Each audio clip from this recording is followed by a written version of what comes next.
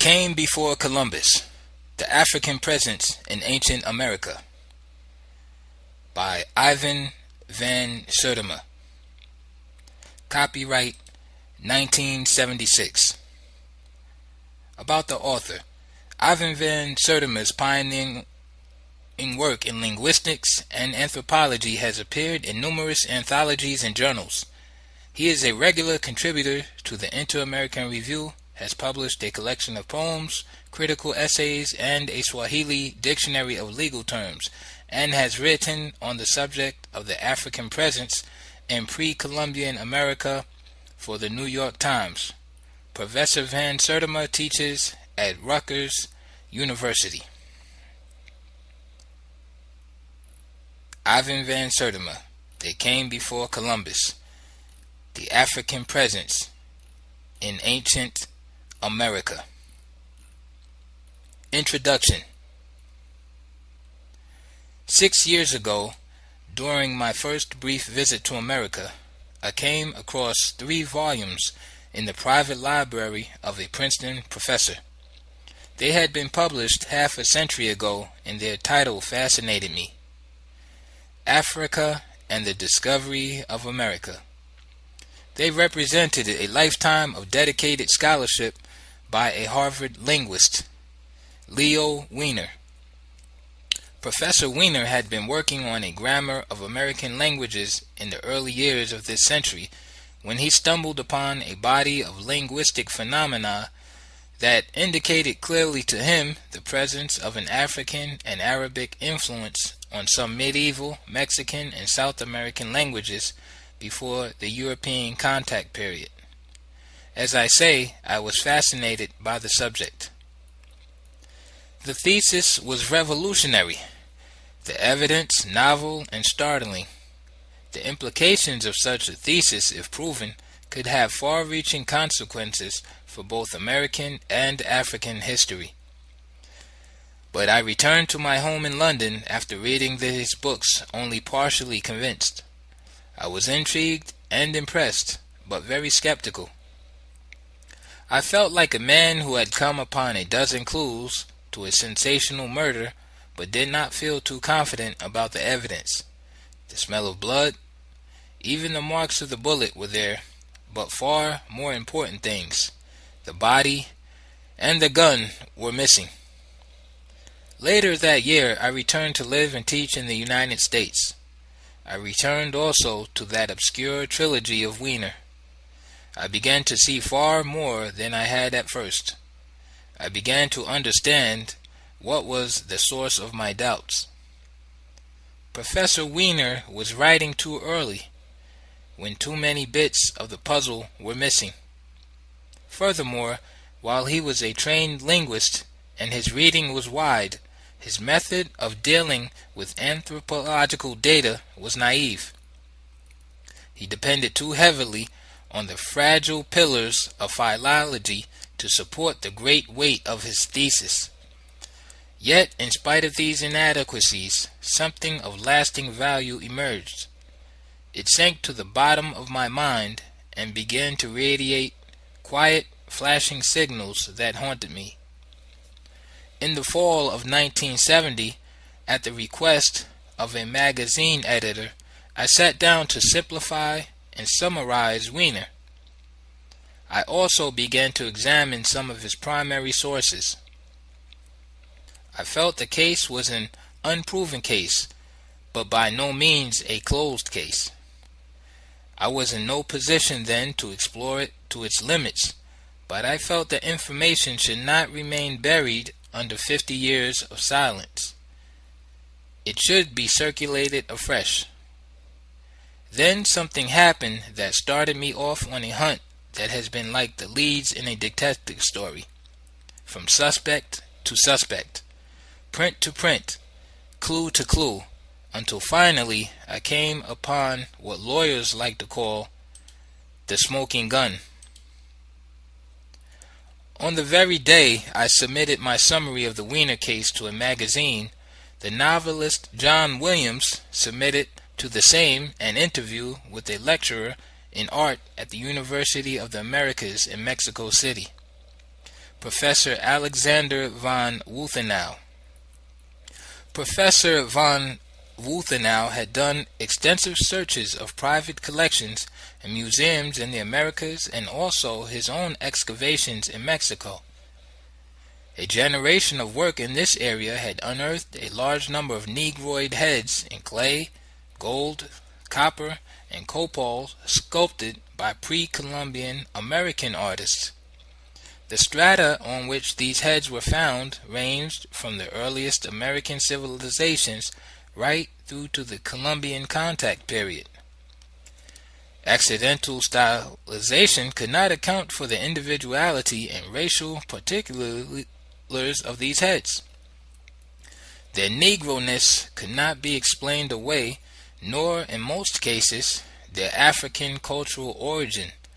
Their coloration, fullness of lip, prognathism, scarification, tattoo markings, beards, kinky hair, generously fleshed noses, and even, in some instances, identifiable coiffures, headkerchiefs, helmets, compound earrings. All these had been skillfully and realistically portrayed by pre-Columbian American potters, jewelers, and sculptors. Terracotta sculpture of faces was the photography of the pre-Columbian Americas. And what von Wuthenau had done was to open new rooms in the photo gallery of our lost American ages. No longer was the African chapter in American pre-Columbian history an irrecoverable blank because of the vicious destruction of Native American books. Here were visible witnesses of a vanished time, and they were telling us a remarkable news story.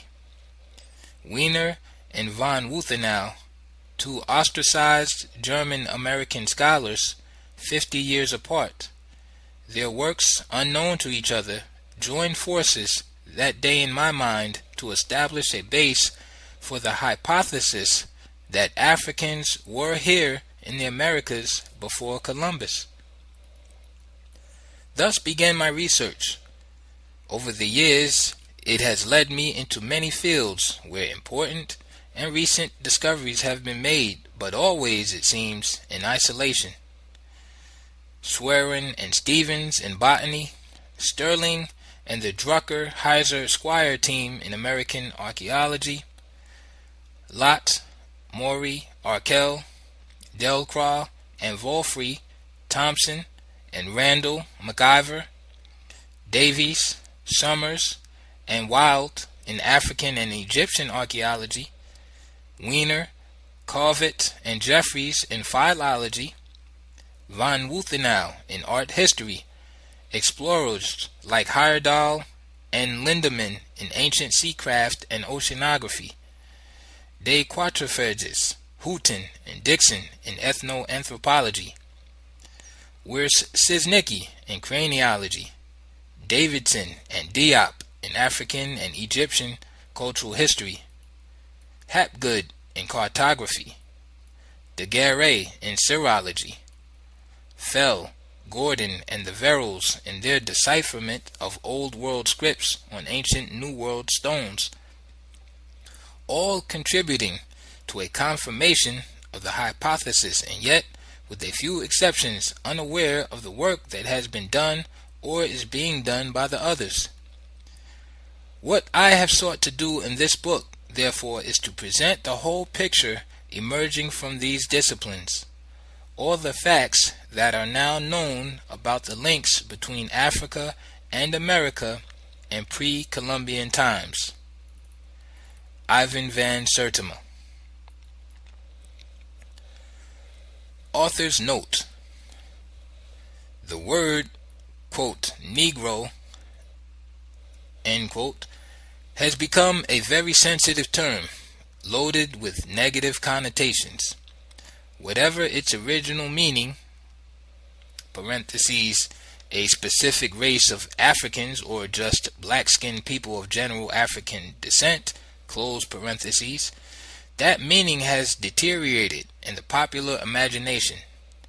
It is not surprising that many blacks, particularly in North America, now react to the word with varying degrees of pain and disgust. I therefore consider it necessary to explain my particular understanding of the word and my use of it in this book. I have searched for alternatives, and I have used several in different parts of the text.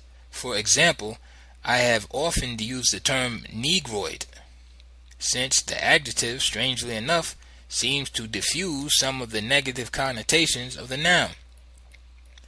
I have tried to confine the use of the term, quote, Negro, unquote, to quotations in direct reference to quotations.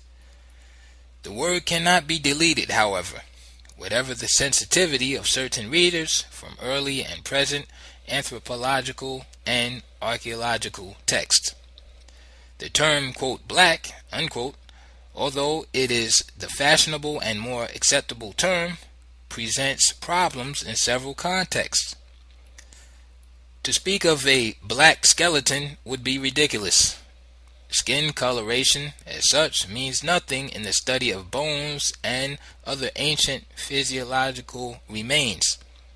The classical distinctions between the three main racial categories, Negroid, Mongoloid, and Caucasoid, have to be determined by reference to certain structural features, measurements, and relationships that are not derived from superficialities of color. It is unfortunate that the early misuse of skeletal evidence to prove evolutionary differences between races, a blatant fiction, has placed the fairly precise science of craniology in popular disrepute. Quote, black, unquote, also means nothing when we are talking about gods among the Native Americans.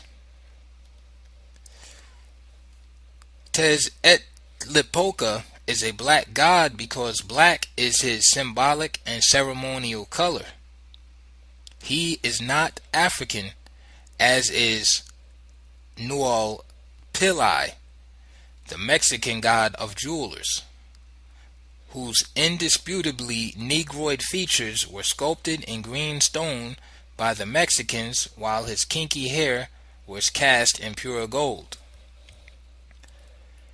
I have sometimes found hyphenated terms similar to those used by certain French African writers, terms like, quote, Negro African, unquote, useful. I have also used hyphenated terms like, quote, Negro Nubian, unquote, and, quote, Negro Egyptian. Some may object to this. Why should one append Negro to Nubian? Either the Nubians are Negroid or they are not. This is a simplification of the complexity that one faces as an anthropologist and historian. The terms which are used in this book to highlight the racial identity of Nubians in the 25th dynasty stand in contradiction to attempts by several anthropohistorians, particularly the British scholars Occult and Shinney, to deny the Negroid ancestry of the Nubian pharaohs. In spite of the excavations at Karanog, which demonstrate the overwhelming, quote, Negroness, unquote, of the Nubians in this period, and the existing Negroid portraits of Nubian kings, like Taharka, Occult declares, quote, it is most improbable that Taharka was a Negro, although he may have had some Negroid blood in his veins.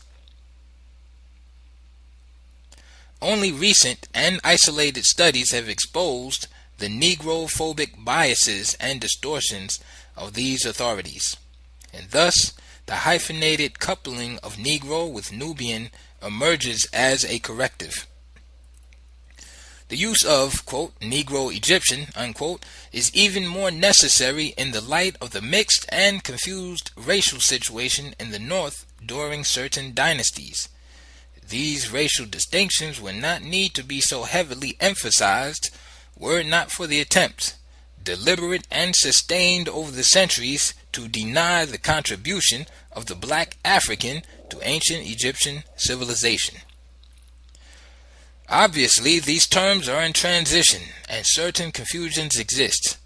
All a writer can do in such a situation is to avoid further confusion by explaining his own particular understanding and use of these terms. Ivan Van Sertima. Chapter 1. The Secret Route from Guinea. And he, brackets, Columbus, close brackets, wanted to find out what the Indians of Hispaniola had told him, that there had come to it from the south and southeast Negro people, who brought those spear points made of a metal which they call guanin, of which he had sent to the king and queen for assaying, and which was found to have 32 parts, 18 of gold, 6 of silver, and 8 of copper. Recolta, Part 1, Volume 1.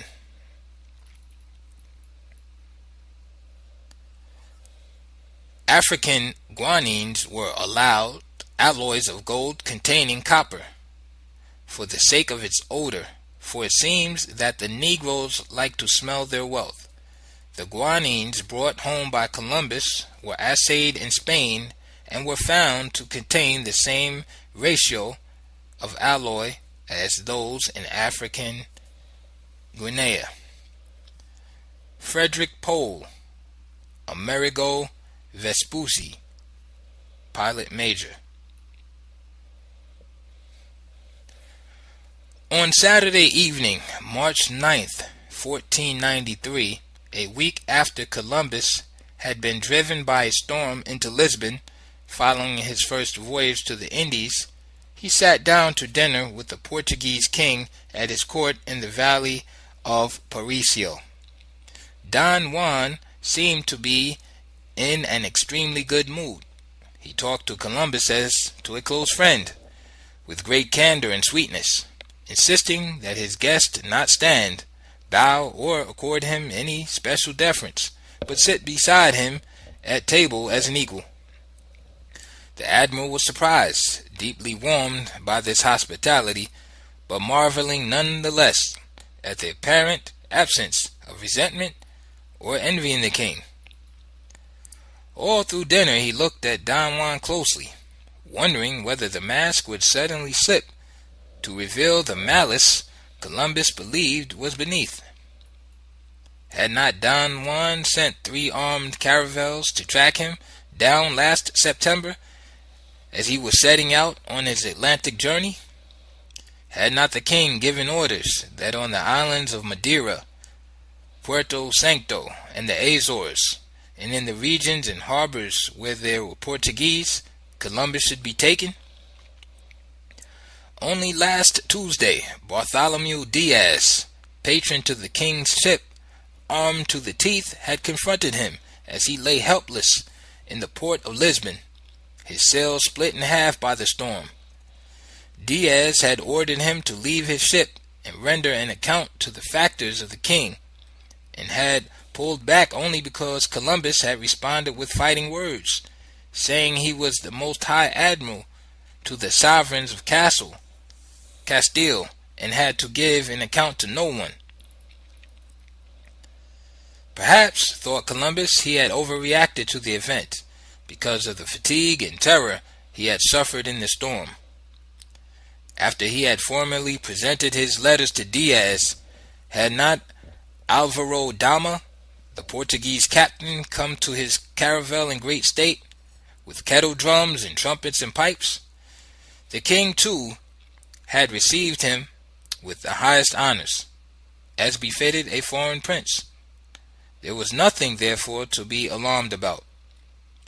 Diaz had issued a routine challenge to a foreign fleet lying at anchor in his country's port, And the talk of the 3 caravels last September, brackets, for he had never seen them, close brackets, may have been just alarmist talk. Yet, as he sat there, balancing these interpretations in his mind, Columbus felt uneasy and afraid. He had brought with him some of the Indian hostages he had seized on the island of Guanami, parentheses, Watling Island, close parentheses. These strange guests fascinated the Portuguese courts, not since 62 BC, when the king of the Suevians presented Quintillus Metellus Celer, the Roman proconsul in Gaul, with a gift of Indians cast up on the shores of Germany by a storm. Had men with the skin the tint of red sand been seen in Europe? If the faintest shadow of his true feelings passed across Don Juan's face during his talk at dinner, it was when he looked at these men. Captives though they were, they became inverted in the king's agitated mind into a triumphant troop, their vigorous young bodies branded already with the rival insignia of the Spanish crown. He saw them as King Ferdinand's little puppets, signaling with their hands and limbs for the lack and loss of words. Some of them had paint on their faces, as puppets do, and their hair was unreal, as is the hair of puppets, as coarse and black as a horse's tail drooping over the eyebrows. Some appeared to the king like dolls, oriental dolls with eyes of hard black glass, void of all expression. Within the glass of those eyes he saw the lands he too had dreamed about, and about which mariners and traders in his African service had spoken. Had he taken the rumors from Guinea more seriously, he would have been sitting there that evening, emperor of 2 continents. The thought of it tormented him. The deep resentments he felt against Columbus, which for diplomatic reasons he had suppressed, crystallized into a beam of mischievous energy directed at the men of the Indies. After dinner that evening, while he was talking with Columbus, quote, he ordered a dish of beans brought and placed on a table near them, and by signs ordered an Indian from among those who were there to designate the many islands of his country that Columbus said he had discovered. The Indian at once showed Hispaniola and Cuba, and the Lucoyos and others. The king noted it with morose consideration, and in a moment, as though inadvertently, he undid with his hand what the Indian had constructed. In a few moments he ordered another Indian to do the same with the beans, and this Indian quickly and diligently showed with the beans what the other Indian had showed, adding more islands and lands, giving the reason in his language for all he had shown, though no one understood it. And then the king, recognizing clearly the greatness of the lands discovered and their riches, was unable to conceal his grief at the loss of such things, and cried out loudly and impetuously, giving himself a blow with his fist in the breast, "Oh, you wretched fool! Why did you let an undertaking of such importance slip through your fingers?" The mask had fallen with spectacular suddenness.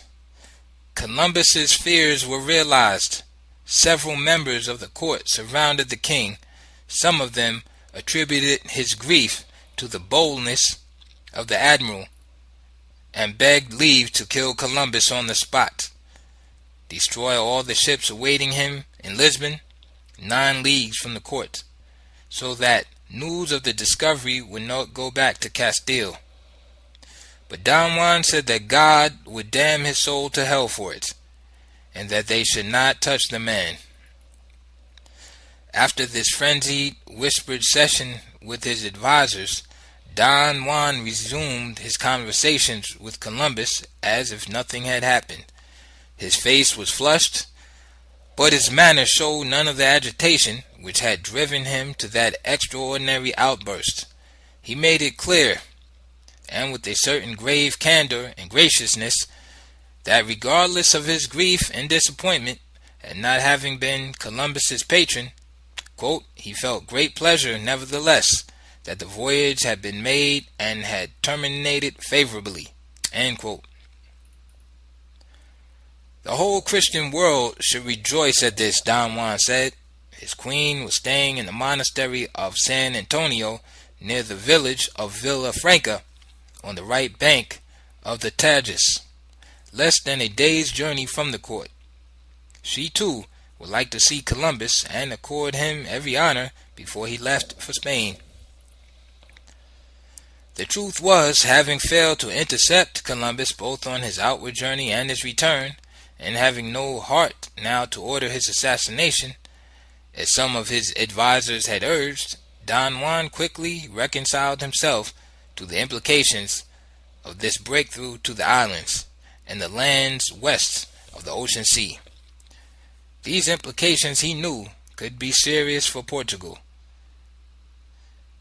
They would call for a repartitioning of the Christian world, a redefinition of the spheres of power and influence assumed by the two great maritime powers. Before there could be any more Spanish claims to islands and lands within the ocean sea, he must negotiate the most advantageous terms for the partitioning. He must strive somehow to make Columbus his ally in this, for he would soon be as much a power to be reckoned with as the sovereigns of Spain. When he returned in triumph, offering up a kingdom beyond the sea to Isabella and Ferdinand, they would be eating out of his hands, hanging on his every word.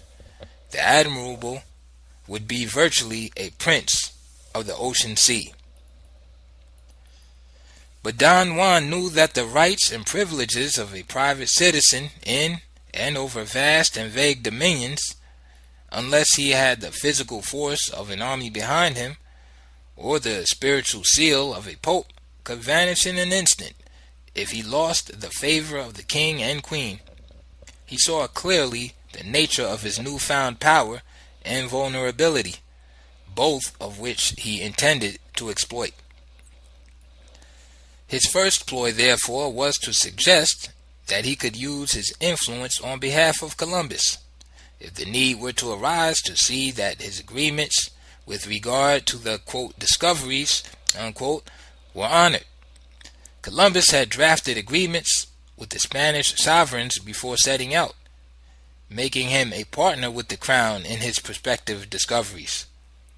These agreements, parentheses, referred to in his diaries as, quote, the capitulation, unquote, had been finalized in his absence, and copies of the documents submitted to the Portuguese king. Don Juan said he had looked at these very closely.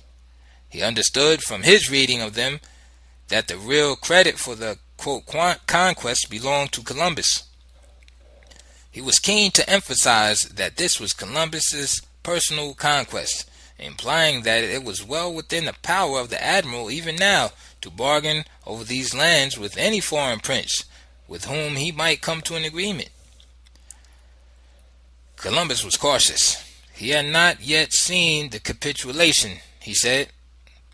He knew nothing more than that the king and queen of Spain had advised him not to encroach on Portuguese territory during his journeys, not to go to San Jorge de Mina, nor to any other part of Guyana.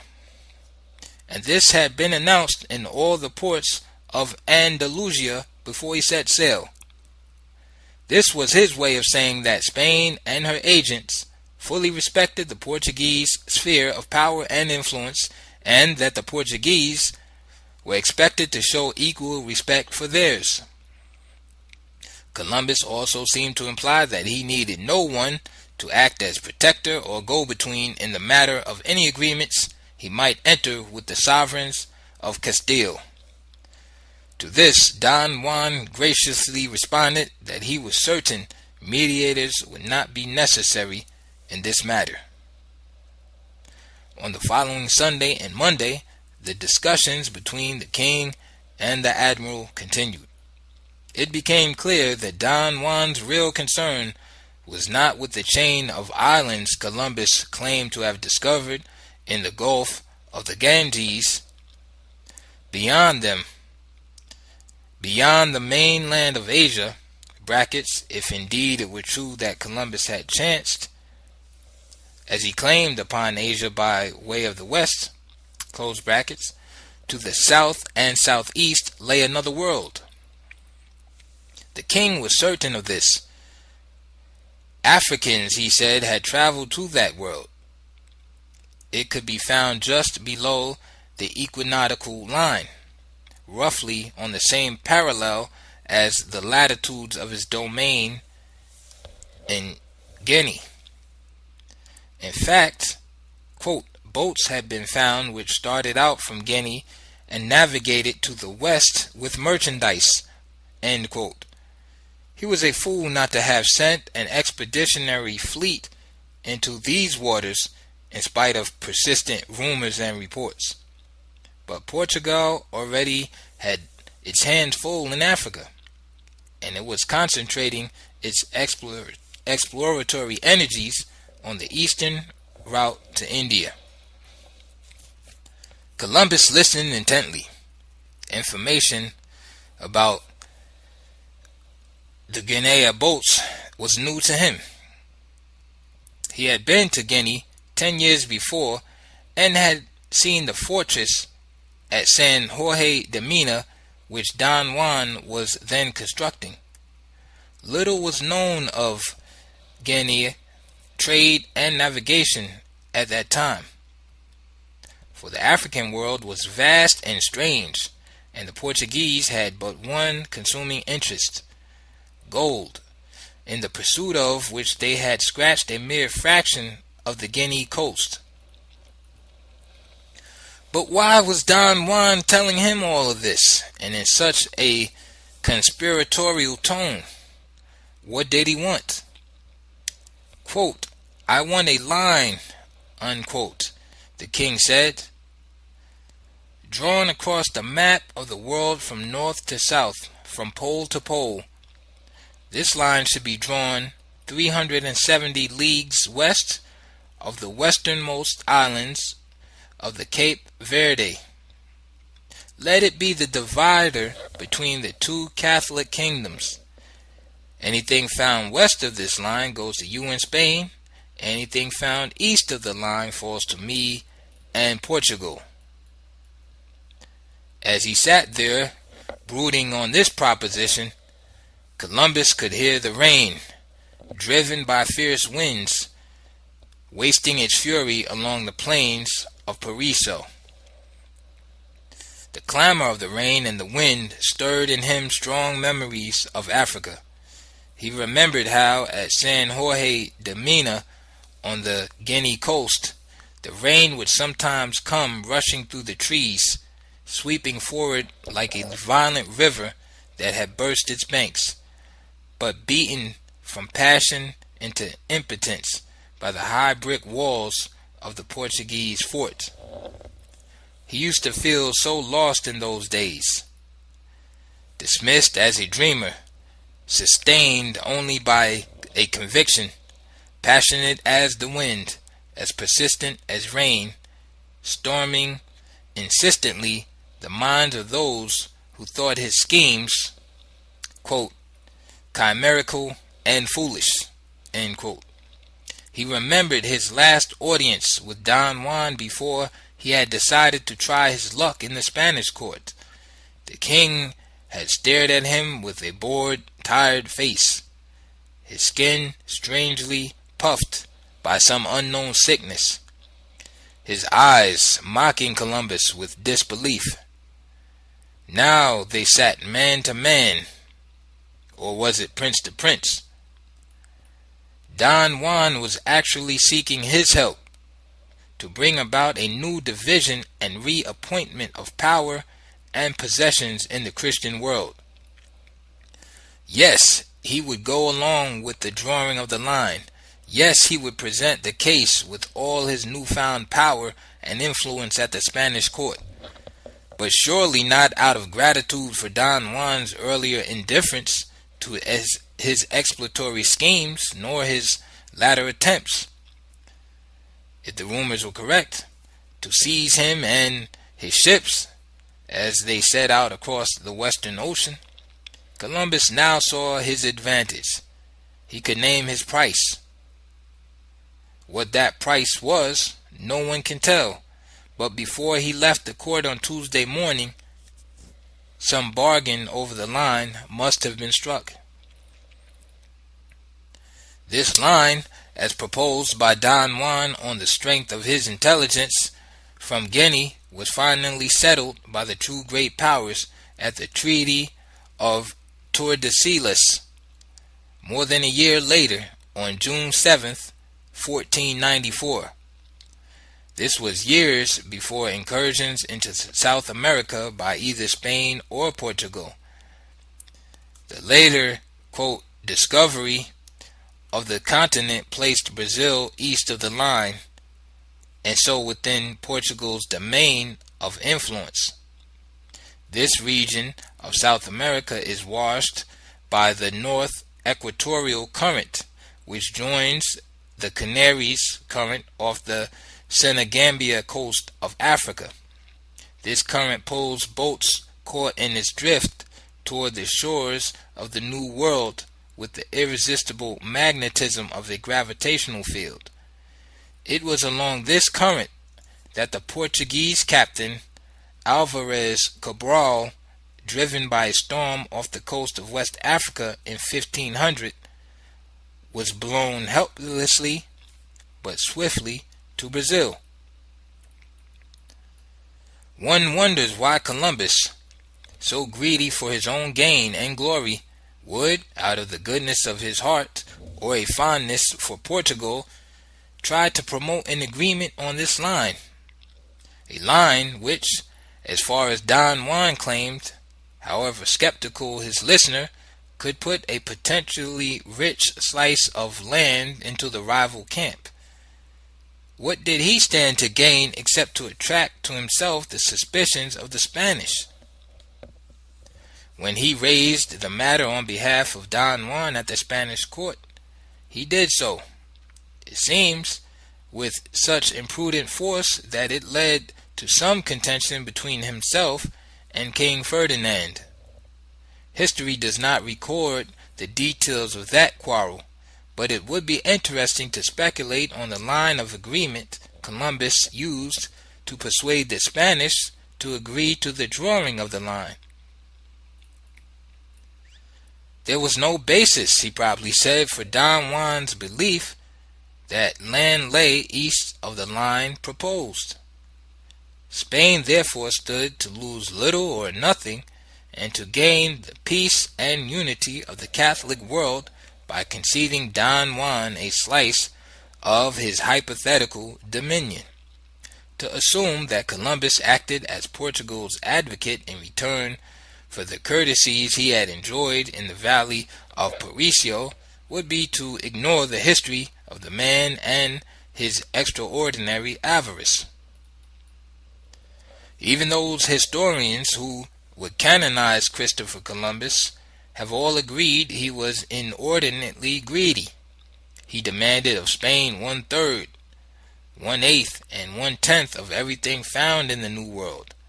Thus, if the gains amounted to $2,400 for a ship, Columbus would expect to receive first $800 for the third, next $300 for his eighth, and last $240 for his 10th, making in all $1,340, receiving more than the crown. Knowing what a hard bargain the Genoese adventurer had struck with Spain over his potential discoveries, King Ferdinand must have wondered what really went on in the Portuguese court. It was later to appear in charges leveled against Columbus that the storm that drove him into Lisbon was either exaggerated or fabricated, and that he had made for Portugal deliberately in order to intrigue with Don Juan. Columbus, Ferdinand knew, was no stranger to the Portuguese court. He had been trying to further his schemes there for nearly 14 years. He had sailed to Guinea in 1483 on a Portuguese ship. His relationship with Portugal had soured only because its kings, Alfonso and Don Juan, were both slow to finance his enterprise. The same, however, could have been said of the Spanish sovereigns.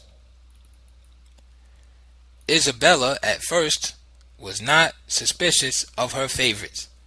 She attributed his curious advocacy of the Portuguese case to what she thought was his political naivete. The very month he sailed again for the Caribbean on his second voyage, she wrote, warning them, quote, "In this affair of Portugal, no determination has been taken with those who are here," brackets Don Juan's ambassadors, close brackets, "although I believe that the king will come to terms therein.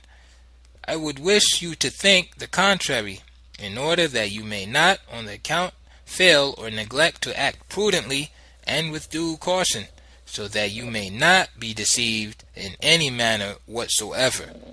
End quote. Only after Columbus's tardy response to her request for charts or navigation, and for the precise number and proposed names of the islands he claimed to have discovered off Asia, did she begin to wonder whether he was as open and straightforward as he seemed.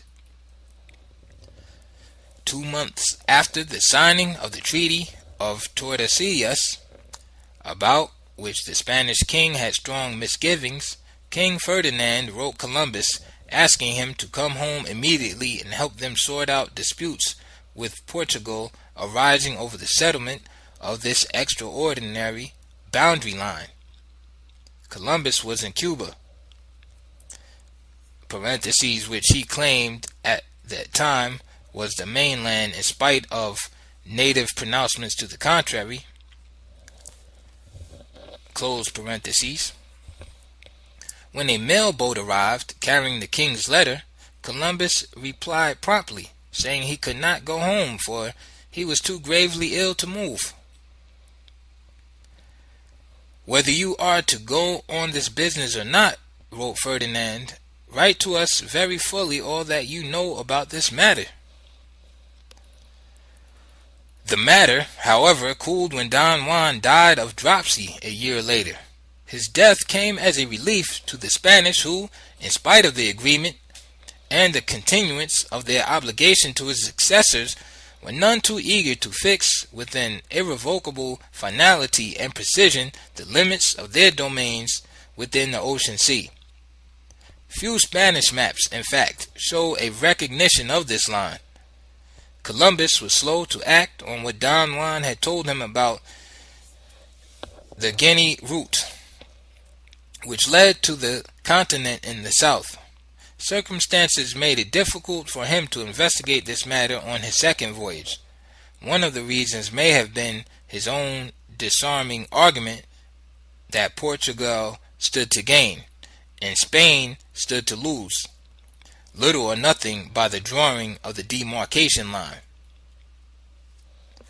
One can only speculate that part of his secret deal with Don Juan was that he should have a piece of the pie if and when the land was found, so that west of the line he would have his coffers filled by Isabella and Ferdinand, and east of the line by Don Juan.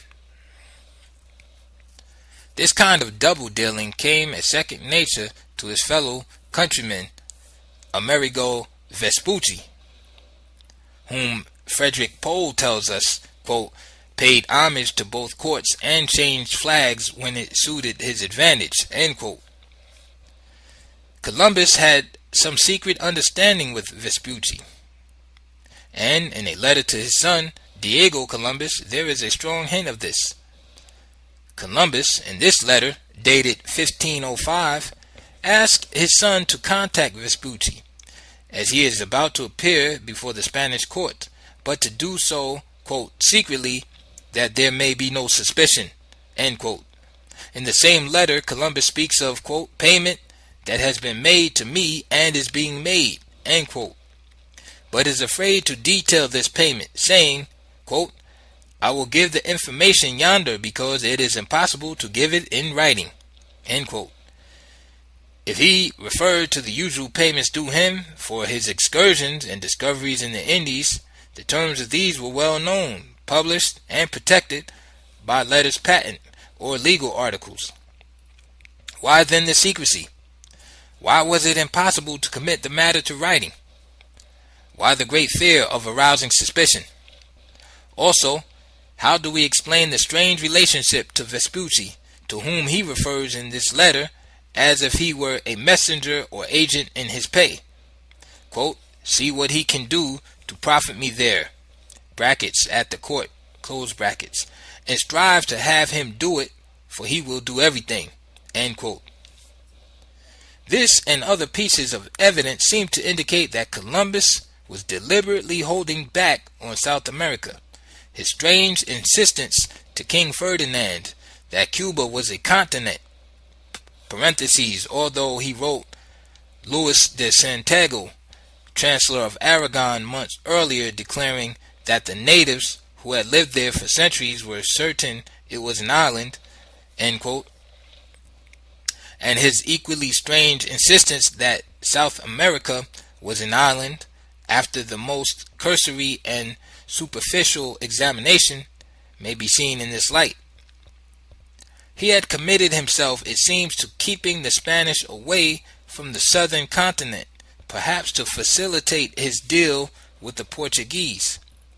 No wonder Ferdinand and Isabella grew suspicious and allowed Bobadilla to seize Columbus and his brother and drag them back, naked and in disgrace, to Spain. Whatever Columbus may have personally known or felt or plotted, his argument, nothing but water to the east of the demarcation line, was the best to counter Spanish suspicions and objections to the pact. It was the worst argument, however, to present to the court if he wanted to secure immediate promotion of further explorations to the south. If the theme of the first voyage had been, quote, discovery and exploration, end quote, the theme of the second was, quote, colonization and consolidation, end quote. The order went out: take 2,000 Spaniards with you, plant a colony, build a church, build a city. Let us have forts, farms, towns. Above all, pursue vigorously the search for gold whenever a break from ordinary labors will permit. The building of the new city of Isabella, the struggle to subdue and convert the natives of the Caribbean who had massacred the first settlement of Spaniards and demolished their fort, occupied most of Columbus's time until his return from his second voyage in 1496. While in Hispaniola, however, something happened that confirmed and complemented what Don Juan had said. The Indians gave proof that they were trading with black people. They brought to the Spanish concrete evidence of this trade.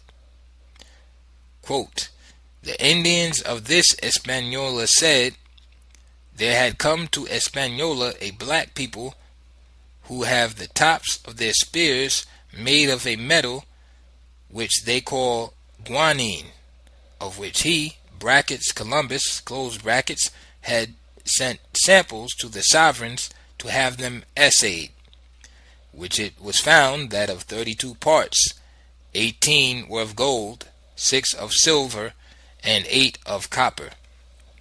End quote. The origin of the word guanine may be tracked down in the Mandi languages of West Africa through Mandingo, Kabunga, Taranka, Kankanka, Bambara, Mandi, and Ve. In Ve, we have the form of the word Kanai, which transliterated into native phonetics would give us guanine. In Columbus's journal, gold is given as koa-na, while guanine is recorded as an island where there is much gold. Fray Bartolomé de las Casas, the Spanish scholar who traveled with Columbus and who was often appalled by his linguistic blunders, even in the use of Castilian Spanish, wrote in the margin of the journal correcting Columbus, "This guanine is no island, but that gold which according to the Indians had an odor for which they valued it much." Similarly, in Raccolta, the Italian account of the voyage, one reads, quote, "There were pieces of guanine as large as the caravel's poop," end quote. The African spears presented by the Hispaniola Indians, which corroborated Don Juan's statement about the Guinea boats, were just one in a number of new factors pushing Columbus toward an exploration of the route from Guinea. His brother Bartholomew arrived in Hispaniola in command of 3 caravels on June 24th, 1494. The admiral had not seen his brother for many years, and Bartholomew knew more. Las Casas tells us than Christopher himself of the intelligence coming out of the Portuguese African world. Bartholomew had worked as a cartographer in Lisbon. While there, he had drawn numerous maps for mariners, and he witnessed yearly the return of ships which had been navigating to the western lands of Africa by the way of the ocean. Quote, "Enlightened and moved by the tales told him by those who returned, as one might say, from another world, and himself more versed in maritime affairs, he communicated to his elder brother his reasons and arguments, proving to him that in sailing away from the southern part of Africa, and directing his course straight upon the ocean sea, he would surely arrive at continental land." End quote. He confirmed what Don Juan had told Columbus the previous year. When Columbus returned to the Spanish court in 1496, he found everywhere a spirited discussion of these continental lands, quote, "said to lie to the south of the lands he had discovered, and which the King of Portugal seemed to think lay within his own domain." End quote. Jaime Ferrer, quote, "a jeweler and trader in precious stones," end quote, also a distinguished geographer who had done extensive traveling in Africa and had been called in by the Spanish sovereigns to head the commission fixing the Tordesillas line, wrote letters to Isabella, who commanded him to get in touch with Columbus and tell him all he had heard about this new continent. Ferrer said he had picked up his knowledge from Ethiopians and Arabs. He had many conversations in the Levant, in Alcaine and Domus, and from these he had gathered that, quote, "within the equinoctial regions there are great and precious things, such as fine stones, and gold, and spices, and drugs.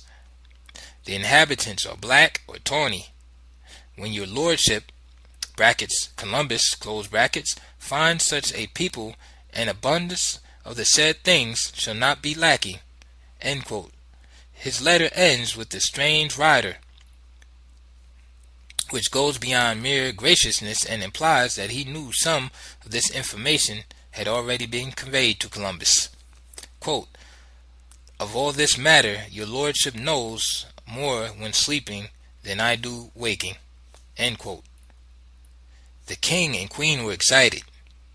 They saw whole new kingdoms opening up. Colonization of a rag-bag of islands was not enough. Columbus's mission would not be complete, they said, until these continental lands had been, quote, "discovered," unquote, and brought under the banner of Spain. Thus, the scene was set for the exploration of the route the African mariners had taken to the New World. Columbus sailed with 6 ships on May 30th, 1498. He issued instructions to 3 of them to proceed to Hispaniola directly, while, quote, he ordered the course laid to the way of the southwest, which is the route leading from these islands to the south, because then he would be on a parallel with the islands of the Sierra of Loa (brackets Sierra Leone), close brackets, and the Cape of Santa Ana in Guinea, which is below the equinoctial line. And after that, he would navigate to the west, and from there would go to this Hispaniola, in which route he would prove the theory of King Don Juan, in that he thought to investigate the report of the Indians of this Hispaniola, who said that there had come to Hispaniola from the south and southeast a black people, who had the tops of their spears made of a metal which they call guanin. End quote. The journey by that route proved to be swift and the seas calm, but it suited the Africans far more than the Europeans, who could not bear the sun burning down upon the wild floating grasses of the sea with the same intensity as upon the grasses of the West African savanna lands. The heat tormented them almost to madness as they advanced through the Sargasso Sea. So ardent it was, so penetrating, that Columbus, quote, feared the ships would take fire. The butts of wine and water swelled, breaking the hoops of the cask. The wheat burned like fire, and the pork and salted meat roasted and putrefied. End quote. Fortunately, the rains came, without which, according to Columbus, none of them, unaccustomed as they were to such burning latitudes, would have escaped alive. Columbus ended up on a branch of the North Equatorial Current, which took him initially to a Caribbean island with 3 great rocks, which made him think of the Holy Trinity. He named this island Trinidad. A little more to the south, however, he did come in sight of the South American mainland, August 1st, 1498. Columbus, for some odd reason, would not land. On this 3rd voyage, he came upon more evidence of the contact between Guinea and the New World. From a settlement along the South American coast on which his man landed on Tuesday, August 7th, the natives brought handkerchiefs of cotton very symmetrically woven and worked in colors like those brought from Guinea, from the rivers of Sierra Leone, and of no difference.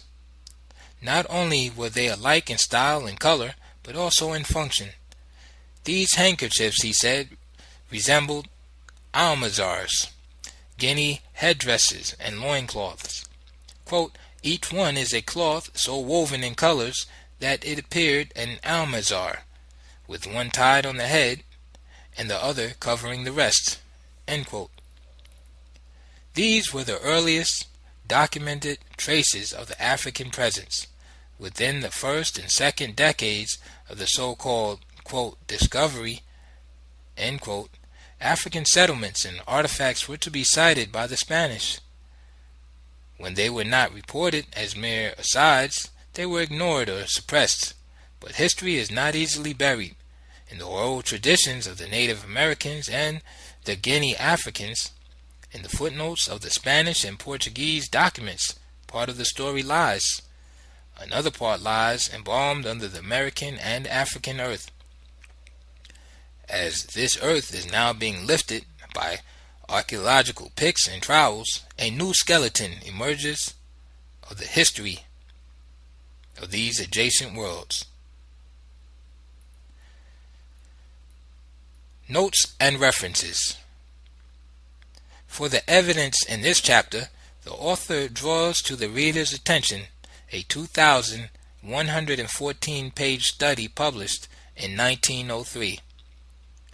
His interpretation, however, of the events documented in this study is original. John Boyd Thatcher, in his 3-volume work on Christopher Columbus, his life, his writings, his voyages, examines all the original documents known and available in half a dozen languages. All through this work, the labor of a lifetime is inspired by a blind adulation of Columbus, by a vision of the admiral's, quote, saintly, unquote, character and motives, nor the work on the man, of which there are many, can match it for its encyclopedic scope and detail.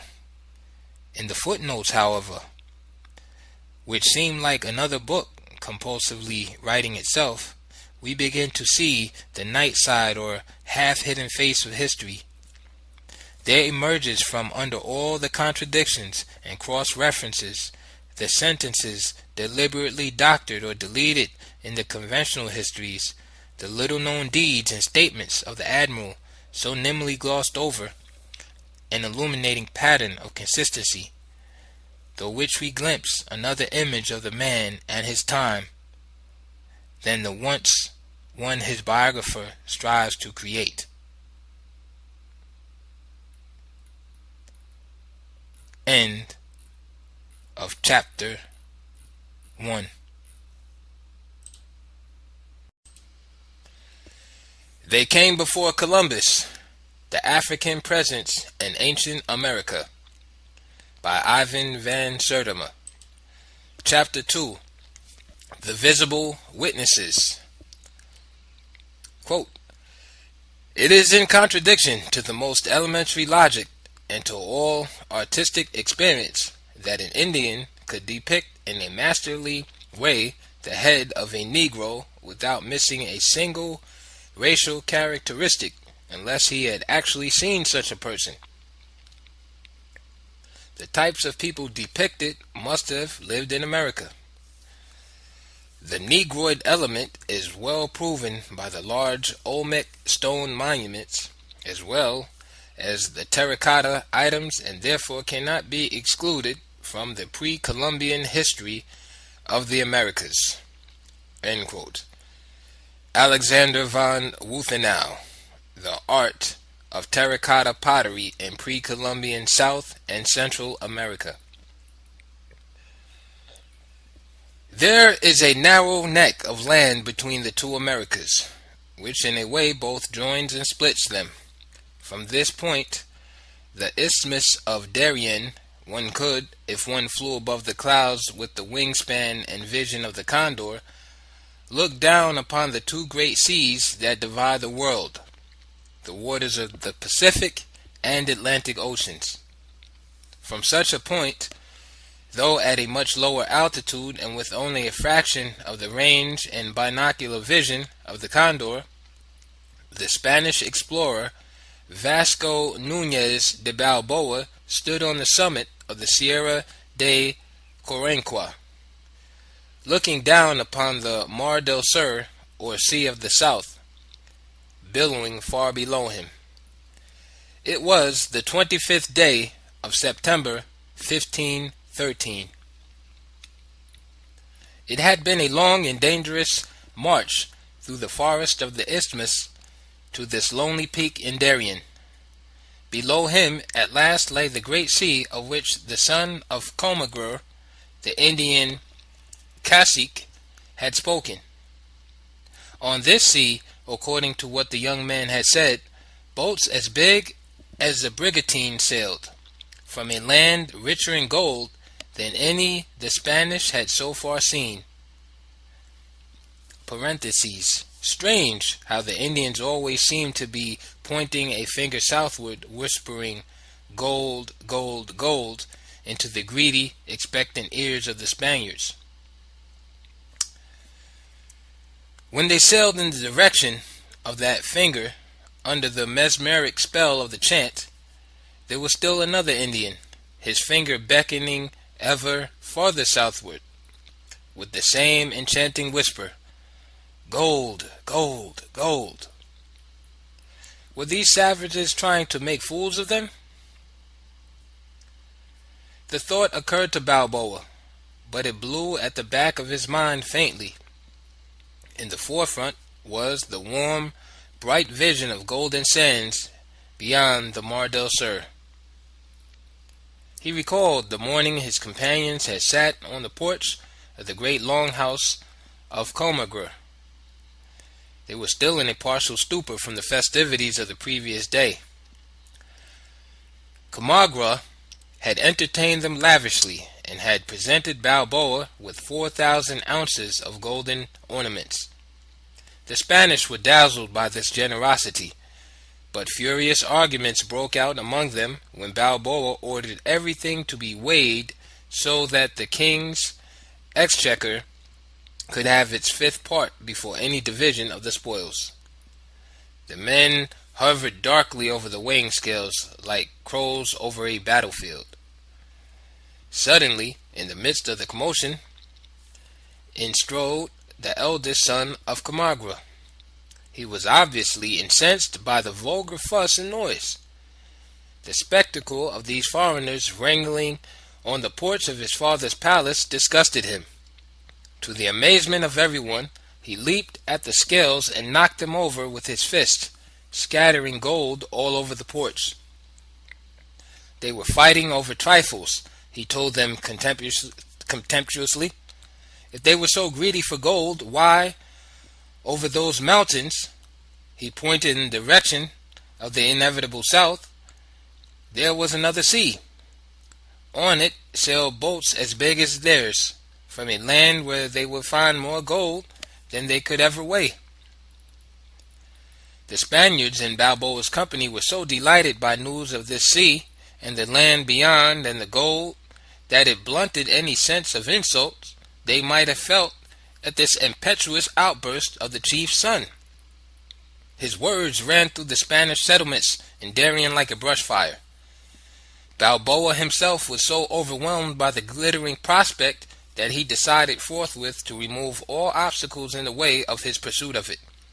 In a rash, daring action that was later to cost him his head, but showering him for a moment in glory, he usurped the government of Darien, drove out the governor, Nuquesa, imprisoned the chief justice, and Cisco, and marched at the head of his own army into the forest of the Isthmus. He thus stole a march on Pedro Arias, whom the Spanish had officially sent out to check on the rumor of the new land and sea. Partly by force, partly by conciliation, and by pacifying the native kings in the area with presents, Balboa made it across the mountains. As he stood on the summit of Corequa, at last, he sank to his knees and gave thanks to God. He ordered his companions to build a wooden cross and plant it on the spot where he had knelt.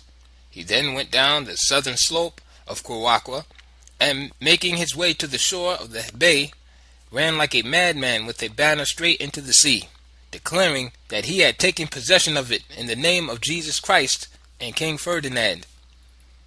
Inspired by this discovery of the southern sea, Balboa and his men decided to push farther south along the isthmus.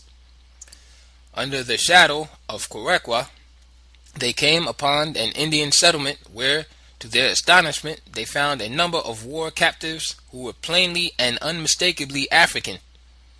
These were tall black men of military bearing who were waging war with the natives from some settlement in the neighborhood. Quote, Balboa asked the Indians whence they got them, but they could not tell, nor did they know more than this, that men of this color were living nearby, and they were constantly waging war with them. These were the first Negroes that had been seen in the Indies. End quote.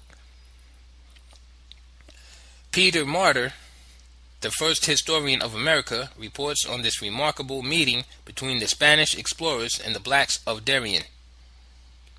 The Spaniards, wrote Martyr, quote, found Negroes in this province. They only live 1 day's march from Corequa, and they are fierce.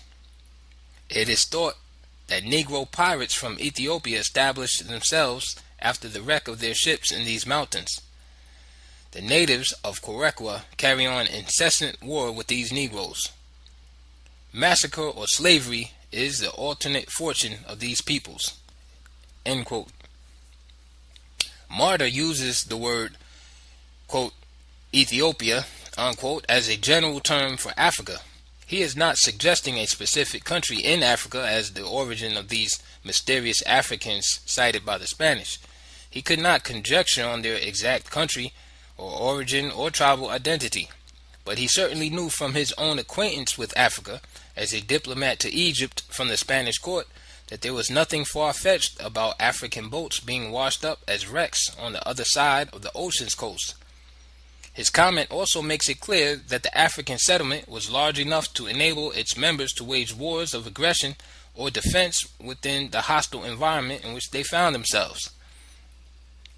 An encounter with New World Negroes was also reported off Colombia. Fray Gregorio Garcia, a priest of the Dominican order who spent 9 years in Peru in the early 16th century, pinpoints an island off Cartagena, Colombia, as the place where the Spanish first encountered blacks in the New World. Once again, as in the Balboa incident in Darien, the blacks were found as captives of war among the Indians. In a book silenced by the Spanish Inquisition, Garcia wrote, quote, "Here were found slaves of the Lord, Negroes, who were the first our people saw in the Indies." End quote. Darien and Colombia were easily accessible to African shipwrecked mariners. These places lie within the terminal area of currents that move with great power and swiftness from Africa to America. These currents may be likened to marine conveyor belts. Once you enter them, you are transported, even against your will, even with no navigational skill, from one bank of the ocean to the other. We shall deal with them and all the problems of the Atlantic sea voyage in Chapter 4. But it is important to point out here how many small, isolated black communities have been found on the American seaboard at the terminal points of these currents. Alphonse de Quatrefages, professor of anthropology in the Museum of Natural History in Paris, noted in his study, The Human Species, published in 1905, that, quote, "Black populations have been found in America in very small numbers and as isolated tribes in the midst of very different nations. Such are the Charruas of Brazil, the Black Caribes of St. Vincent in the Gulf of Mexico, the Jamasi of Florida. Such again is the tribe of which Balboa saw some representatives in his passage of the Isthmus of Darien in 1513. Yet it would seem from the expressions made use of by Gomara that these were true Negroes. This type was well known to the Spaniards." End quote. De Quatrefages shows how the location of these African New World communities coincides with the terminal points of Africa to America currents or sea roads. Quote, "We only find these black men in America in those places washed by the Coro Seawol (brackets, a Pacific current known as the Black Stream), close brackets, and the equatorial current of the Atlantic or its divisions. A glance at the maps of Captain Kerhallet will at once show the rarity and distribution of these tribes. It is evident that the more or less pure black elements have been brought from Africa through some accident at sea. They have there mixed with the local races, and have formed those small isolated groups which are distinguished by their color from the surrounding tribes. The Spanish sightings of Africans in the New World and the later discovery by anthropologists of distinctive black settlements along the American seaboard (parentheses, outside of the mainstream of the post-Columbian slave complex) close parentheses, constitute only one strand of the evidence of pre-Columbian contact between Africa and America. An overwhelming body of new evidence is now emerging from several disciplines, evidence that could not be verified and interpreted before. In the light of the infancy of archaeology and the great age of racial and intellectual prejudice, the most remarkable examples of this evidence are the realistic portraitures of Negro Africans in clay, gold, and stone unearthed in pre-Columbian strata in Central and South America. It has only been within the last decade, however, that this evidence has begun to filter down to the general public. When in 1862 a colossal granite head of a Negro was found in the canton of Tuxtla, near the place where the most ancient of pre-Columbian statuettes were discovered. The historian Orozco E. Berra declared in his History of the Conquest of Mexico that there was bound to be an important and intimate relationship between Mexicans and Africans in the pre-Columbian past. In his time, however, the Negroid heads could not be conclusively dated. We now know, without the shadow of a doubt, through the most modern methods of dating, that some of the Negroid stone heads found among the Olmecs and in other parts of Mexico and Central America are from as early as 800 to 700 BC. Clearly, American history has to be reconstructed to account for this irrefutable piece of archaeological data. Explanations, not excuses, have got to be found. The implications of these discoveries can no longer be dismissed or ignored. The time has come to disperse the cloud of silence and skepticism that has settled over this subject for a century. A break in that cloud came about 7 years ago with the work of Alexander von Wuthenau. Fired by a passionate conviction that America was an inseparable part of the mainstream of world culture before 1492, and excited by the vitality and sophistication of pre-Columbian art, so long neglected in the great art museums of the world, this art historian and lecturer carried out intensive diggings and investigations in Mexico. Out of his dedicated commitment emerged a wealth of visible witnesses to the pre-Columbian presence of Africans and others in the Americas. His book, The Art of Terracotta Pottery in Pre-Columbian South and Central America, broke new ground. It shattered conventional assumptions in the field of American art as well as history. But its favorable reception has only become possible because there has been a genuine change, however gradual, however slight, in the climate of prejudice that has long inhibited any serious scholarly inquiry into this matter. Two recent conferences of American anthropologists have contributed to this change. These were the International Congress of Americanists, held in Barcelona in 1964, at which a French anthropologist said that the only things missing in connection with the Negroid terracottas of ancient America as final proof of the African presence were Negroid skeletons, which have since been reported in early pre-Christian as well as medieval layers, and the Society for American Archaeology, which held a symposium at Santa Fe, New Mexico in May 1968 to discuss the problems of pre-Columbian contact between the continents, and concluded, quote, "Surely there cannot now be any question but that there were visitors to the New World from the old in historic or even prehistoric time before 1492, end quote.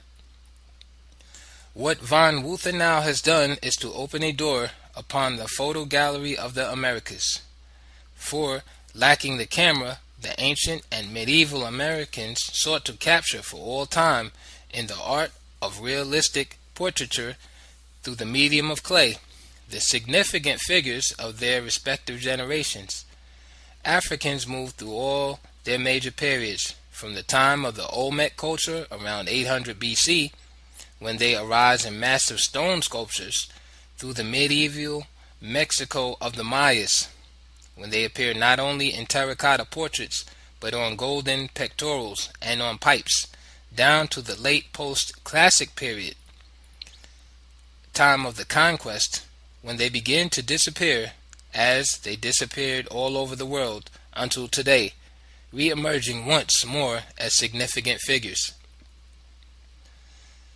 A head from the post-classic period stares at us across 5 centuries with a lifelike power and directness. This is clearly the type of African who came here in 1310 in the expeditionary fleet of Abu Bakr II of Mali. These men made a tremendous visual impression upon the Mixtecs, last of the great pre-Columbian potters, for this is one of their finest clay sculptures.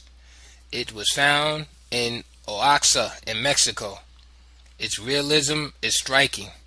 No detail is vague, crudely wrought, or uncertain.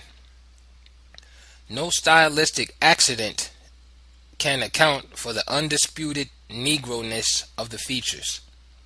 From the full, vivid lips, the darkened grain of the skin, the prognathic bone formation of the cheeks, the wide nostrils, the generously fleshed nose, down to the ceremonial earring and the cotton cap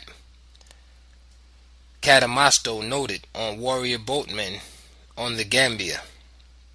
The American artist has deftly caught the face of this African. The court tradition of Mali and documents in Cairo tell of an African king, Abu Bakr II, setting out on the Atlantic in 1311.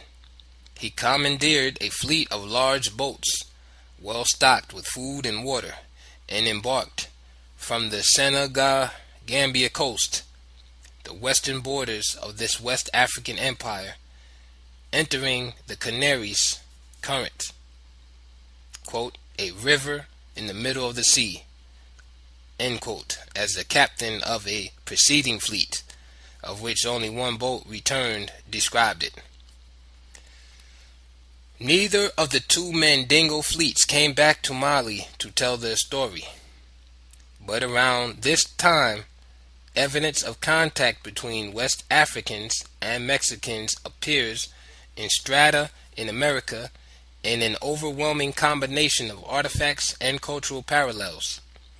A black-haired, black-bearded figure in white robes, one of the representations of Quetzalcoatl, modeled on a dark-skinned outsider, appears in paintings in the Valley of Mexico. While the Aztecs begin to worship a Negroid figure mistaken for their god, Tezcatlipoca, because he had the right ceremonial color. Negroid skeletons are found in this time stratum in the Caribbean. A notable tale is recorded in the Peruvian traditions of how black men coming from the east had been able to penetrate the Andes Mountains. Figurines, like the one described above, return to prominence in American Day. We shall deal with this in subsequent chapters, but it is important to bear in mind that the Negroid terracottas are scattered over several periods and bear witness, in conjunction with other evidence, that this was just one of several contacts between the 2 continents, joined throughout pre-Columbian history by a long but easily accessible and mobile waterway. Onto this waterway, Africans sometimes stumbled accidentally. This may account for some of the Negroid heads, in which represents Africans appearing on the plateau of Mexico and other parts of Mesoamerica just before and after Christ. Here we see Native American artists struggling in clay 2,000 years ago to come to terms realistically with the alien physiology of the African. This struggle is not always successful. prognathism, or some other distinct Negro African feature is sometimes deliberately overemphasized for effect, producing vivid but grotesque evocations. Nonetheless, the dense, close curl kink of Negroid hair, the goatee beard, so uncommon to the hairless American Indian, and the heavy ear pendants, a popular West African feature, come through quite clearly. With respect to the latter, Cadamosto, the Portuguese explorer who visited the Senegambian border of Mali in 1450, notes, quote, "These people all have their ears pierced, round with holes in which they wear various earrings, one behind the other." End quote. There may be some stylistic distortion in the Negroid head from the Mandingo contact period. The chin juts out with an exaggerated and primitive power. Strangely enough, it was regarded by the American Indians as a sacred face. It was venerated later by the Aztecs, simply because it was black, as their god Tezcatlipoca. Black gods and gods with Negroid features, for black is sometimes just a ceremonial color, may be found among the American Indians. Another black god is the god of jewelers, Noel Pillai. The Negroid features of this god were sculpted in green stone by the Mexicans, while his kinky hair was cast in pure gold. There is also the god of traveling merchants, of whom we shall later speak, Ektua, who enters Mayan mythology in the wake of the Mandingo. It is very hard for many to imagine the Negro African figure being venerated as a god among the American Indians. He has always been represented as the lowliest of the low, at least since the era of conquest and slavery. His humiliation as a world figure begins, in fact, with the coming of Columbus. It was in the very decade of his, quote, discoveries, unquote, that the black and white Moors were laid low. The image of the Negro African as a backward, slow, and uninventive being is still with us. Not only his manhood and his freedom, but even the memory of his cultural and technological achievements before the day of his humiliation seem to have been erased from the consciousness of history. Even in the thinking of Leo Weiner, M.D.W. Jeffries, and James Bailey, white scholars who have all sought to prove the Negro African presence in pre-Columbian America, the black man still figures as an inferior.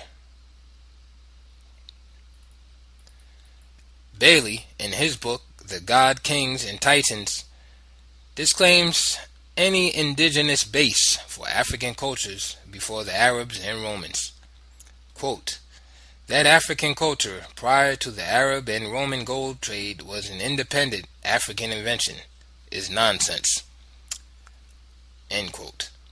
He sees them in ancient America simply as mercenary soldiers of the Phoenicians.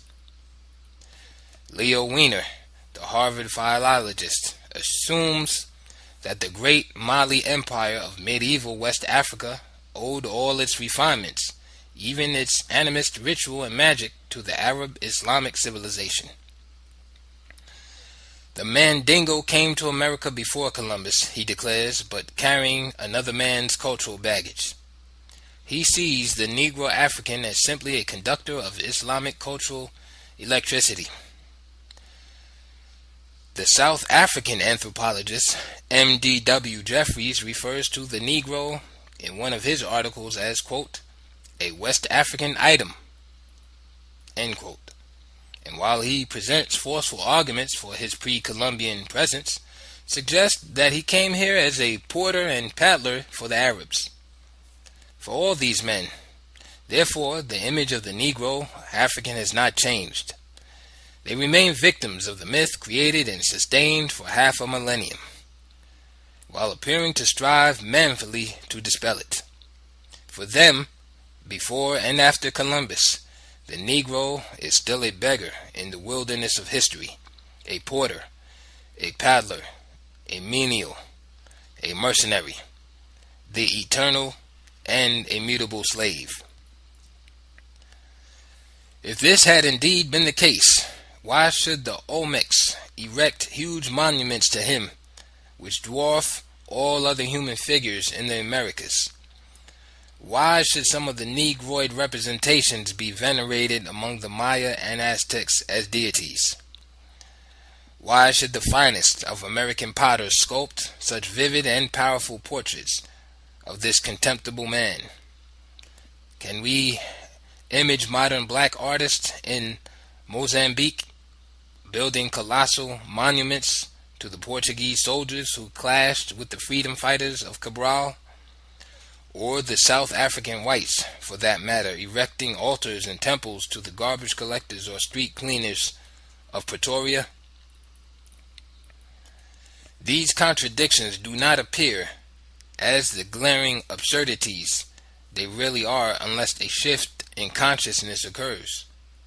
Such a shift is required if we are to reconstruct the history of America and Africa during those periods in which these worlds and cultures are seen to collide and converge. We cannot see very far if we enter an ancient time with contemporary blinkers, even if our pathways into the past are illuminated by 100 torches lit by the most recent archaeological discoveries. What is needed far more than new facts is a fundamentally new vision of history. In this new vision, the Atlantic is an open sea long before Columbus. But accidental drift voyages by African men, except in those cases where they brought fruit or grain with them alien to America, and this happened in prehistory at least twice, would in themselves have a very minimal effect, if any. Planned expeditions, however, or expeditions intended for other destinations in Africa, which were blown off course, would be a different matter. They would bring not only a substantial but a select group of aliens to American shores. This may account for the presence of Negroid women in pre-Columbian America. These women, of course, did not rule out interbreeding between the Africans and the natives, as terracottas showing American Indians with the Negroid strain attest. But their coming managed to prevent a clean obliteration of the evidence of an African presence through its total absorption into the genetic pool of the American, and to preserve through the generations several distinctive racial traits. One of these women from the early pre-classic period bears a striking resemblance to the ebony head of the Egyptian queen Tai, the Negroid mother of Tutankhamun. This racial type, Negro-Egyptian, with its peculiar coiffure, facial geography, and expression, appears in the Mexican heartland around 800 to 700 BC. The most remarkable representation of Negroes in America are those that appear at this time. So realistic are these representations that even the most conservative Americanists have found it difficult to deny their Negroid identity. But they have been found in such incredibly early strata and as an integral part of such an early American culture that some investigators have been forced to ignore their embarrassing existence. No other archaeological discovery in the history of this hemisphere has presented such a puzzle. The questions they raise are as monumentous as those once raised by the ancient observatory at Stonehenge and still hovering over the mysterious giants of Easter Island. There is no denying the great antiquity of these Negroid figures. The archaeological context in which they have been found have been radiocarbon dated. Carbon-14 can only be wrong 100 years either way, if we are dating materials less than 7,000 years old. And indisputably clear, carbon-14 datings have been procured for organic materials associated with the culture and people who've produced these Negroid figures. There is no denying their Negroness either. The ancient Americans, who sculpted them have been shown to be absolute masters of realistic portraiture, and did not arrive at these distinctive features through accidental stylization. The features are not only Negroid, African in type, but individual in their facial particulars, canceling out the possibility of ritual stereotypes of an unknown race produced by some quirk of the sculptor's imagination. The people who were host to these Negro African figures are known as the Olmecs. At the sacred center of the Olmec culture, La Venta, about 18 miles inland from the Gulf of Mexico, which flows into the Atlantic, there stood 4 colossal Negroid heads, 6 to 9 feet high, weighing up to 40 tons each. They stood in large squares or plazas in front of the most colorful temple platforms, the sides and floors of which were of red, yellow, and purple. They stood 12 to 20 times larger than the faces of living men. They were like gods among the Olmecs. In this center of La Venta, there were great altars. One of these, known as the third altar, was made out of one of the Negroid heads, flattened on top for that purpose. A speaking tube was found to go in at the ear and out of the mouth, so that the figure could function as a talking oracle, a detail we shall see later to be of considerable significance in identifying the area of the old world from which these Africans came. The construction of these Negroid figures is a fact of staggering proportion. Imagine 40 tons of basalt block mined from stone quarries 80 miles away and transported to the holy center of La Venta, not in pieces but in one massive chunk. For the Negroid head seemed to be sculpted out of gigantic balls, not jointed shells or built up layers of stone. Hundreds of these balls making perfect spheres are still found today in Central America, suggesting that this was the way the stone may have been found by the Olmecs, huge basalt bubbles wrought by freak volcanic or meteoric activity. This would have facilitated rolling them across the vast tracts of land. Other investigators, however, have suggested that crude stone was transported from quarries 80 miles downriver on rafts. It was not only at La Venta that these extraordinary heads were found. In all, 11 colossal Negroid heads appear in the Olmec heartland, 4 at La Venta, 5 at San Lorenzo, and 2 at Tres Zapotes in southern Veracruz. The Olmecs, who lived in the jungled country of the Gulf Coast and built these powerful monuments to the Negro, were obsessed with the figure of the jaguar. The jaguar motif appears on hundreds of clay, stone, and jade figures that survive their culture. Half jaguar, half human monsters with small, fat baby faces and snarling mouths, sexless and smooth with the obesity of eunuchs, haunt and stamp this culture with a signature both unique and foreign. This feline, says Frederick Peterson in his book Ancient Mexico, quote, evidently proceeds from tropical regions and was imported into Mexico, end quote. Peterson also mentions investigations into the skeletons of the ancient Mexicans. He pinpoints a substratum with Negroid characteristics that intermingled with the magicians.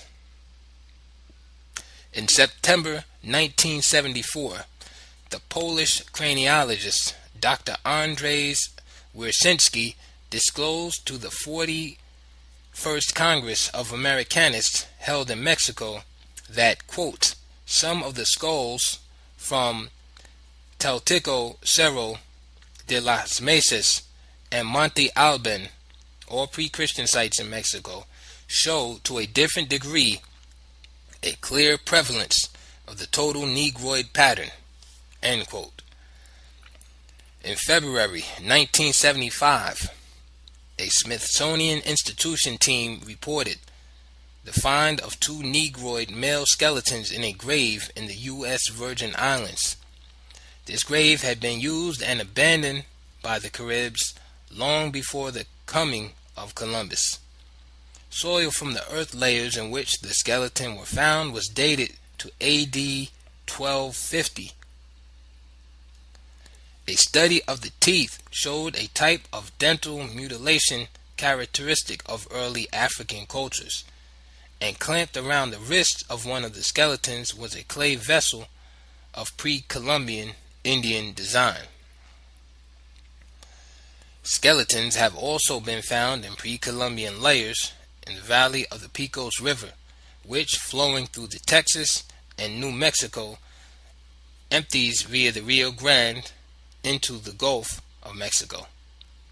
Professor Houghton, a physical anthropologist, reporting on these finds, said of the skeletons, quote, the Pecos skulls resemble most closely crania of Negro groups coming from those parts of Africa where Negroes commonly have some perceptible infusion of Hamitic blood, end quote.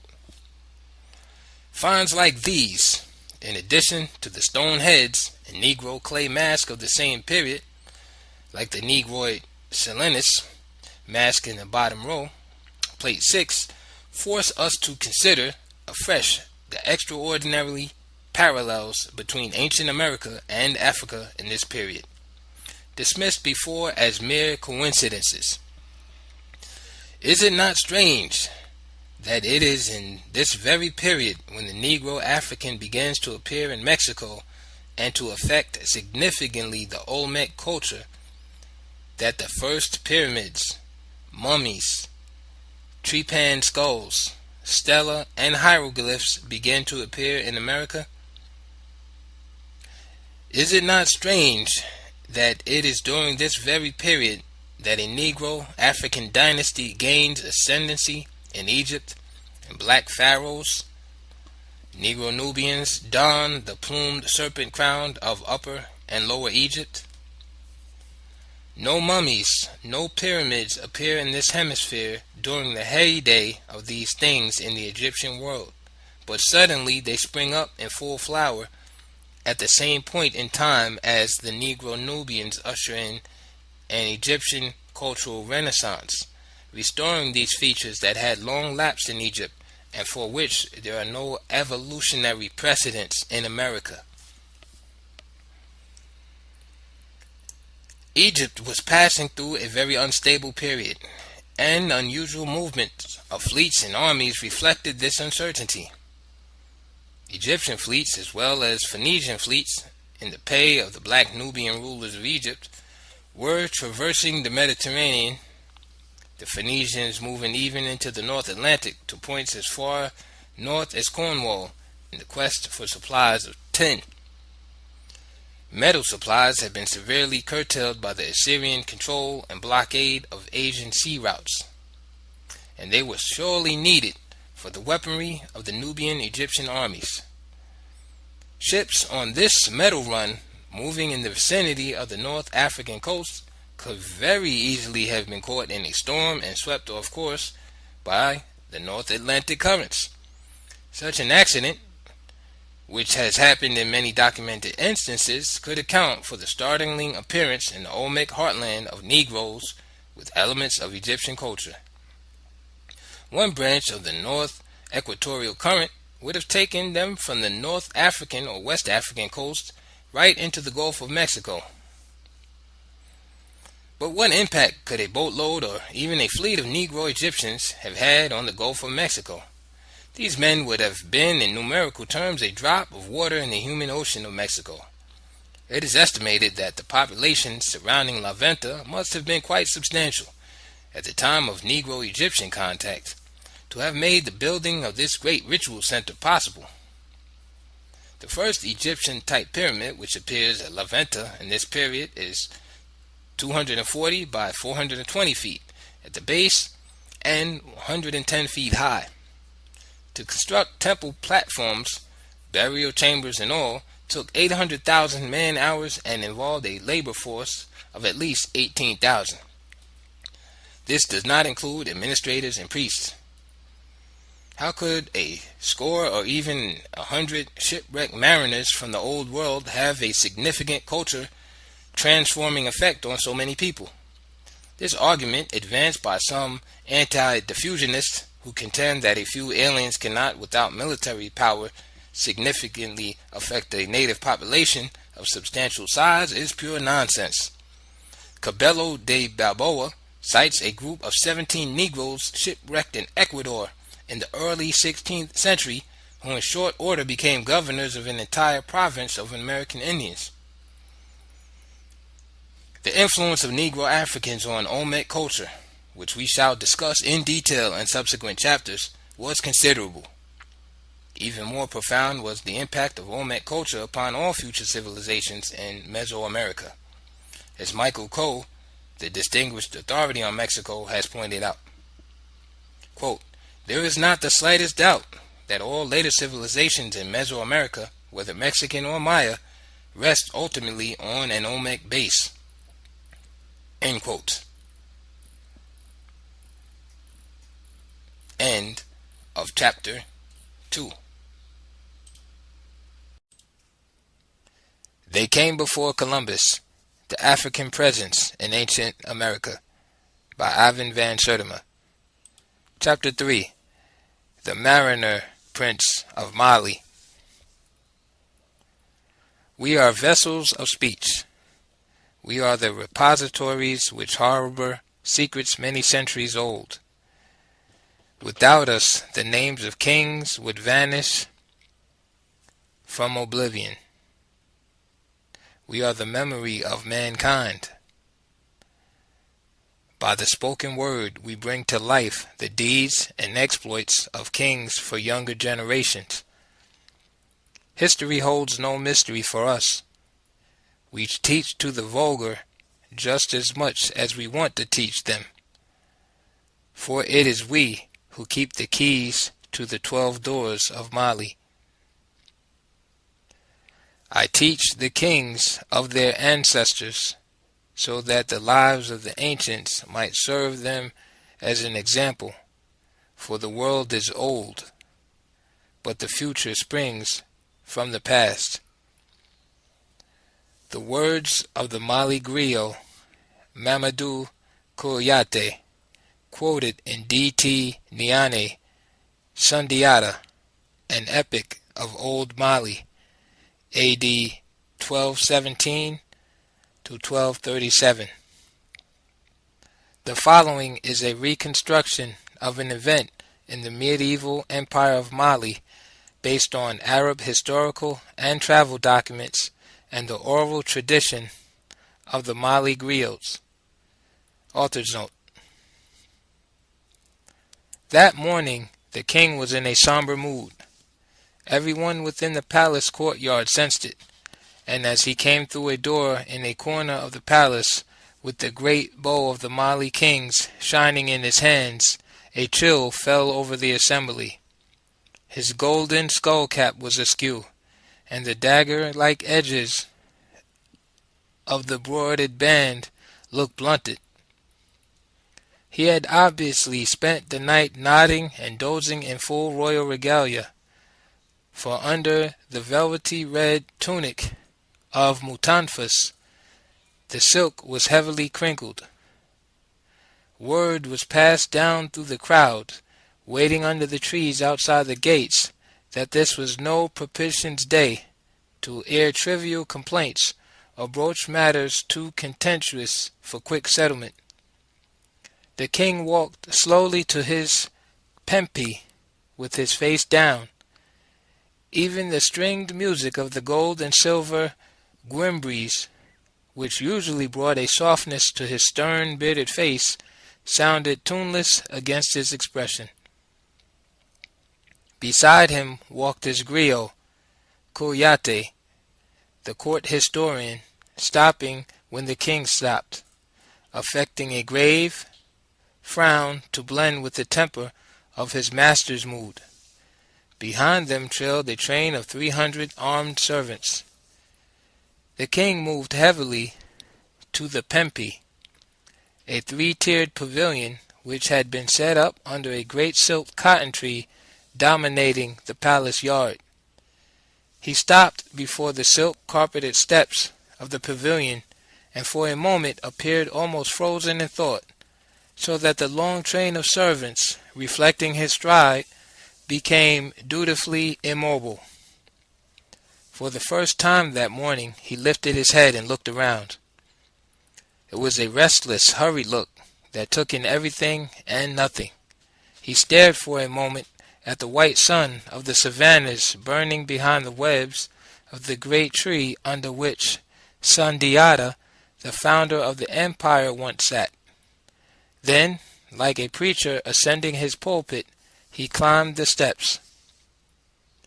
The moment he was seated on the cushions of the Pempi, under the shade of the royal umbrella surmounted by its golden bird, there was a roll of drums, and trumpets and bugles sounded. 3 pages ran out to summon his deputy and the military commanders of the regions. These dignitaries entered and sat down. There also entered into the king's presence 2 horses. They were without mounts, yet saddled and bridled, cantering with a beautiful control, as though ridden by spirits. Beside them trotted 2 sacred goats, whom the magicians believed protected their sovereign from the evil eye. It was the year 1310, in the city of Niani, on the left bank of the San Carini. Abu Bakari II, grandson of a daughter of Sundiata, was holding court. One of the military commanders opened the day's business. Things were not going so well for Mali in the siege of Jen. It was a small city, set in the backwaters of the Benai River, a tributary of the Niger, about 300 miles southwest of Timbuktu, but it had repulsed everything the Malayan forces had hurled against it. The news did little to lift Abu Bakari's spirits. He had lost all heart to take Jen. It was a beautiful city, he was told, distinguished by its waterways and the design of its buildings. There were scholars within its walls, as learned as the wisest men of Timbuktu, doctors who performed more advanced and delicate operations, such as the removal of cataracts, than any then known in the Arab world or Europe. It would be a feather in any conqueror's cap to take Jen.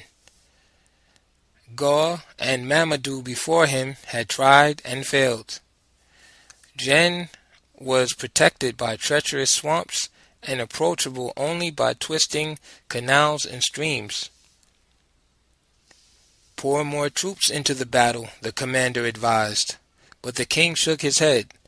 Leave Jen alone, he said. It is no Taghaza, Tagida, or Kangaba. It has neither salt, copper, nor gold. But he spoke against the counsel of his deputy and commanders without conviction. The truth was, he was tired of this war. Since ascending the throne of Mali, he had but one ambition. It was to use all his power and wealth to realize a dream that had haunted him all through his childhood. Sakura, the slave-turned-king, the upstart and usurper, had broken the legitimate line of succession of the Mali kings, but during his 15 years of illicit rule, he had extended Mali down along the Gambia River to the sea. Abu Bakari had heard many tales of that sea. It was known in his boyhood as the world's end. It was also said that the world began and ended in the water. Water stood at the end of the conquered world for Alexander, who, pushing at last to the sea, charged the waves with his horses, crying his heart out at the thought that there were no more lands, no more armies or cities to conquer. Water mocked Alexander, upon whom all the Mali kings from Sundiata down had modeled themselves. Water fascinated Abu Bakari II, spacious, mobile, brooding bodies of water. Water was like stored grain at Niani, for it took a full day for the servants to fill the royal jars in the river Kala and return with them to the palace. The boy Abu sometimes thought it strange that his ancestors had built a palace so far from the water's edge.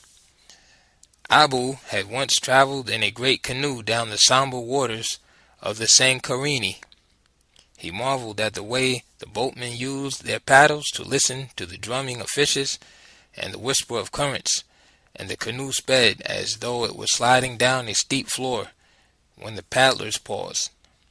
He wondered dreamily where all the running bright brown water went, as boys are wont to wonder over what strange far-off lands go drifting clouds. He had heard that the Senegal and other rivers in his kingdom ran beyond the land into a great sea. Men were more terrified of that sea than of the vast, blinding plains of the Sahara. The Arabs called it the Green Sea of Darkness. Few had been known to enter upon it. Fewer still had been known to return. It was said that there was a powerful current, like the hand of a violent god, not far from the land's end, which beckoned boats into its fingers and threw them out at the uttermost edges of the world, where they fell with the sea into a black hole.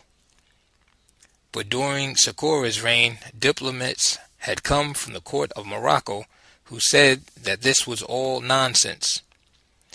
Brand new ideas about worlds beyond the sea were circulating in North Africa. The works of Abu Zaid, Masudi, Idrisi, Istakiri, and Al-Bufeda had trickled down to the university at Timbuktu. Scholars had come more recently, in the time of Gaur and Mamadou, saying strange things, that the waters that washed the western end of Mali were not the end of the world at all, that the world had no end, for it was built like a bottle gourd. If you put your finger at any point of a gourd and tried to trace a line across it, his griot told him, you would come out at the end of the line to the point where you started, beginning again at the point where it seemed you had come to an end. So it was with the world. Thus would a man return to the very spot from which he had set out, if he could march or sail across the circle of the gourd-shaped world.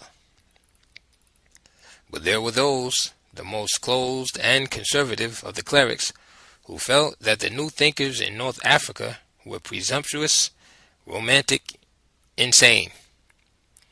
How could they believe that men were walking upside down in unknown lands at the bottom of the gourd-shaped world?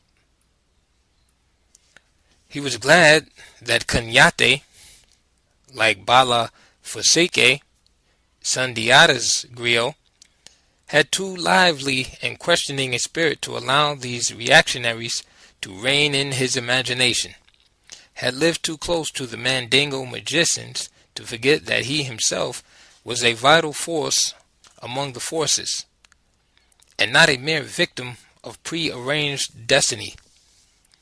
Kankan Musa, his brother, took the Muslim clerics more seriously, but he, Abu, had always been in secret conflict with them. He had worn the robes of a Muslim when he was inaugurated as emperor of the 12 kings of Mali. But he was no more a Muslim than were the feathered and masked musicians of his court. He had even encouraged them to perform their rites ostentatiously on Muslim festival days. True, he appreciated his association with Islam, the superficial but diplomatically important link through this international religion between his and the Arab courts. But Mali had gone its own way and would continue to do so. Little did he owe to the Arab Muslims by way of the rituals of his culture, the appearance of his court, or the legal, political structure of his government. He was vital to them, as they to him. Even Europe depended on the gold the Arabs got from him for their currency and jewels. The first coins to circulate in Europe since Roman times were minted from his gold.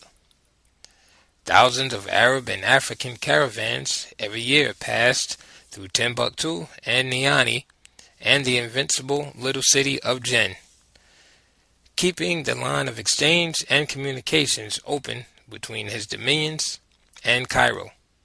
He had given, as had his ancestors before, most generously to the Muslim teachers and scribes at Timbuktu, but he would never allow them to take their ideology too far. Diplomacy was diplomacy. Trade was trade. But culture and religion were inseparable strands of a native and sacred tradition. It was the lifeblood of the people.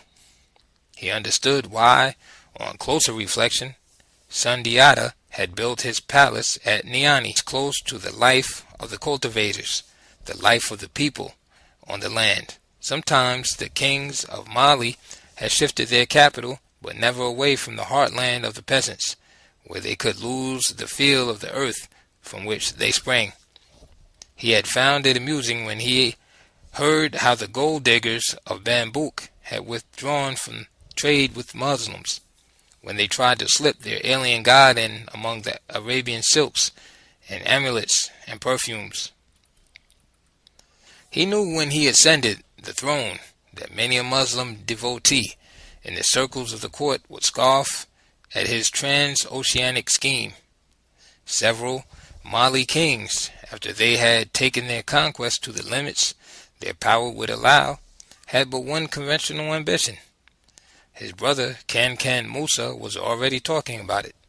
If Kankan Musa ever succeeded him, he would choose that way to make his mark upon the world, to lead a massive train of caravans, like the tribes of Israel on the move, across the desert to Mecca. It was less his brother's Muslim faith, Abu Nu, than the desire to impress the Arabs, their greatest allies and rivals, with Mali's great wealth and power.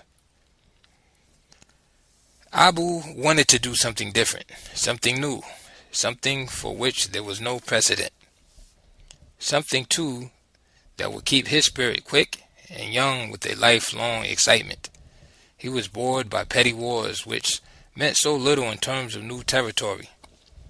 Now that Mali had extended itself down to the deserts of the north and the jungles of the south, as far east as the copper mines of Takeda, and as far west as the great and mysterious waters of the Western Sea, he was master of the largest empire in the world.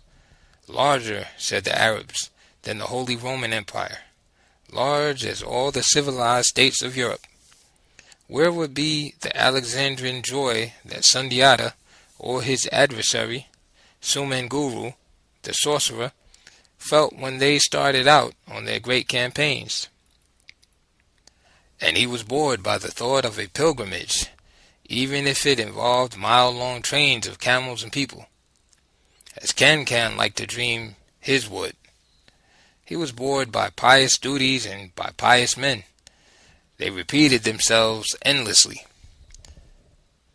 Some of the muezzins of the mosque reminded him of crickets singing at sundown in the darkening savannas. He could not conceal a certain hostility and contempt. Quranic recitals fell like an icy breath upon the warm, turbulent spirit of the Bambaras. Muslims were terrified of real life, he felt, terrified of the senses, terrified of the primitive power of sex.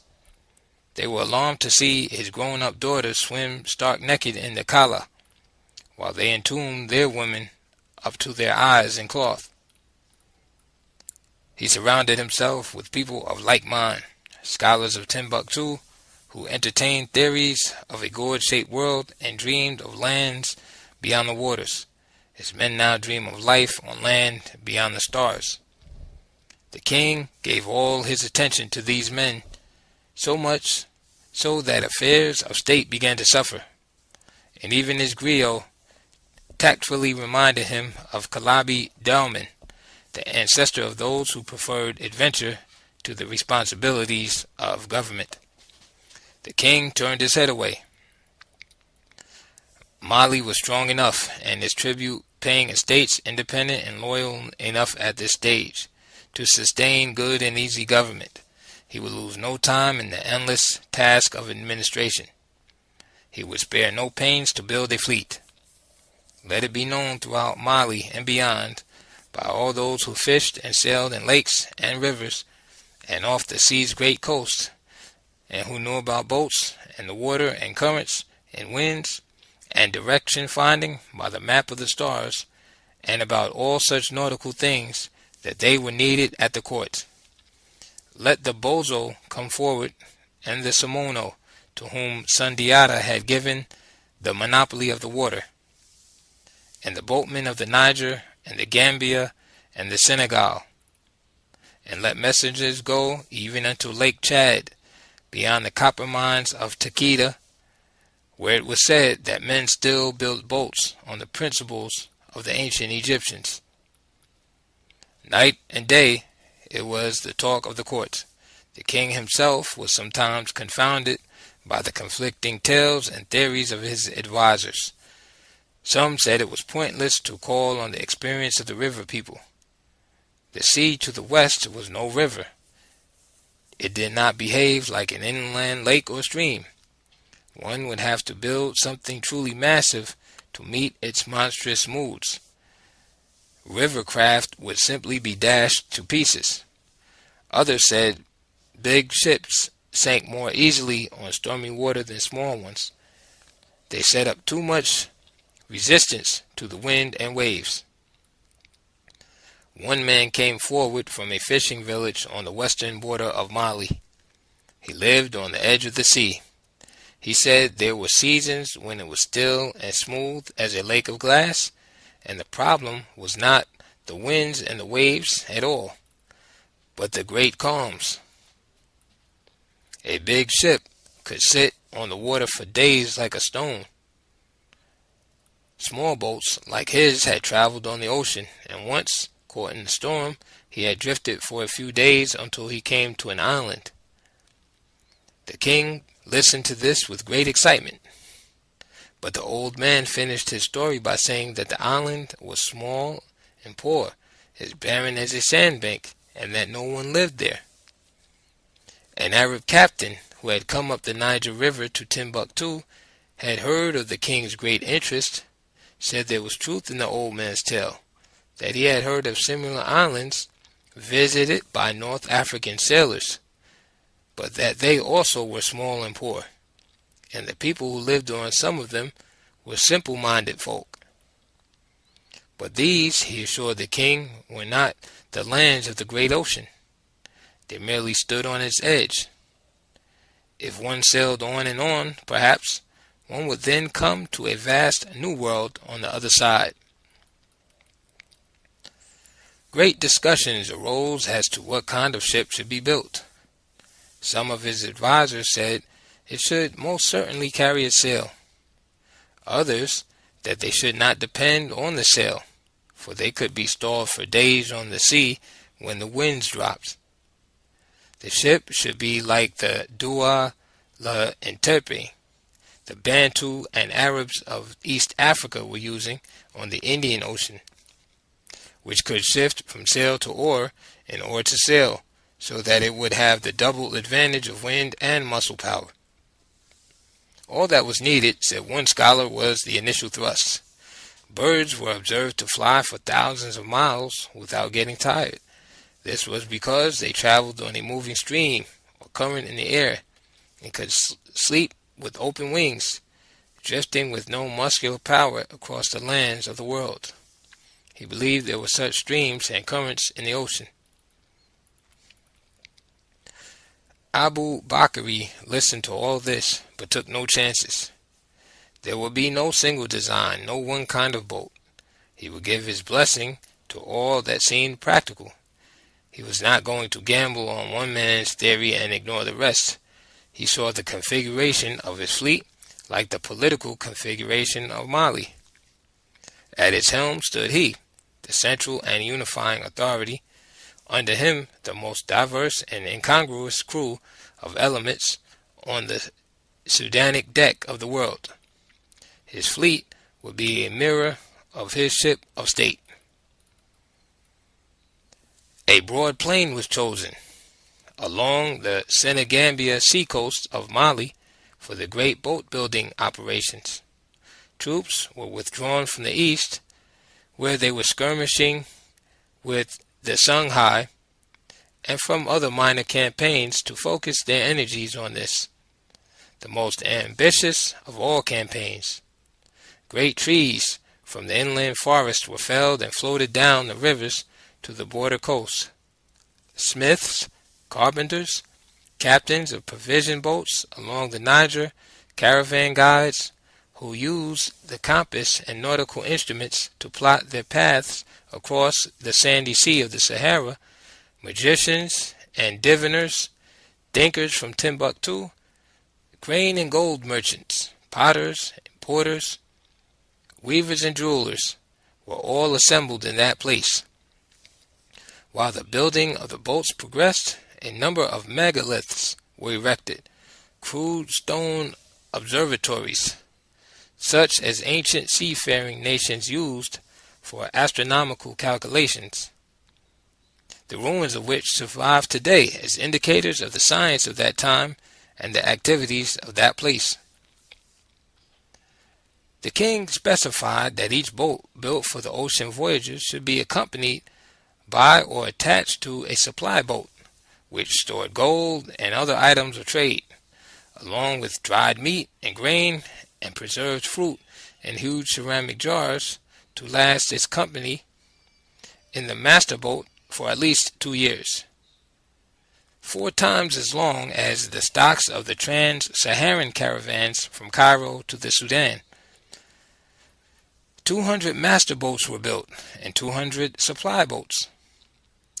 As the task neared completion, Abu Bakr left his palace at Niani and encamped on the seacoast to watch the final stages of the operation. It was the scene an Egyptian pharaoh must have witnessed during the erection of a pyramid. He felt pride at the thought that he was probably the only king in the world at that time who was wealthy enough and enough at peace within his borders to divert such a vast labor force from its military and agrarian duties to gratify his royal whim. He would go beyond Sundiata after all, beyond the wildest territorial ambitions of the Mali kings, even beyond Alexander, the mighty king of gold and silver, whose sun shone over half the world. He called the captains of the boats together and issued this order: "Do not return until you have reached the end of the ocean, or when you have exhausted your food and water." They went away, and their absence was long. None came back, and their absence continued. The king could not find peace. He was obsessed by the arrow he had hurled across the spaces of the ocean. What land would it strike? Where would it fall from his flight to the end of the unknown world? He could think of nothing else. He found no joy in his food, his wives, or his children, no comfort in music or the discourse of his griot. He yawned and made impatient signs during important discussions of affairs of state.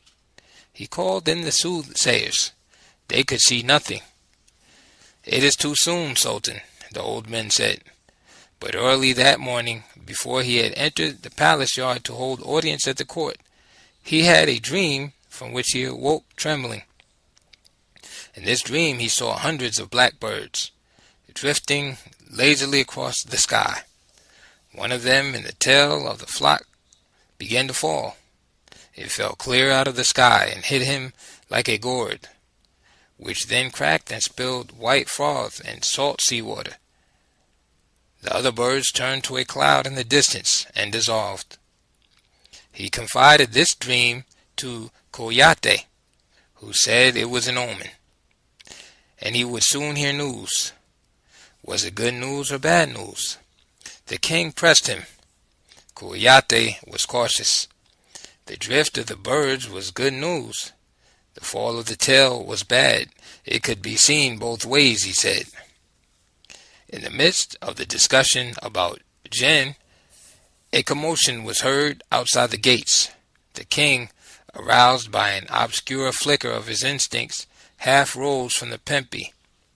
A murmur ran through the court. It was soon conveyed to Abu Bakr that a captain of one of the ships was waiting outside the gates to have an audience. "Let him take precedence," said the king, curtly dismissing the business at hand, whereupon a man came forward, dressed in ritually poor garments and a dirty skull-cap, holding his trousers knee-high as he approached the king's platform. He shuffled forward in an attitude of reverent humility, knocking the ground with his elbows. Then, as he came within a few yards of the pempi, stood up with bowed head, waiting for permission to speak. The king forgot himself. He descended the pempi in one step. The captain of the boat, fearing his wrath, began to speak. "Sultan, we sailed for a long while until we came to what seemed to be a river with a strong current flowing in the open sea. My ship was last, the others sailed on, but as they came to that place they were pulled out to sea and disappeared." "All is lost, then?" said the king. "I do not know, sire. I do not know what became of them. The waters there were strong and swift, and I was afraid. I turned where I was and did not enter that current." The king stared at him for a long while. The captain took a handful of dust and threw it nervously over his head and back like a bather splashing himself with water. The king returned to his pempi without a word. He clapped his hands and dismissed the court. This news made Abu Bakr II more fixed in his obsession. Some said it made him mad. He abandoned Niani and journeyed with a greater part of his court to the plain at the western edge of Mali, where the first fleet had been fitted out and had disembarked. Like the pyramid builders of dynastic Egypt, he began to reorganize his whole empire around a single massive project. Word was sent out to the provincial governors and passed down to the Kontigi, the political chiefs of the villages, that all gold, all grain, after due deduction for official services, should be sent on to his camp on the Senegambian plain. A vast army of craftsmen, dwarfing the planners and workers of the first expedition, were assembled on that plain. Caravans which came into Niani in that period found the army, the royal family, and its vast retinue, the drummers and the buglers and the medicine men, all gone. Paired men and women were being chosen for the new expedition, and fears were expressed that the king in his madness would sacrifice hundreds of his subjects to the devils of the Dark Sea. Abu Bakr II never looked back. He never returned to the court at Niani. This time he had a special boat built for himself, with a pempi on the poop deck, shaded by the bird-emblazoned parasol. He would commandeer the new expedition himself, keeping in touch with the captains of the fleet by means of the talking drum.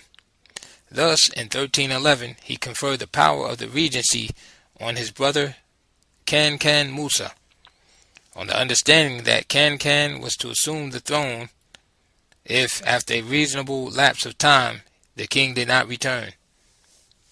Then, one day, dressed in a flowing white robe and a jeweled turban, he took leave of Mali and set out with his fleet down the Senegal, heading west across the Atlantic, never to return.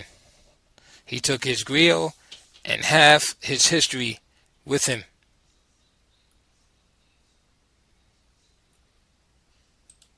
End of chapter 3. They came before Columbus, the African presence in ancient America, by Ivan Van Sertima. Chapter 4. Africans Across the Sea. Quote, perhaps Heyerdahl's greatest contribution has been to show by example that long voyages in primitive craft were not impossible. This may have been necessary for some Americanists. It was not for those who knew the sea. End quote. Clinton Edwards, Man Across the Sea. Quote, once you are on the West Africa run, the interesting alternatives should be noticed. The better your ship, the more easily you will cross to America on purpose. The worse your ship, the more easily you will cross by mistake. End quote. James Bailey, The God Kings and Titans. Quote, in the proper season, it was quite feasible to cross the Atlantic near the equator from Africa to South America in small, open boats. End quote. Frederick Pohl, Amerigo Vespucci, Pilot Major. Alvise da Catamosto stood on the poop deck, looking out on the far blue banks of the Gambia as his caravel sailed into the river. The Gambia was broad and bright at its mouth, streaming silently back into the Atlantic, whence they had come.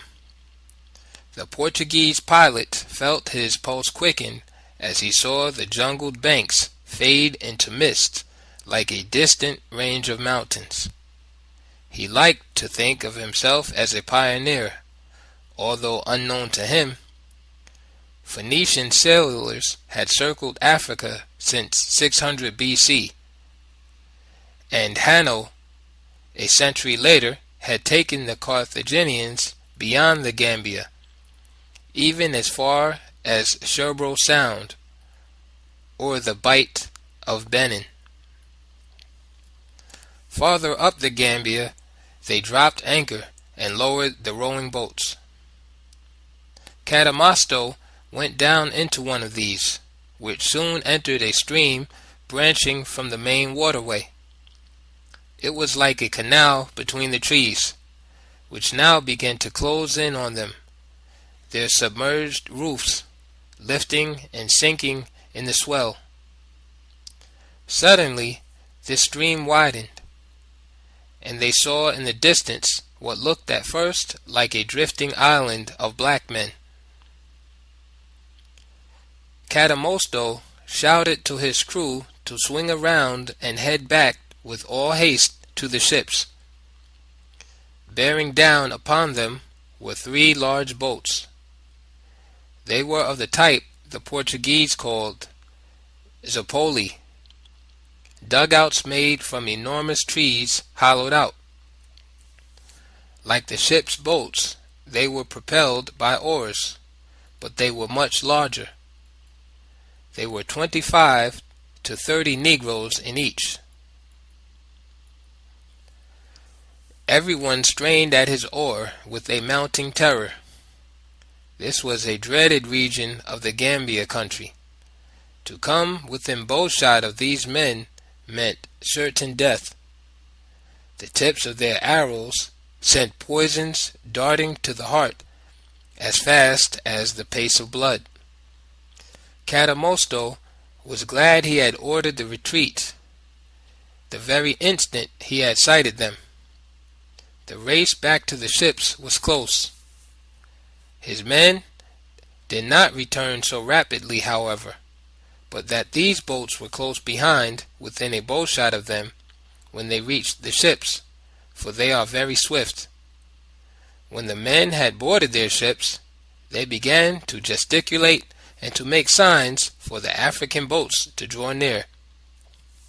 These slowed down and approached no nearer. Attempts to persuade the boatmen that they had come in peace and that they meant no harm failed. The Africans held back, guarded and suspicious. They were as fascinated, however, by the strangers as they by them.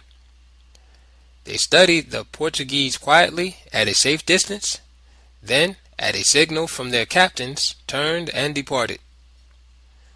The next day, as the caravels penetrated farther up the Gambia, there issued from another stream another company of black men. They approached the Portuguese in a flotilla of huge boats. Cadamosto, in the leading ship, split the African flotilla into two sections, thrusting into the midst of them. They numbered 17. He wrote of this encounter, of considerable size. Checking their course and lifting up their oars, their crews lay gazing. We estimated on examination that there might be about 150 at the most. They appeared very well built, exceedingly black, and all clothed in white cotton shirts.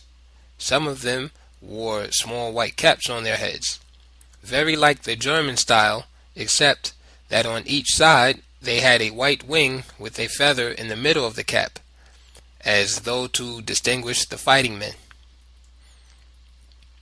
A Negro stood in the prow of each boat, with a round shield, apparently of leather, on his arm. They made no movement toward us, nor we to them. Then they perceived the other two vessels coming up behind me, and advanced toward them. On reaching them, without any other salute, they threw down their oars and began to shoot off their arrows. This encounter between the Portuguese and the boatmen on the Gambia occurred in 1455. It is the only account of West African riverboats documented by Europeans before the coming of Columbus. But Africa was largely unknown to them, even to the pioneering Portuguese. Recent investigations into African watercraft show that some West African tribes specialized in fishing and boat building, that they ferried goods in huge water buses across their waterways as we ferry them in trucks on our roads. The boats seen by Cadamosto on the Gambia were very large and swift, and built on the principle of the galley, using oars instead of paddles. But we would hardly think of them as the type of craft we would use to venture across an ocean. Some basic protection from the elements and the rudiments of a sail would at last be found on fishing craft. A.C. Haddon and James Hornell cite fairly sophisticated watercraft in use in pre-European West Africa. The anthropologist P. Malsey has drawn attention to sewn boats large enough to carry 12 tons of cargo across the Niger. These huge provision boats were made by the Bozo, a West African people who live by fishing. In the Talking Book of the 13th century, which records the oral tradition of the Mali Empire during the reign of its founder, Sundiata, we learn of the vast fishing fleet of the Somono, also a people of the Niger, who covered that river with their boats, so that Sundiata's infantrymen, returning to Niani from their victory over the Sasso, would not wet their feet. Richard Hull, in his book Munyakare, African Civilization Before the Bature, notes the medieval prosperity enjoyed by Western Sudanic markets, thanks to the security maintained by armies and riverine navies of the first Mali and later Songhai. Huge boats laden with grain, ivory, and other commodities could travel swiftly and safely along the Niger. The Niger, of course, is 1,000 miles from the Atlantic. It was the eastern border of the medieval Mali Empire, but it provides easy communication with the Gulf of Guinea, and its headquarters originate in the same highlands as those of Senegal, thus facilitating a link-up with other African fisherfolk and riverine traders all the way to the North Atlantic. Fishermen and traders of West Africa travel not only on inland lakes and rivers but along the Atlantic coast. Caught in a strong gale or sucked into a powerful current, they could easily find themselves adrift. How would these fishermen or traders, with provisions to last them only a few days at most, survive a journey lasting at least 2 months? How would these boats, intended only for inland transport or off-coast fishing, fare on the great ocean? Before one sets out to answer these questions, it is necessary to examine the prevailing myths about ancient boats and the sea, which traditional historians and scholars have promoted and perpetuated. These myths, created by men who did not even trouble to inquire into the basic facts of navigation and oceanography, made it difficult in the past, make it difficult even today for the popular imagination to conceive of transoceanic crossings before Columbus. It is generally admitted that the first people to inhabit America were Mongols from Asia who came to this continent via the Bering Straits some 40,000 years ago, the earliest date suggested by the most recent research. They came as Ice Age primitives, with the barest rudiments of Asian culture, across a land bridge made possible by the weight of advancing ice sheets that buckle the Earth's surface, reducing the sea level by 300 feet. This bridge was a plain 1,000 miles long. As the ice retreated, the plain sank into the sea, reappearing about 25,000 years ago to form once more a passage for wanderers from Asia. After this second glacial epoch, America is assumed to have lived in total isolation from the rest of the world and to have developed all its cultures independently until Columbus came. This latter assumption is a myth that has been seriously challenged, seriously enough to force second thoughts on conservative Americanists only within the last few years. The absence of a land bridge since the last glacial epoch has accounted for the resistance of scholars to any consideration of contact in the post-glacial epoch.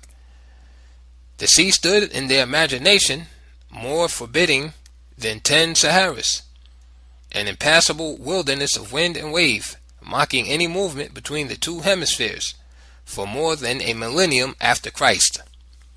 Few Europeans dared sail into the vast sea, beyond the legendary Pillars of Hercules. How then could other peoples, especially Africans, conceived of as naked barbarians with a boatless culture, venture the crossing? Professor Stephen Jett, a geographer, in his recent book, Men Across the Sea, has highlighted the prevailing attitudes among Europeans and Americans toward pre-Columbian crossings of the ocean. Western scholars, says Jett, particularly Americans, who are imbued from an early age with the doctrine of the discovery of America by Columbus, have tended to assume, first, that the West, including Southwest Asia, has always been the leader in technological progress, and that, as a corollary, other areas of the world did not have equal or superior sailing craft or navigational knowledge. And second, that European ships of the 15th century, which made transoceanic voyages only with difficulty must have been superior to those of 1,000 or 2,000 years earlier. Hence, polygeneticists have contended that the watercraft of pre-Columbian times could have crossed the oceans only accidentally and by miraculous good fortune, and that therefore there could have been no significant influence on ancient America from beyond the seas. It is to combat these and other assumptions that I shall outline what is known about pre-Columbian watercraft in Africa, and the factors, winds, currents, natural Africa to America routes, basic survival kits, seafood, and freshwater sources, favoring and facilitating the Atlantic crossing. But first, we should dismiss the popular notion that the ships of Columbus represented an advance over earlier ships, thus making the Atlantic passage open, whereas before it had been an impassable barrier. The navigational knowledge of the 15th century Spaniards was elementary indeed. 8 or 9 pilots guided the Santa Cruz and the Nina. The caravels of Columbus on his 1493 to 1496 expedition, second voyage, and according to Columbus himself, they were like blind men. Although there were 8 or 9 pilots on board the 2 vessels, yet none of them knew where they were. On another occasion he wrote in his journal, "Our ignorant pilots, when they have lost sight of land for several days, know not where they are. They will not be able to find the countries again which I have discovered." The Spaniards knew nothing about longitude, and Columbus had to strike out for the latitude of Japan, hoping thereby to chance upon India. The major inventions in maritime navigation that were to transform European shipping during the Renaissance had been made before Christ, and were completely lost to Europe during the Dark Ages. The system of latitudinal and longitudinal coordinates used as early as 100 BC in China had not, even as late as the conquest period, been acquired by Europe, whose navigators could not read longitude until the 18th century. The lateen sail hoisted on the Spanish and Portuguese caravels came from the Arabs. The astrolabe, an instrument to determine latitude by the sun's altitude, although originally invented by the ancient Greeks, diffused to 15th century Europe after passing through centuries of development by the Arabs. Other popular notions that must be dismissed are that Africa had no knowledge of the sea, never had mariners, never made boats, nurtured a landlocked race, that her empires ended at the edge of the desert, unwashed by the world seas. Africans were navigating the Atlantic before Christ. They had moved up the North Atlantic to Ireland, capturing part of that country in a very early period. Sumas McManus, in The Story of the Irish Race, records that, quote, "In their possession of Ireland, the Furburges were disturbed by the descent and depredations of African sea rovers, the Fomorians, who had a main stronghold on Tory Island off the northwest coast." End quote. Everyone accepts, of course, that this myth of Africa being a continent of landlubbers was not true of the north. The shipping of the ancient Egyptians is well documented. Archaeology is rich in its evidence of these ships: painting, graffiti, sculpture, reliefs on temple walls, ancient texts, even shipyard accounts, and most recently the wrecks themselves. The Norwegian writer and explorer Thor Heyerdahl has made more than an academic study of these ships. He has put the shipbuilding ideas and designs of the most ancient Egyptians to a practical test and proven that their most primitive boats, the papyrus reed boats that were built before their wooden ships, could have made it across the Atlantic from Africa to America. What is extremely interesting about his experiment is not only the demonstration of the seaworthiness and ocean-going capabilities of the reed boat, but the fact that some of the far more sophisticated and elaborate boats with rigid wooden frames built along the same papyriform design would not have been able to make it. The famous Cheops boat, discovered in 1954 in the Cheops Pyramid in Egypt, for example, is the oldest preserved vessel in the world. Built around 2600 BC, it is very impressive looking, 146.5 feet long and nearly 20 feet wide. It tries to imitate in wood the ocean-going lines and curves of the papyrus boat, but it is more like a huge, spectacular toy. It would have disintegrated quickly under the violent slaps of the ocean. Heyerdahl wondered why the builders of the Cheops boat tried so hard to imitate in rigid cedar the ocean-going lines of the pliant papyrus boat if papyrus was useless on the ocean. Scientists had scoffed at the idea that an ancient papyrus vessel could make it on the Atlantic. They had demonstrated in the laboratory with loose sections of papyrus reed that this material becomes waterlogged and loses all carrying capacities in less than a fortnight. They had also put the reed in stagnant seawater in laboratory tanks to show that the cellular core of the reed quickly starts to deteriorate. All this struck Heyerdahl as meaningless. The real conditions he felt would disprove them all.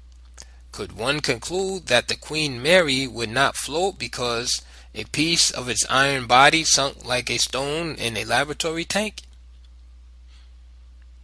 Flying in the face of these negative experiments, he organized the building of a papyrus boat near the Cheops ship at Giza in Egypt. He used the paintings and reliefs of boats in Egyptian burial chambers as his models. He bought 12 tons of sun-dried papyrus reeds, about 10 to 12 feet long, from Lake Tana in Ethiopia, and hired 2 experienced boat builders along with an interpreter from Lake Chad in Central Africa. This area is not far from Tegeta, the copper mines of medieval Mali. It is close to Egypt, and large boats of robust construction, similar to those used by the Egyptians, are still in common use. With Buduma tribesmen under the direction of Abdullah Jibreen, a papyrus expert from Lake Chad, a replica of the ancient papyrus boat was built. Heyerdahl called this the Ra, the word for the sun in ancient Egypt, as well as in parts of America and on all the islands of Polynesia. The Ra-1 set out from Safi on the Atlantic coast of North Africa on May 25, 1969. It sailed to within a few days of the New World before it got into serious trouble. The Heyerdahl expedition had made one mistake. In the Egyptian model, a rope ran down from the curved tip of the stern to the afterdeck. It was thought that this rope was only there to maintain the curve of the stern. In fact, the stern, through this rope, acted as a spring supporting the pliant afterdeck. The ill-advised removal of this rope caused the afterdeck to sag, and the boat listed dangerously as it neared Barbados. A smaller model, Ra-2, built on the identical Egyptian pattern by a Native American tribe, the Aymara, who profited from this trial and error, made it across the Atlantic from Africa successfully. What Heyerdahl had proven, in effect, was that the most ancient of Egyptian ships, predecessors of even more sophisticated models, could have crossed the Atlantic. He demonstrated also, through the shipbuilding labors of the Buduma tribesmen, that these navigational skills had been largely preserved among riverine and lacustrine Africans even to the present day. The papyrus boat, however, is but a modern curtain raiser on the vast theater of ancient Egyptian shipping. Even in the very early pre-dynastic times, the Egyptians were building plank boats as well as papyrus boats. These plank boats were sewn together and the joints caulked with fiber. It was an extension of the method first used for the papyrus boats. By the dynastic period, they could boast of boats as long as 3-car trains. It is recorded that the black African pharaoh Seneferu, at the close of the 3rd dynasty, in 1 year made 60 ships that were 100 feet long, and in the following year built 3 with a bow-to-stern measurement of 170 feet. The Egyptians got their timber for boat building from Lebanon and from Byblos, major Phoenician ports, because Egyptian timber suitable for the purpose was the wood of the sycamore tree, which was so needed for its fig fruit that it could not be cut down for boats without special permission. From the earliest times, Egypt had carried on trade with the Phoenician capital of Gebal, Byblos. This was the land from which the Egyptians obtained wine, certain oils for funerary use, and cedar wood from the Lebanon ranges for construction of ships, masts, and flagstaves, for coffins and choice furniture of every type. In exchange for such products, the Egyptians made deliveries of gold, fine metalwork, and writing materials, especially the precious Egyptian papyrus. Intercourse was carried on by traders in caravans, but even more so by sea in Egyptian trading vessels so characteristic of the service in which they were engaged that they were designated Byblos travelers. Byblos itself was greatly influenced by Egyptian commerce and culture, even if it was not actually an Egyptian colony.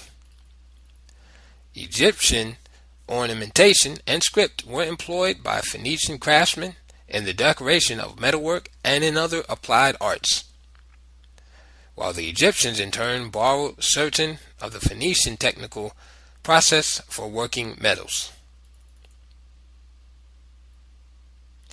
Egyptian boats were always welcome in the port of Byblos, for the Egyptians would present gifts of alabaster vases, jewels, and amulets to the king in return for resin and planks of timber.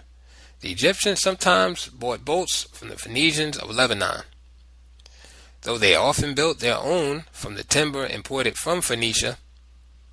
In a subsequent chapter, I shall discuss the relationship between the Phoenicians and the Nubian-controlled Egyptians in the 800 to 700 BC period.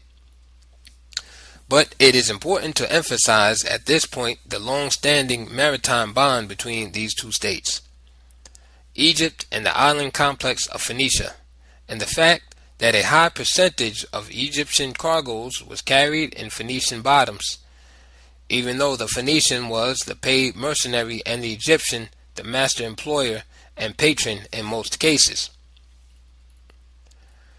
What has been claimed to be a Phoenician figure, probably a merchant captain, was found standing engraved on a stele beside the Negroid stone figures at Levanta. The maritime relationship between these two states must therefore be examined. Why should Negro Africans in Egyptian-type helmets be found in juxtaposition with Phoenicians in an archaeological site dated circa 800 BC along the Atlantic seaboard? This juxtaposition is not an incongruous one at all. Egyptian mariners were a very mixed bunch indeed. During the 18th dynasty, it is recorded that Egyptian crews comprised native Egyptians, Asiatics, mostly from Palestine, Syria, and Libya, other foreign mercenaries, and Nubians. In the 19th dynasty, there was a fine royal navy consisting of merchant ships sailed by their own crews and skippers, but carrying trained marines. Mention is made of a division of Sheridan, Meshwesh, and Negroes. The Phoenician element in Egyptian shipping is not to be ignored, but it should not be exaggerated either. Some writers have made legendary navigators and maritime supermen out of these people. It is true that Egyptians did not rove the Mediterranean from one end to the other like the nomadic Phoenicians, but boats and the sea were as important to the Egyptians as caravans and the land. In fact, we owe a great deal of what we know about ancient ships to the huge ritual boats that were buried with some of the pharaohs. The walls of tombs and temples abound with paintings of them, from the 60-oared pre-dynastic boats found on inscriptions in the tomb of the pharaoh Menes at Abydos to the fresco of a squadron of 5 ships belonging to the fleet of Queen Hatshepsut in the temple of Deir el-Bahari. We can watch the evolution of the Egyptian ship over a span of 3 millennia. The Egyptians were the great innovators of maritime science. The Phoenicians were probably among the boldest and the best sea pilots of their time, but not equals, surely, of the Egyptian ship architects and engineers. The Phoenicians copied the Egyptian warship developed by 1194 BC, and from them it passed on to the Greeks and Romans. The ships of the Far East also came heavily under the influence of Egyptian navigation. Among these influences we mention the papyrus and reed boat, the steering oar, quarter rudders, both the sheer and tripod mast, the square sail twice as high as wide, the boom at the foot of the sail, spoon-shaped hulls, transverse beams projecting through the hull sides, and the central mat-covered cabin. There is also the persistent influence of ancient Egyptian models on boats of the Upper Nile in the Sudan, the Black South.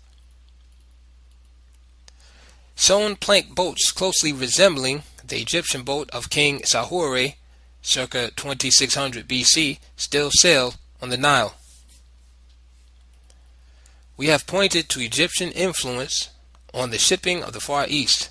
Egyptian ships also visited the Somali coast of Africa, Punt. In East Africa, however, shipping, though of great antiquity, owes less to early Egyptian than to a much later Arab influence in the Indian Ocean. It would be of interest to look at the ships of these maritime African peasants. The Swahili, for it appears that some of them, while trading on the Indian Ocean, through storms in the monsoon season, drifted or were blown into the Coral Seawall, a current known as, quote, the Black Stream, unquote.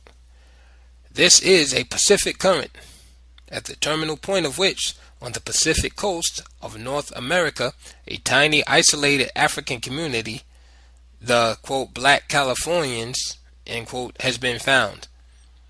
Accidents of this nature must have been very rare indeed, and the likelihood of survival very slim.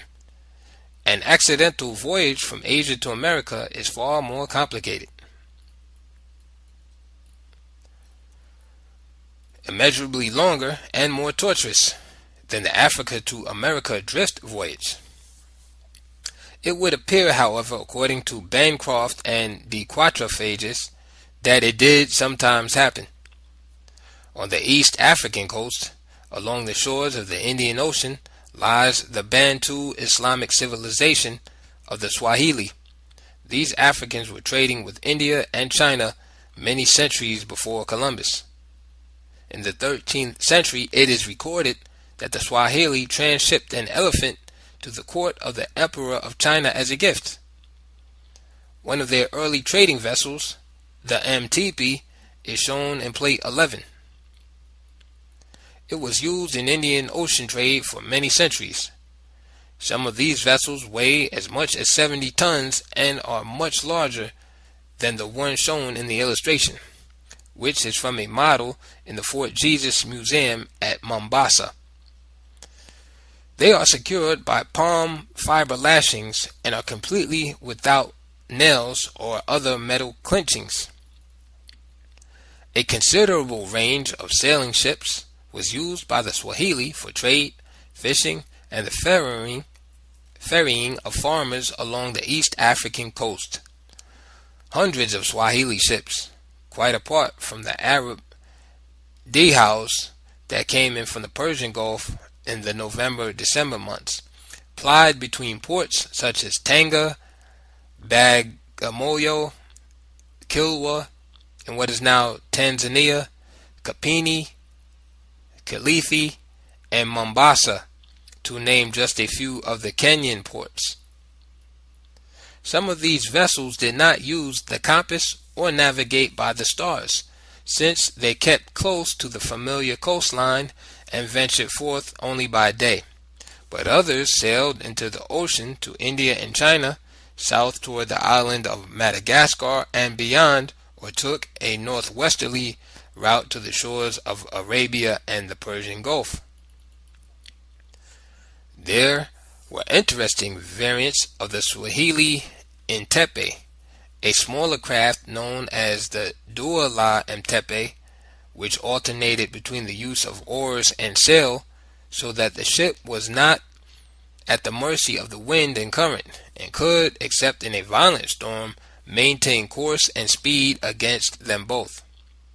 When the wind was in sailor's favor, he unfurled the sail, but when it was not, he dismantled it and rowed.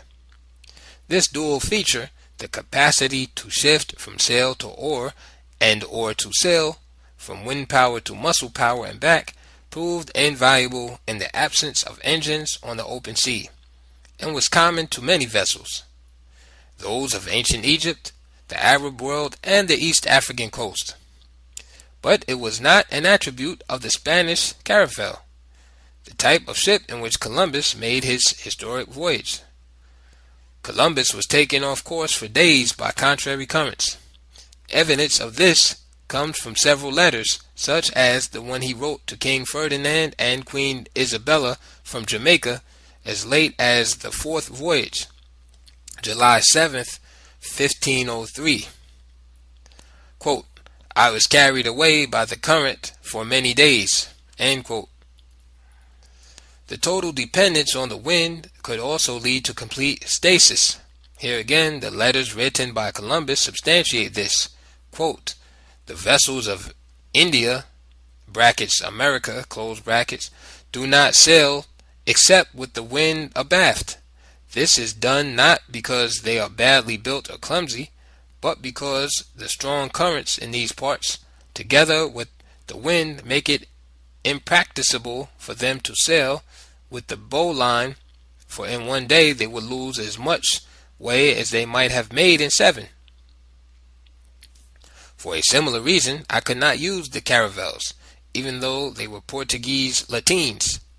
This is the reason for their not sailing except with a favorable wind, and they will remain in port, waiting for 1, 7, or 8 months at a time. Nor is this particularly strange, for the same often occurs in Spain."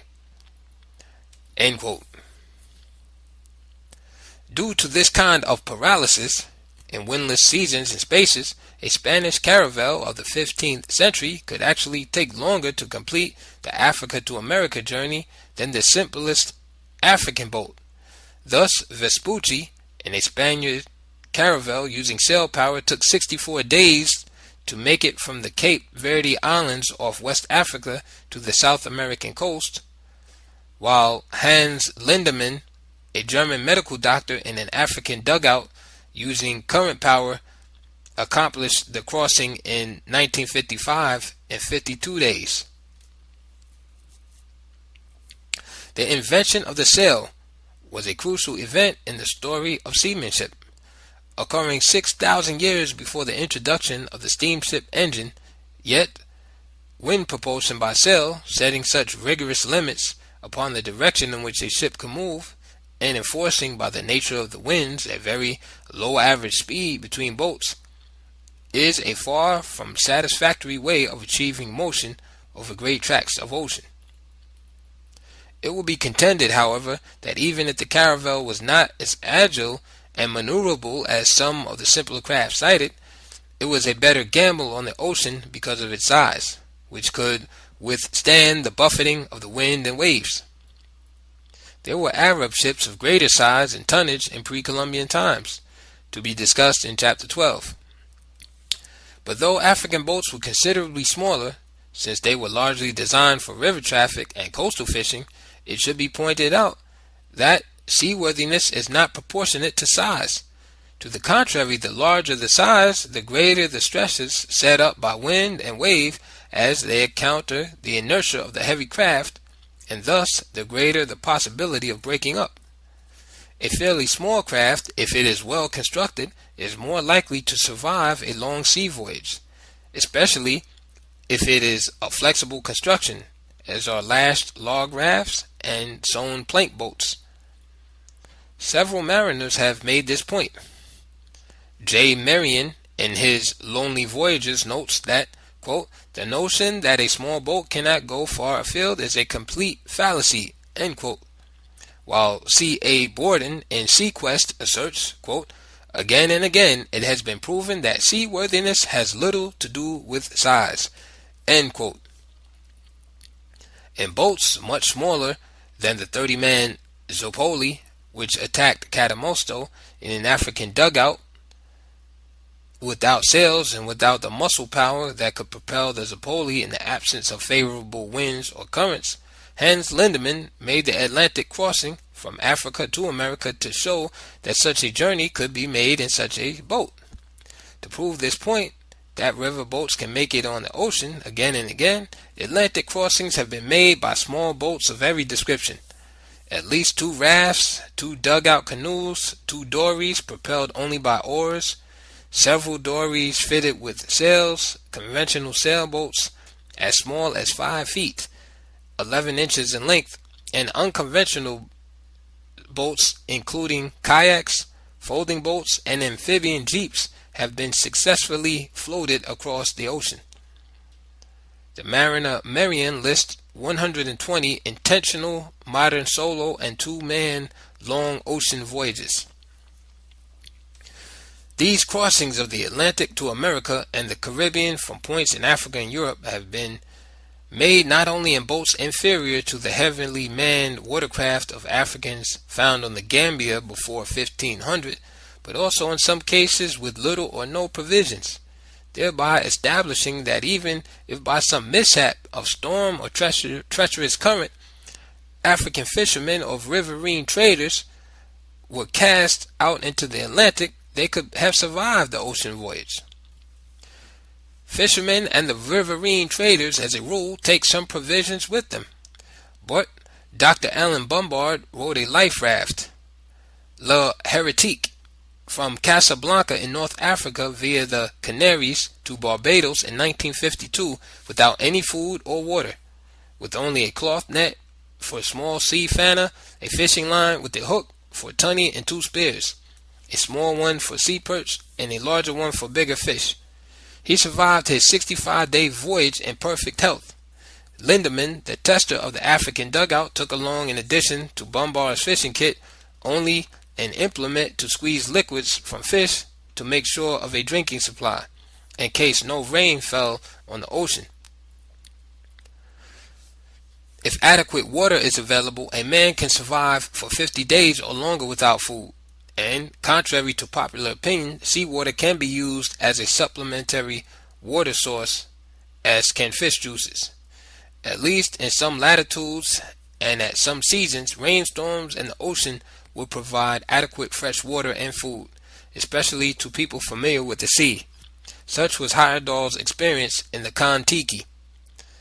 There is a 19th century record of 9 Japanese surviving an accidental drift of 11 months and landing on Oahu, and Brooks refers to 2 accidental voyages from Japan to North American waters of 17 and 18 months respectively, with 3 of the crew surviving in each case. In view of the foregoing, the question of accidental drift voyages of Africans to America, apart from the intentional and well-provisioned voyages of the Mandingo in the 14th century and the voyages by the Songhay in the latter half of the 15th, needs the most serious examination. Accidental African voyagers would have been likely to make their landfalls within the same wind and current band, striking points in the region of the Gulf of Mexico, the Caribbean, or the northeastern corner of South America. As Alexander Marchand has pointed out, once cast into the mid-Atlantic, it is almost impossible to avoid the South American coast. It is not surprising, therefore, that Alvarez Cabral, caught in the pull of currents off the Guinea coast, drifted westward across the Atlantic and quote-unquote discovered Brazil in 1500. The Portuguese were to learn then officially that nearly 200 miles of territory lay within the Tordesillas line, that about 1,500 miles from the Cape Verde Islands off West Africa there was the continental landmass which their king Don Juan had confidently claimed, on the strength of African testimony, existed. The famous explorer Alexander von Humboldt, in his Examen Critique, explains what happened to Cabral. Pedro Alvarez Cabral, whom Dom Manuel sent on the track of Vasco da Gama to the Indies, wishing to avoid the calms of the Gulf of Guinea, landed unexpectedly on the shores of Brazil.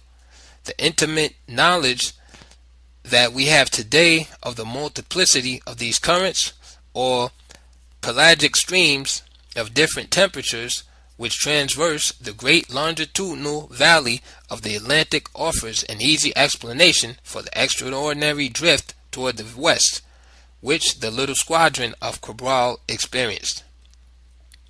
A lot more is known today about these currents from Africa to America than was known in Humboldt's time. Two main currents, the Guinea current and the Canaries current, are relevant to our study. The following information, so vital to an understanding of how the ocean provides its own pilots and propellers, is illustrated in Plate 10. The Guinea current, according to Carl Schwerin, flows eastward along the Guinea coast, with frequent cycles out to sea, where it joins the South Equatorial Current. The northern portion of the South Equatorial Current joins the North Equatorial Current in mid-Atlantic, between 25 and 50 degrees west longitude, depending on the season. This current originates along a likely part of Africa, and although it runs the wrong way, it communicates frequently and naturally with the South Equatorial Current, which runs in the right direction. Furthermore, these are relatively fast-flowing currents, so in spite of the increased distance, time of transit would be comparable to that along the Canaries current. The Canaries current flows southward along the coast of Africa to Cape Blanc or Cape Verde, depending on the season, where it splits. One branch continues south along the coast. The other branch flows into the Atlantic and becomes the North Equatorial Current. This strikes the American coast in a broad band from the Guineas through the Antilles. The strongest part of the current runs along the coast of Venezuela from Trinidad to the Guarira Peninsula. This is one of the areas of South America where we have evidence of early horticulture. This current also leaves the African continent in a most propitious region along the coast of Senegal and Gambia. The coast of Senegal and Gambia was a propitious region indeed, for this was the Atlantic border of medieval Mali. It was out of the Senegal River into the Atlantic that the fleets of Abu Bakr II sailed for the western lands. Long journeys across charterless wastes were not new to the Mandingo. They knew that the desert, like the Great Sea, had its signpost in the sky, and they called the Sahara the Sandy Sea. They navigated it as though it were a sea, using nautical instruments and astronomical computations to guide them. Tofut al-Alabi, an Arab text quoted by E.W. Boville in the golden trade of the Moors, states, "The Negroes travel in the desert as it were upon the sea, having guides to pilot them by the stars." The compass too was used by both Arab and African merchants in the Sudan who had to cross the desert in their caravans. Of nautical instruments, the Sharif was a keen buyer. His interest in them seems to have sprung from their proved value in the desert. Merchants traveling to the Sudan were forced to use nautical instruments. Paul Imbert, a French sailor making his journey across the desert by caravan, remarks in a letter to a friend, "To steer their course, they, heads of the caravans, make their observation from the rising and setting of the sun, and the stars and compass direct them. They always take care to have someone in the caravan who understands these matters." If West Africans were using the compass and astronomical computations for desert travel, it hardly makes sense that they would venture out intentionally on the unknown sea without these aids to guide them.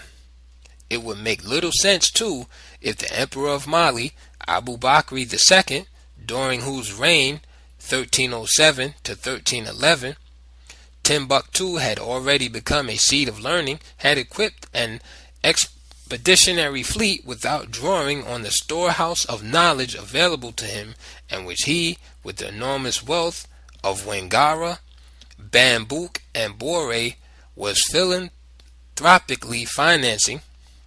The skill of the Arabs in seafaring, after all, was known the world over, and although their secrets were jealously guarded from commercial rivals, as were Mali's secrets regarding the source of its envied gold, this nautical knowledge would have been readily available to such a generous patron of scholarship at Timbuktu. At Timbuktu, which was approachable by both land and water, visited by both caravans and boats, the black emperors kept a magnificent and well-furnished court. Here were a great store of doctors, judges, priests, and learned men that were bountifully maintained at the king's cost, and hither were brought diverse manuscripts of written books out of Barbary, which are sold for more money than any other merchandise. Because of all of these factors, the court tradition of Mali should be taken seriously. This tradition, which was dramatized in the previous chapter, has come down to us through Al-Qualshandi and the Masalik al-Abasar, the works of the scholar Al-Umari, and an Arab of Damascus who spent his early life in the service of the Sultan of Egypt. He quotes the words of the then governor of Cairo, Ibn Amri Hajib, who questioned Kankan Musa on this matter. In fact, much of what is known of the memorable pilgrimage to Mecca in 1324 comes from the words of Al-Umari.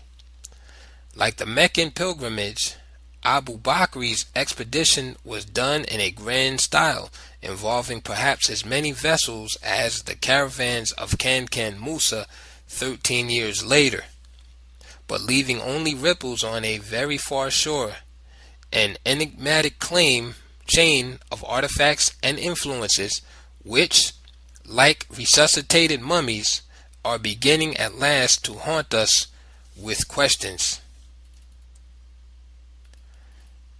End of chapter 4.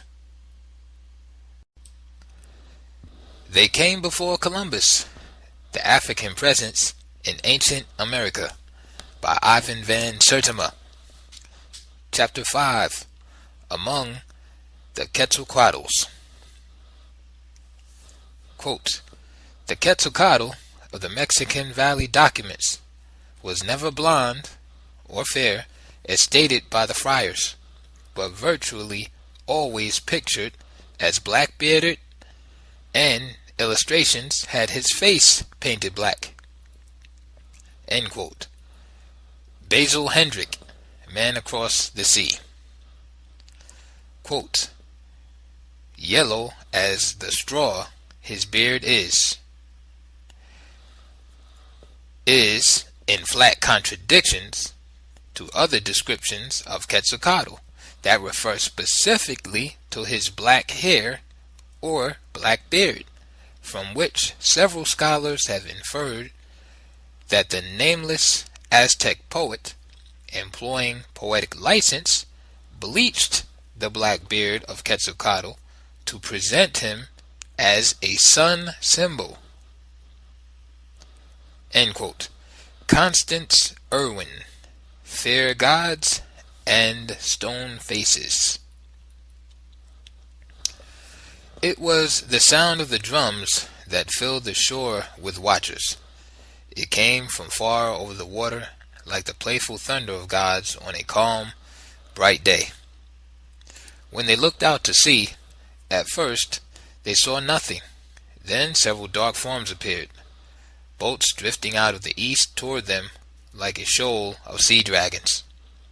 The year was 1311. The strangest things had begun to happen. The diviners had said there would be another messenger coming from the lands of the sun god in that year. The vessel that bore him was the first to approach the shore. They saw him standing like a king under a canopy that had been mounted on a steeped dais in the center of the boat. He was clothed from head to foot in long, flowing white robes. He looked like a true child of the sun burned dark by its rays. His black hair and beard stood out against the whiteness of his vestment.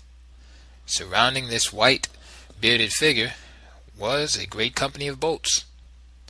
The men all looked marvelously black, as if they had been bathed in the sacred fire. Surely they had come from a land burning in the white heart of the sun. Against the blue canopy under which he stood, they could see quite clearly the outlines of a great golden bird, the serpent-slaying eagle. They thought that was an ensign of Quetzalcoatl. Truly, this was he come back again, as he had promised, by way of the sea where the sun rises, and with many white-capped, white-robed companions. It was exactly 6 cycles since he had disappeared from among the Toltecs at Tula. Thus must Abu Bakr II have appeared to natives in the American heartland when his fleet drifted into that world in 1311, as a white bearded figure coming from the east, the land of the sun, in boats. In like manner did Cortez appear exactly 4 cycles later, 1519, figuring in the imagination of the Mexican king Montezuma as another Quetzalcoatl, or messenger of the Sun King. Quetzalcoatl, as a solid figure of American history, the son of Mixcoatl, chieftain of the Toltecs, goes back to the 10th century, 980 to 999. As a mythical configuration, plume serpent, rain god, etc., he goes back many centuries before that. Enormous confusion surrounds this complex figure. How could he have appeared and reappeared on the Atlantic seaboard, at times far separated, assuming different forms? How could he have been both native and foreigner, man and god, black and white? No one definition can embrace Quetzalcoatl. He had several representations or aspects. He was the feathered serpent king and rainmaker god in Central America. Quetzal, bird or plume, and caudal, serpent, signified a connection between bird and snake. The snake was supposed to be a kind of evil dragon guarding the well of life. He contained or imprisoned the life-giving moisture. An eternal conflict existed between him and the great bird, who nested in the tree of life and would wrestle with and devour the snake, thus releasing the rains, the fertilizing waters necessary for men and crops. The origin of this serpent-devouring bird lies in Africa.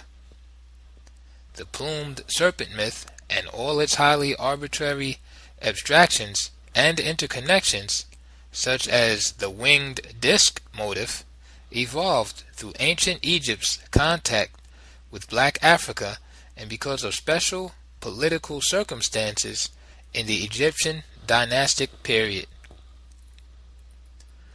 Donald Mackenzie, in his book Myths of Pre-Columbian America, has shown how this happened. He has demonstrated what very real circumstances in Africa and Egypt led to the very abstract relationships between birds and serpents. The bird and serpent were incorporated at an early period into the mythology of the ancient Egyptians, but Africa provided the concrete stage for what was later to become a mythical combat between bird and serpent.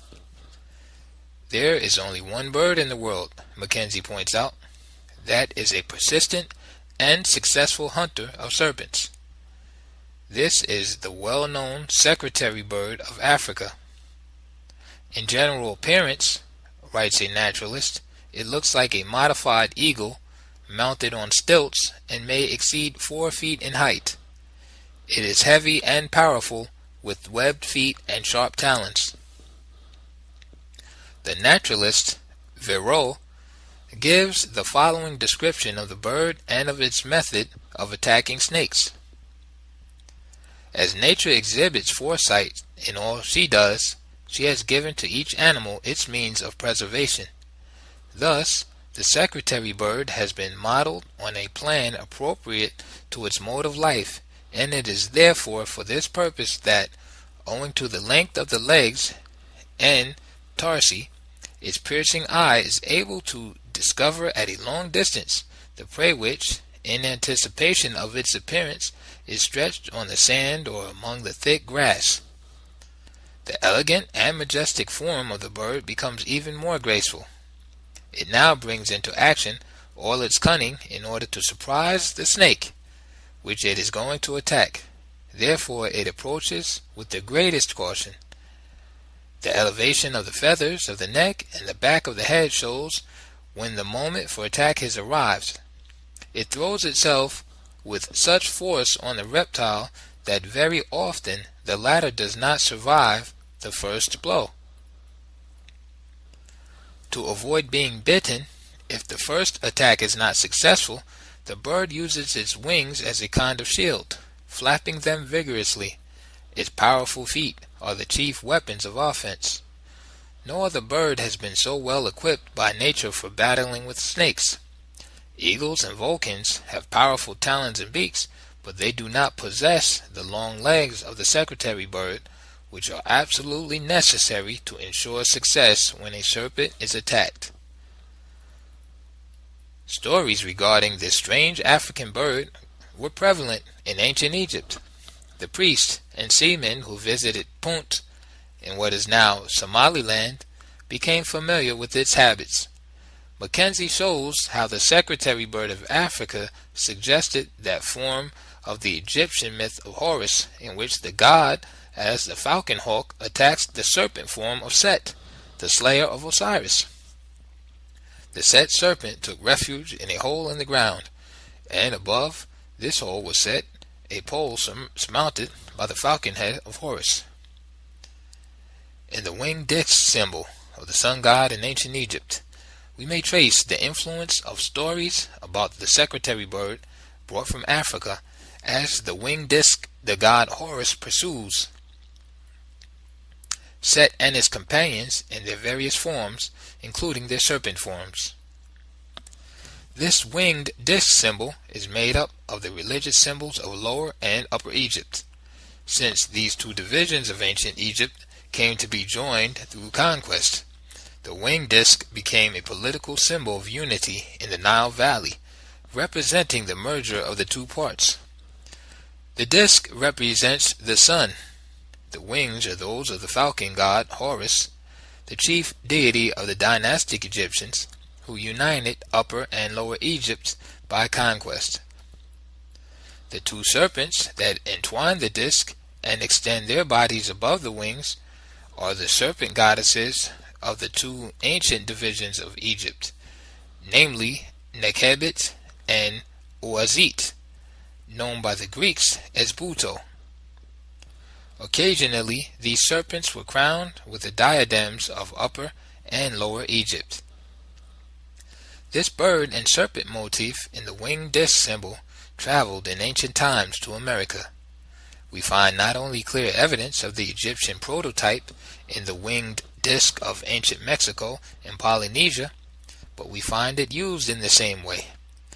The ancient Egyptians placed the image of the winged disc over the entrances to the inner chambers of a temple, as well as over its gates, and on stela and other objects.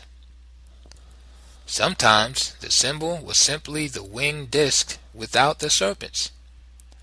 In pre-Columbian America, the winged disc was placed on temple door lintels as in Egypt. The Polynesian form of the winged disc is of special interest because it shows in the disc the head of the bird devouring the serpent, the secretary bird of Africa with which seafarers had become familiar. Professor Elliott Smith has shown how Egyptians influenced symbolic gateways in Asia. The winged disc of Egypt on the gates represent the means of communication between the living and the dead, and symbolically the portal by which the dead acquired a rebirth into a new form of existence. The megalithic gateway of the sun at Tiahuanaco in South America is one of several American gateways distinguished by the Egyptian winged disc symbol. It not only carries this symbol over the gate, but a frieze depicting 3 rows of birdmen attendants. The origin of birdmen and of gods with bird heads in Black Africa and their later diffusion to dynastic Egypt will be discussed when we come to deal with Negro African influence on ancient Egypt and the Negro and Egyptian influence on the Olmec heartland. But now let us return from the ancient symbols of Quetzalcoatl to Quetzalcoatl as man in the medieval Mexican world. The name was given to the native son of an American king, Mixcoatl, as well as to a number of extraordinary figures or cultural innovators from outside, at least one of whom appeared on the eastern Atlantic seaboard with a fleet of boats, and, after an indeterminate stay, set out again on the Atlantic with the intention of returning home. Quetzalcoatl was also the name given as a honorific title to 2 high priests of Tenochtitlan in Mexico, in memory of the god of civilization and learning, archetype of the priestly ideal. Tenochtitlan was found by the Aztecs in 1325, and the decision to found a city in that place was based upon a legendary battle between an eagle and a serpent there. The confusion between the native Mexican, son of Mixcoatl, and the alien figure appearing on the eastern seaboard has presented historical problems, but certain facts are now clear. The Quetzalcoatl who came from outside and was reputed to have landed in America in a company of boats was a tall, bearded man. He was clad in long white garments, probably carried a royal mace or ball of some kind in his hands, and wore a turban, conical crown, or similar headdress. The main source of confusion over his appearance has been the use of the word white in some oral traditions. The word has been completely misinterpreted by many scholars and has led to the most fanciful notions that it was a European who innovated civilization and religious reform in America. The myth and ritual, the pattern of religious expression in America, differ sharply from those of Europe. The Catholic friars finding the cross in America, the cross is also found in pre-Christian Africa and had nothing to do there with Christ, pounced on the phrase white bearded figure and claimed that Quetzalcoatl was Saint Thomas or Saint Brendan. In 1949, P.M. Hansen even made claims for Quetzalcoatl as a reincarnated Jesus Christ. As Basil Hedrick points out, quote, "The Quetzalcoatl of the Mexican Valley documents was never blonde or fair, as stated by the friars, but virtually always pictured as black-bearded and in illustrations had his face painted black." End quote. The truth is, white is a purely European convention when used as an exclusive referent for skin color and race. White in American Indian terms did not mean, in pre-Columbian times, Caucasian. Quetzalcoatl did not have Northern European features. Native Americans spoke of him at times as being white in a symbolic sense, in the way Muslims may speak of Muhammad as a handful of white light in Allah's palm. A black or brown Negroid Hamitic man, as Abu Bakr was, appearing out of the east in long flowing white Muslim robes, would be called white. White may also be used as a referent to skin for pale Asiatics like the Japanese. Menkat Ape relates in a narrative published in 1725 that when a band of white-bearded figures haunting the Pacific coast in a post-Columbian period were hunted down, they were found to be Japanese. Even in this instance, the term white, used as a literal referent for the skin of the Japanese, was a post-Columbian linguistic influence. Mackenzie has discussed all the tales of white-bearded men who are alleged to have appeared in America. He presents a number of Quetzalcoatl representations that are indisputably based on an Asiatic figure. A Quetzalcoatl from the West, the Pacific, does not cancel out a Quetzalcoatl from the East, the Atlantic. The Asiatic Quetzalcoatl is found in the world of the Ayers, the black Quetzalcoatl in Mexico, and the Yucatan. Thor Heyerdahl, however, has argued strongly for the pre-Columbian appearance of a Caucasoid figure to explain the so-called white god of civilization with which Quetzalcoatl is sometimes identified. His arguments are ingenious, but when he presents sculptures of the white Quetzalcoatl, they all speak very clearly against his case. They are all native or Asiatic, or black-faced, or non-human. None is European in facial contour. This is not to deny that there may have been a few Europeans in America before Columbus. There is a real case, for example, for the pre-Columbian presence of the Vikings in the northernmost part of the American continent, circa AD 1000. The most brutally critical appraisal of the literature on this subject, a vast library, by Brigitta Wallace concedes incontrovertible archaeological proof in the Norse site L'Anse aux Meadows in Newfoundland. Even though the Newport Tower may be questionable and the Vinland map a fake. What, however, is the significance of this early contact in the cultural history of the American?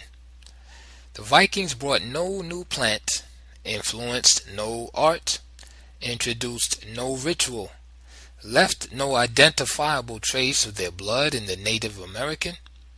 Like waves, they broke for a moment on alien sands and then receded. The same may not be said of the African. He is not enshrined, perhaps, in an architectural monument, but his face broods over the Olmecs. His skeleton lies beside the ancient Mexican magicians. A strain of his cultivated cotton is found married to an American wild ancestor. His blood runs even in the veins of the Lacanodons, the most secluded of the Maya tribes. It is one thing, therefore, to concede a European pre-Columbian presence. It is another thing to claim that Europeans, be they northern Vikings or southern Viracochas, brought civilization to the Americans before Columbus. This flies in the face of all the known cultural facts. The myths, the rituals, the magical religious systems of Native America stand out in sharp contrast to those found anywhere in Europe. What is more, the agricultural system and the calendar. A white Quetzalcoatl is alleged to have introduced elements of both, bear no relationship to ancient or medieval crop science and timekeeping among European peoples. There is a disturbing and persistent attempt, and it may be quite unconscious, so involuntary has become the racial reflex, to create a white superhuman to account for all civilization and major achievements of non-Caucasoid peoples. In this connection, I would like to take issue with Erich von Däniken, who, in his Chariot of the Gods, invents a divine species from outer space to account for the building of both the Egyptian pyramids and the gigantic stone figures of Easter Island. Quetzalcoatl, in some of its representation, does wear solar ear disc, but this is because of his association with the sun god complex. Von Däniken finds representations of birdmen in Egypt and America, but these have nothing to do with outer space. The first birdmen appear in the rock art of Africans in the Tassili Mountains of the Sahara, centuries before they appear in the tomb art of dynastic Egypt and in the art of ancient America. It is true, of course, that the huge figures of Easter Island represent no known human race, but are a race of legendary giants. The prototype of the superhuman giant, however, may be found on this earth and within the same sun god complex. The Egyptian god Horus attained, according to J.H. Breasted, a stature of 8 cubits, nearly 14 feet. Camels have been found etched on the rocks of the desert plateau of Marcahuasi in South America. Because there were no camels in South America, von Däniken assumes spacemen etched them there. A Native American camel existed in prehistoric times, as finds in Egyptian cave Nevada show. But even if this were not the prehistoric camel, is it not more logical to assume that Africans who were very familiar with the camel drew these animals? Is it harder to believe in Africans crossing the Atlantic, a distance of 1,500 miles, than in artists from outer space etching camels in Marcahuasi, 15 light years away from their home star?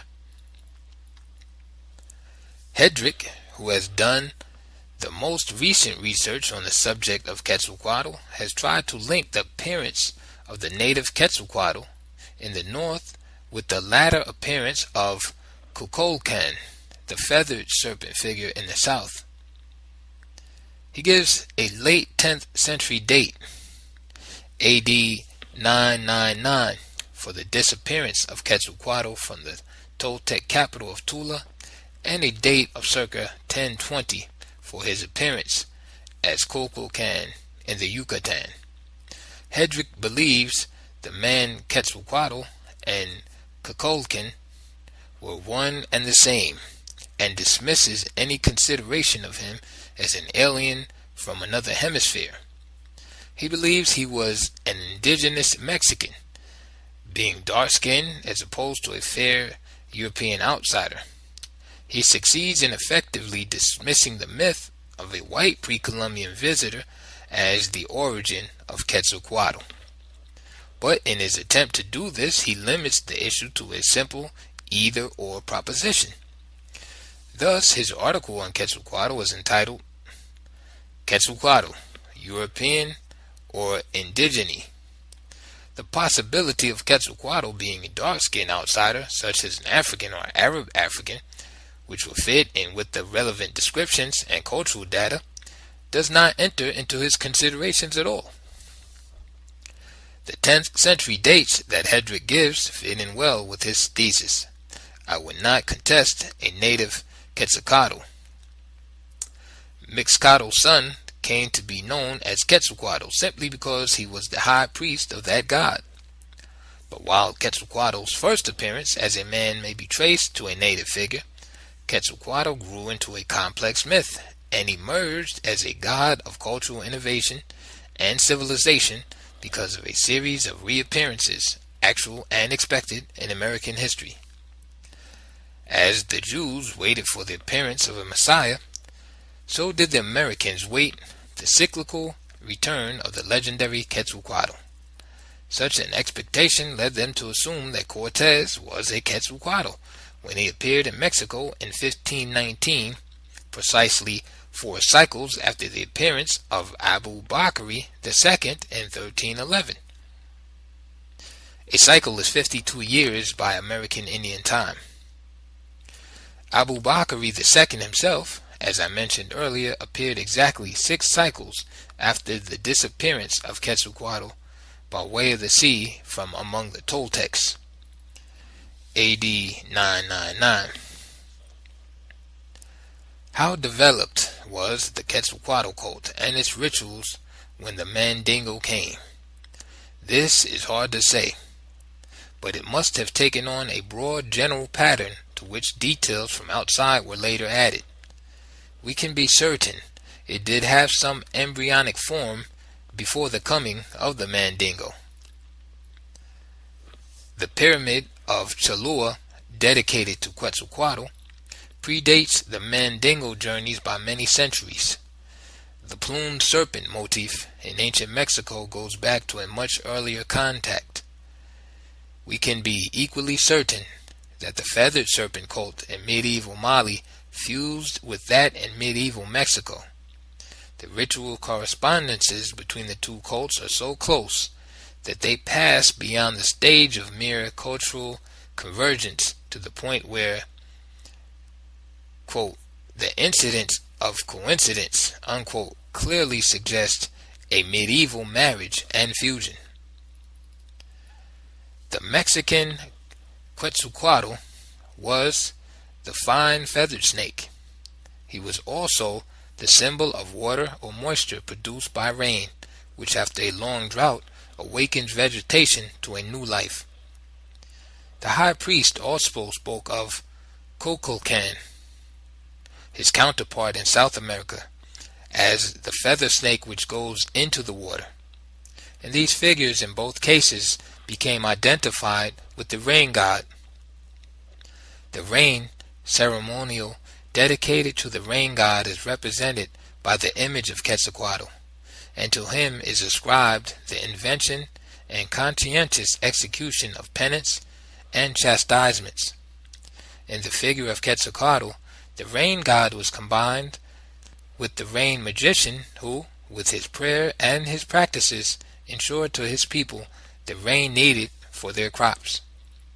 From this, Quetzalcoatl evolved as a god from whom prosperity could reign. In medieval Mali, the equivalent of Quetzalcoatl is the Dasiri of the Bambara the tribe of the Mandingo from which Abu Bakari came. The Dasiri is the protector of the village, the beneficent spirit whose sacred animal is a snake, who is addressed with the words, "Preserve us from evildoers. Above all, give us rain, without which the harvest is impossible." The feast of the Dasiri takes place at the beginning of the year, like that of Quetzalcoatl. The worship of the Dasiri is closely associated with the activity of the Mandingo Kuare. This Kuare, or Kore, is a semi-secret sect whose initiates perform certain dances and sacrifices under a tree where the spirit is supposed to live. The most striking of these are the self-flagellating dances, dances of penance and chastisement, in which the dancers wrap themselves in thorns or lacerate their breasts and armpits. Some beat themselves with long, flexible scourges. In the Quetzalcoatl ceremonial, the same self-chastisement and the use of thorn pricking occurs. In both the Mexican Quetzalcoatl and the Mandingo Dasiri worship, these thorn prickings and whippings were designed to bring blood out in drops. This blood dropping or bloodletting symbolized the falling of raindrops. Again, Quetzalcoatl is later represented with a beard, so alien to the Native American chin. In Dasiri worship, the house chiefs are all old men, and the religious priest who presides over them is bearded. In the Mexican ritual, the presiding priest of the Quetzalcoatl cult adopted an artificial beard. The artificial beard, as such, was an earlier influence.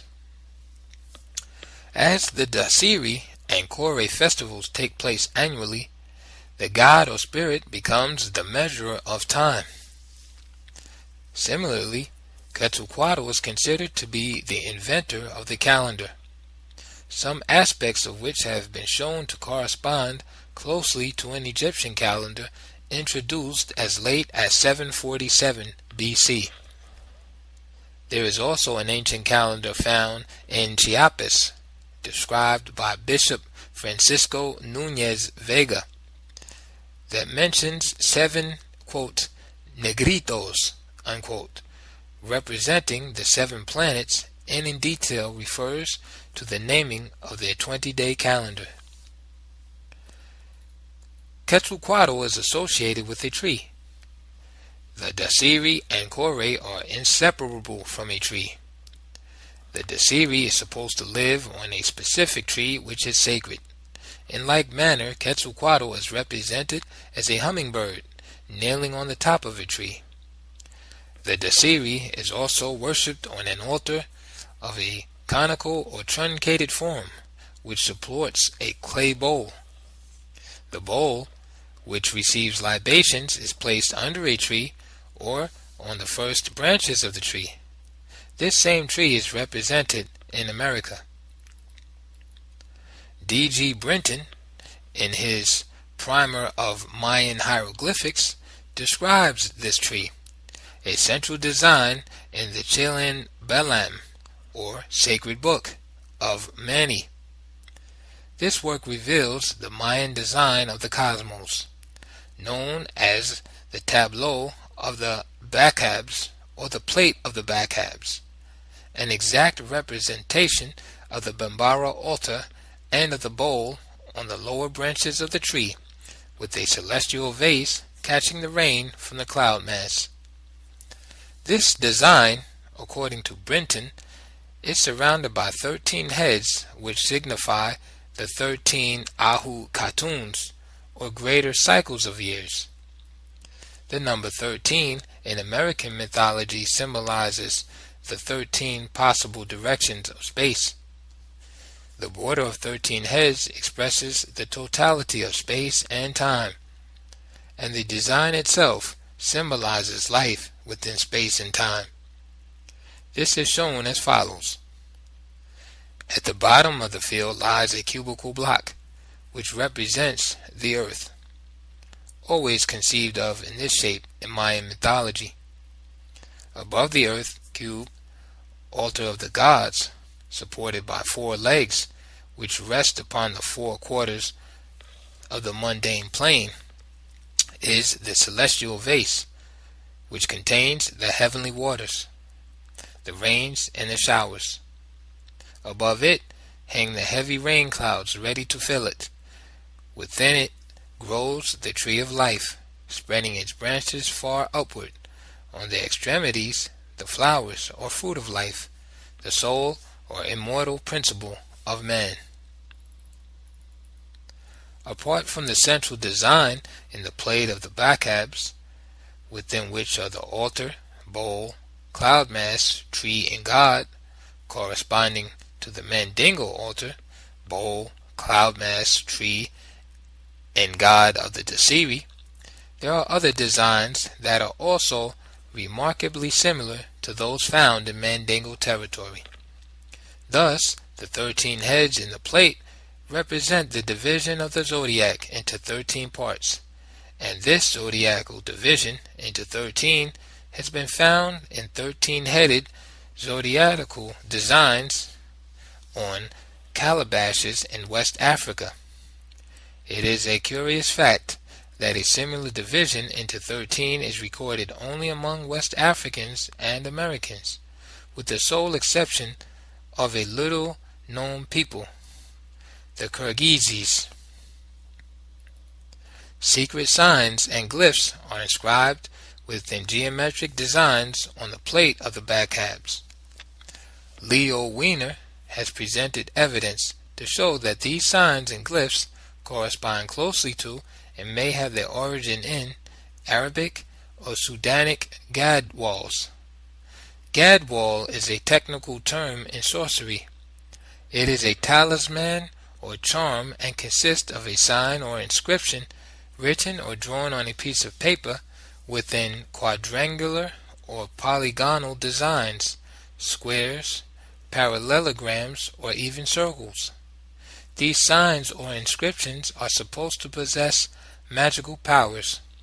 They usually consist of letters or numerals, magic words, the names of gods, the angels and demons, as well as the planets, the days of the week, and the elements, and sometimes even pieces from the Quran, like the Fatiha, the first chapter. The applications of these magical designs are manifold. Frequently, the paper on which one is drawn is burned to smoke someone with its smoke, or the writing is washed off and drunk.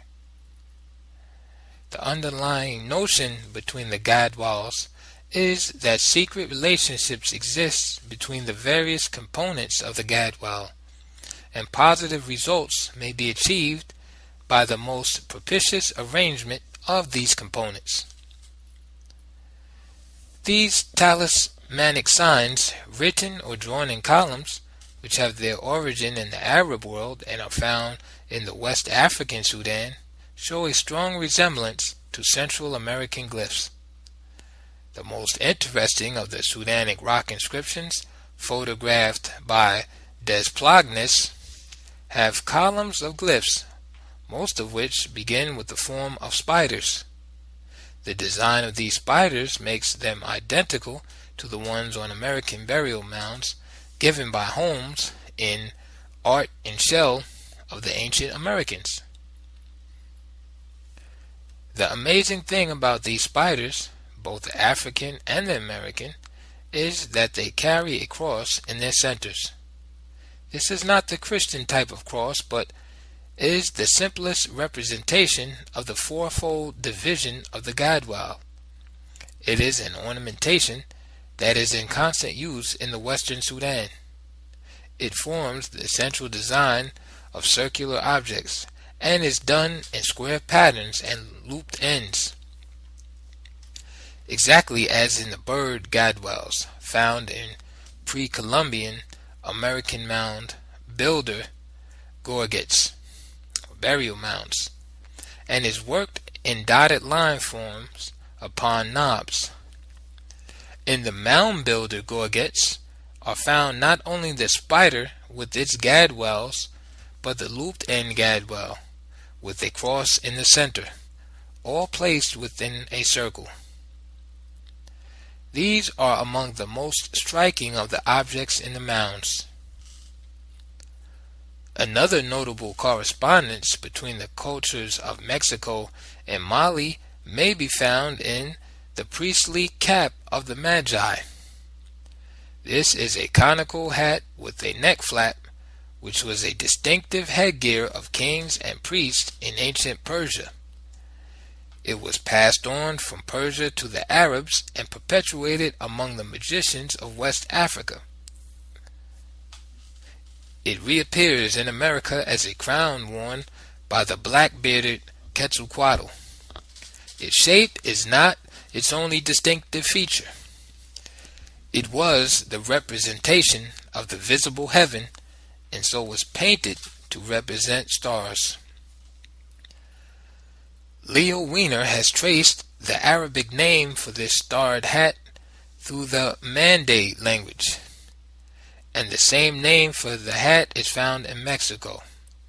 Arabic Kubila, Mande Kofila. In Mexico, Kopilai. All are pronounced roughly the same word, in fact, following the phonological rules of transformation in its passage through the three language areas. Standing by itself, this could be a simple coincidence. The details of the cap, however, seem conclusive. Clavigeiro, in the History of Mexico, describes the hat.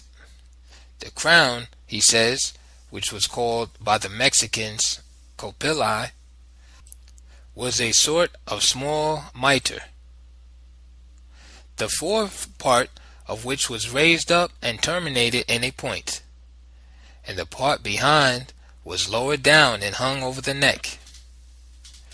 And the Copilai, says E. Seller in the Codex Borgia, was a headdress frequently made of an ocelot skin, so as to represent a lot of dots, that is, the stars of the magician's cap.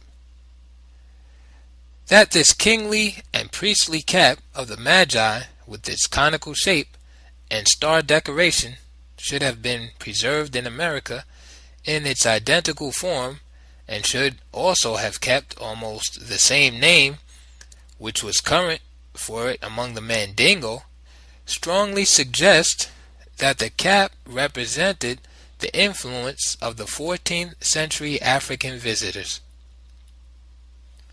Quetzalcoatl ritual was largely rainmaking ritual. Controlling the weather and ensuring an adequate fall of rain were among the primary tasks of the cult's priests and magicians. The rainmaker was thus an important person in both African and American cultures. There are instances of rainmakers entering foreign provinces during a time of drought and acquiring instant control over a people because they brought rain.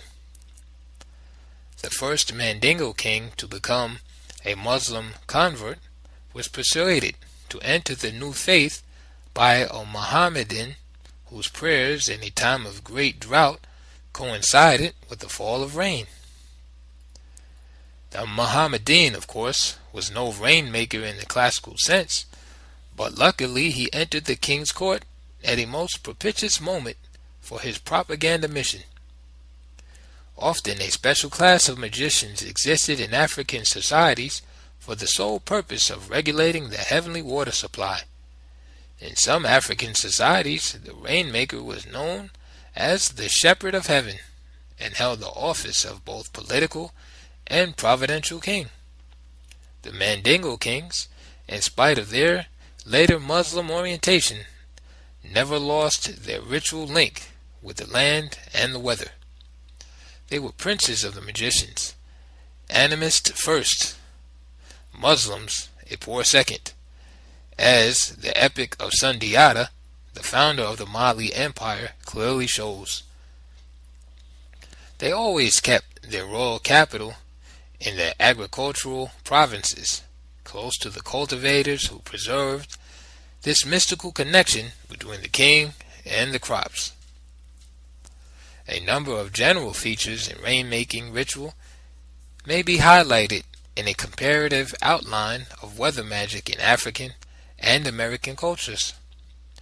The discovery of the skeletons of ancient magicians of Mexico with strong Negroid characteristics, as reported by Frederick Peterson, suggests that here was a fertile area of influence. The black figure predominates in American magic, and while it was convenient to think this blackness was exclusively symbolic when one believed there was no contact between the cultures on opposite sides of the Atlantic basin, we are now left to ponder the nature and extent of that influence, some of which could have been as early as the African and Egyptian presence in the Olmec heartland, 800 to 700 BC. Some as late as the Mandingo contact period, 1310 to 1311. During the critical years of the founding of modern Mexico, the evidence seems to suggest that these black magicians brought a number of new ideas. This would account for vague basic parallels between the two systems, parallels which may have proceeded without contact from a common idea, developing through contact into a complex of identical traits. Rainmaking ritual in both Central America and West Africa, for example, included dancing with water-filled perforated pipes in the mouth and blowing the water through the perforation at the sky, throwing water from a vessel held high in the air so that the falling spray descended on the drought-stricken land or the suppliant crowd, squirting water in a fine stream from the mouth onto a field, and watering the graves of twins who were thought in both cultures to have some mysterious connection with the weather. The rainmakers in both culture areas made use of black rainstones, and in their sacrifices slaughtered black animals. This was also the case in South America, which the Africans visited either before or after filtering through into Mexico. A Peruvian oral tradition tells of black men coming to them across the Andes. To procure rain, the Peruvian Indians sacrificed black sheep in a field. The Africans of West Africa sacrificed black sheep, black fowl, the blood of black oxen and black cattle. Lest it be thought that these are natural choices suggested simply by the color of rain clouds, it should be pointed out that the Chinese did the opposite. To ensure a good harvest of their 5 cereals, they offered to the gods white wild boars, white oxen, and white sheep in a sacrifice. It is a curious fact that before Columbus set out on his 3rd voyage to pursue the Guinea route, as Don Juan had outlined it to him, he sent some of his men into Santiago, one of the Cape Verde Islands off Africa, to look for a herd of black cattle. The ritual value of these animals must have been high, and one may surmise that Columbus contemplated them as a gift to the American Indians. The search, however, which lasted several days, was not successful. Black clothes also were chosen by the West African and Mexican rainmakers for their ceremonials. Rain was stopped in both cultures by the use of fire sticks and firestones, sometimes by placing hot coals on the ground to burn the stubborn footfall of the rain. Many other analogies of a general nature may be noted, but let us confine ourselves to one on the same level of specificity as the rain-making rituals, the creation of effigies or magical images, often of enemies, in the belief that to injure or destroy the image is to effect a like injury or destruction upon the enemy himself. For thousands of years this was known to the sorcerers of Egypt, and was widely practiced in Africa. The North American Indians employed the same ritual of pricking or piercing the doll. For example, when an Ojibwe Indian desired to work evil on anyone, he made a little wooden image of his enemy, and ran a needle into his head and heart, or he shot an arrow into it, believing that wherever the needle pierced or the arrow struck the image, his foe would at the same instant be seized with a sharp pain in the corresponding part of his body. If he intended to kill the person outright, he burned or buried the image, uttering certain magic words as he did so. The use of a person's private cast-offs, such as hair, nails, a rag of his garment, or drops of his blood, for magic directed against him was also an African and American practice. The magician kneaded these relics into a lump of wax, which he molded and dressed in the likeness of the intended victim, who was then at the mercy of his tormentor. The idea was that if the image was exposed to fire, the person whom it represented would immediately fall into a burning fever. If it was stabbed with a knife, the victim would feel the pain of the wound. These practices are of great antiquity in Africa. An Egyptian wizard was prosecuted in 1200 BC for making effigies of men and women in wax, thereby causing paralysis of their limbs and other grievous bodily harm. Remarkable as these coincidences in image magic may seem, they could not be advanced as evidence suggestive of contact if other hard evidence was not available. Such evidence, however, exists, and it is in the light of this that these rituals should be re-examined, partly when it can be shown that the analogies in African and American magic go beyond single trait resemblances to major clusters or complexes of traits. End of chapter 5.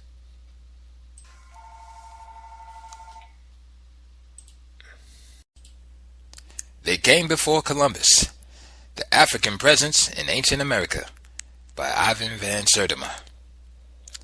Chapter 6. Mandingo Traders in Medieval Mexico. We observe the fusion of two forces, tradition and newness, to produce the Aztec Empire. This fusion was accelerated by the arrival of a series of cultured immigrants who brought with them ancient knowledge. The most interesting are those whom the chronicles name those who returned. Ignacio Bernal, Mexico before Cortez. From across the water in nearby Tenochtitlan, he could hear the hollow scream of the conches and the roll of the temple drums. Fainter than those sounded from the sanctuaries of his own quarter, they lingered longer nevertheless, echoing in the Valley of Mexico and in the silent marketplace of Tlatelolco, as voices in the secret valleys of the car echo with the whisper of morning dreams. He shook himself and rose from the sleeping mat.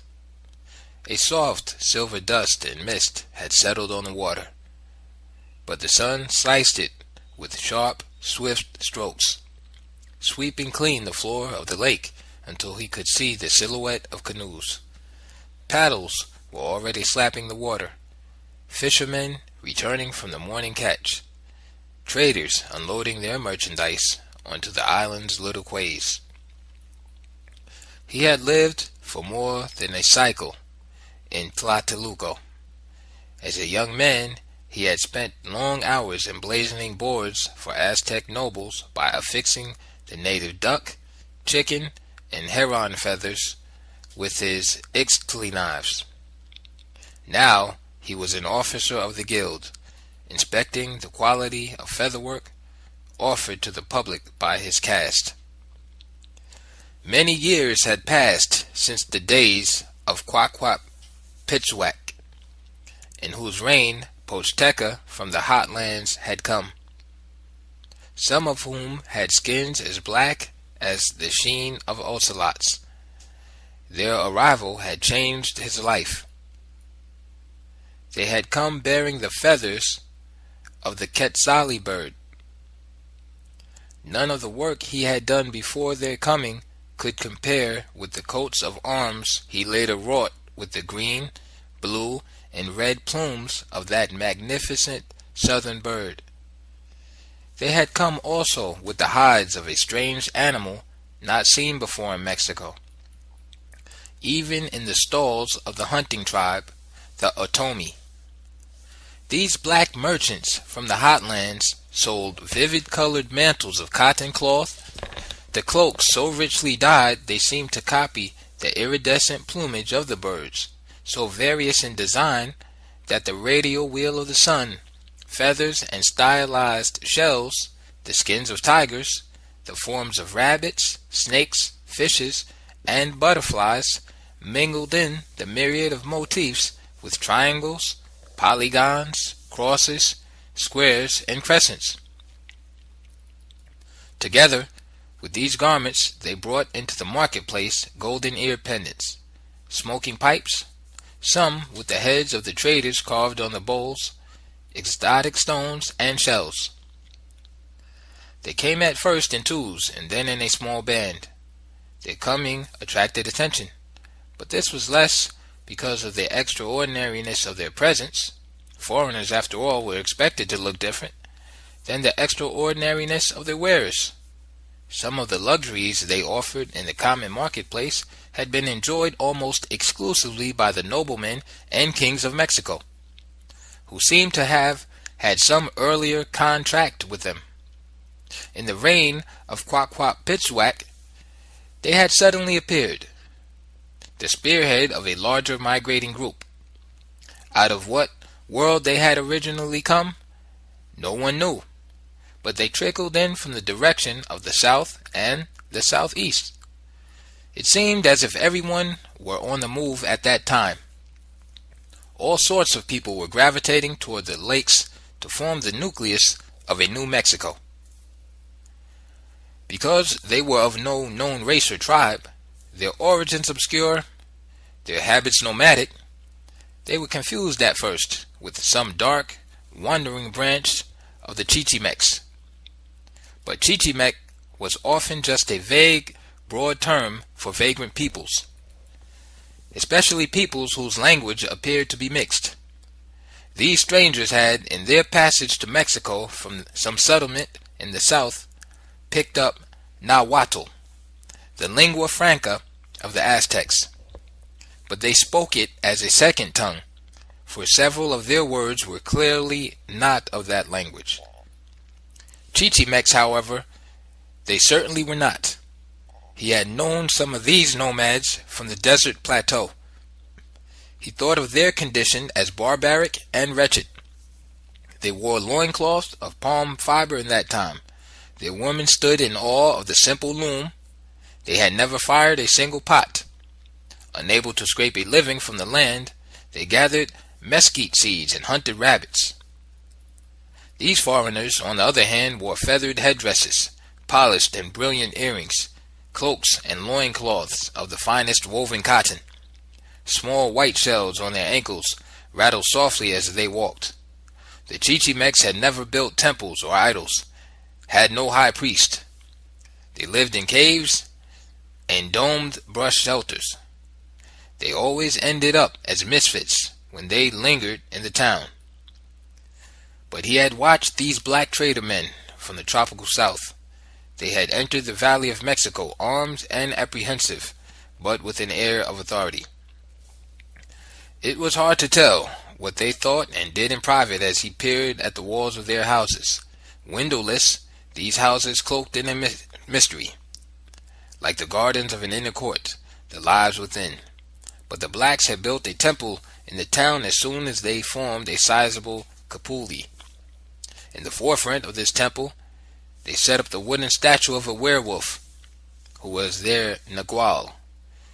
This statue fascinated him. They called the god to whom it was built Coyotli Nual. It was fashioned in the form of both a coyote, the American werewolf, and a man.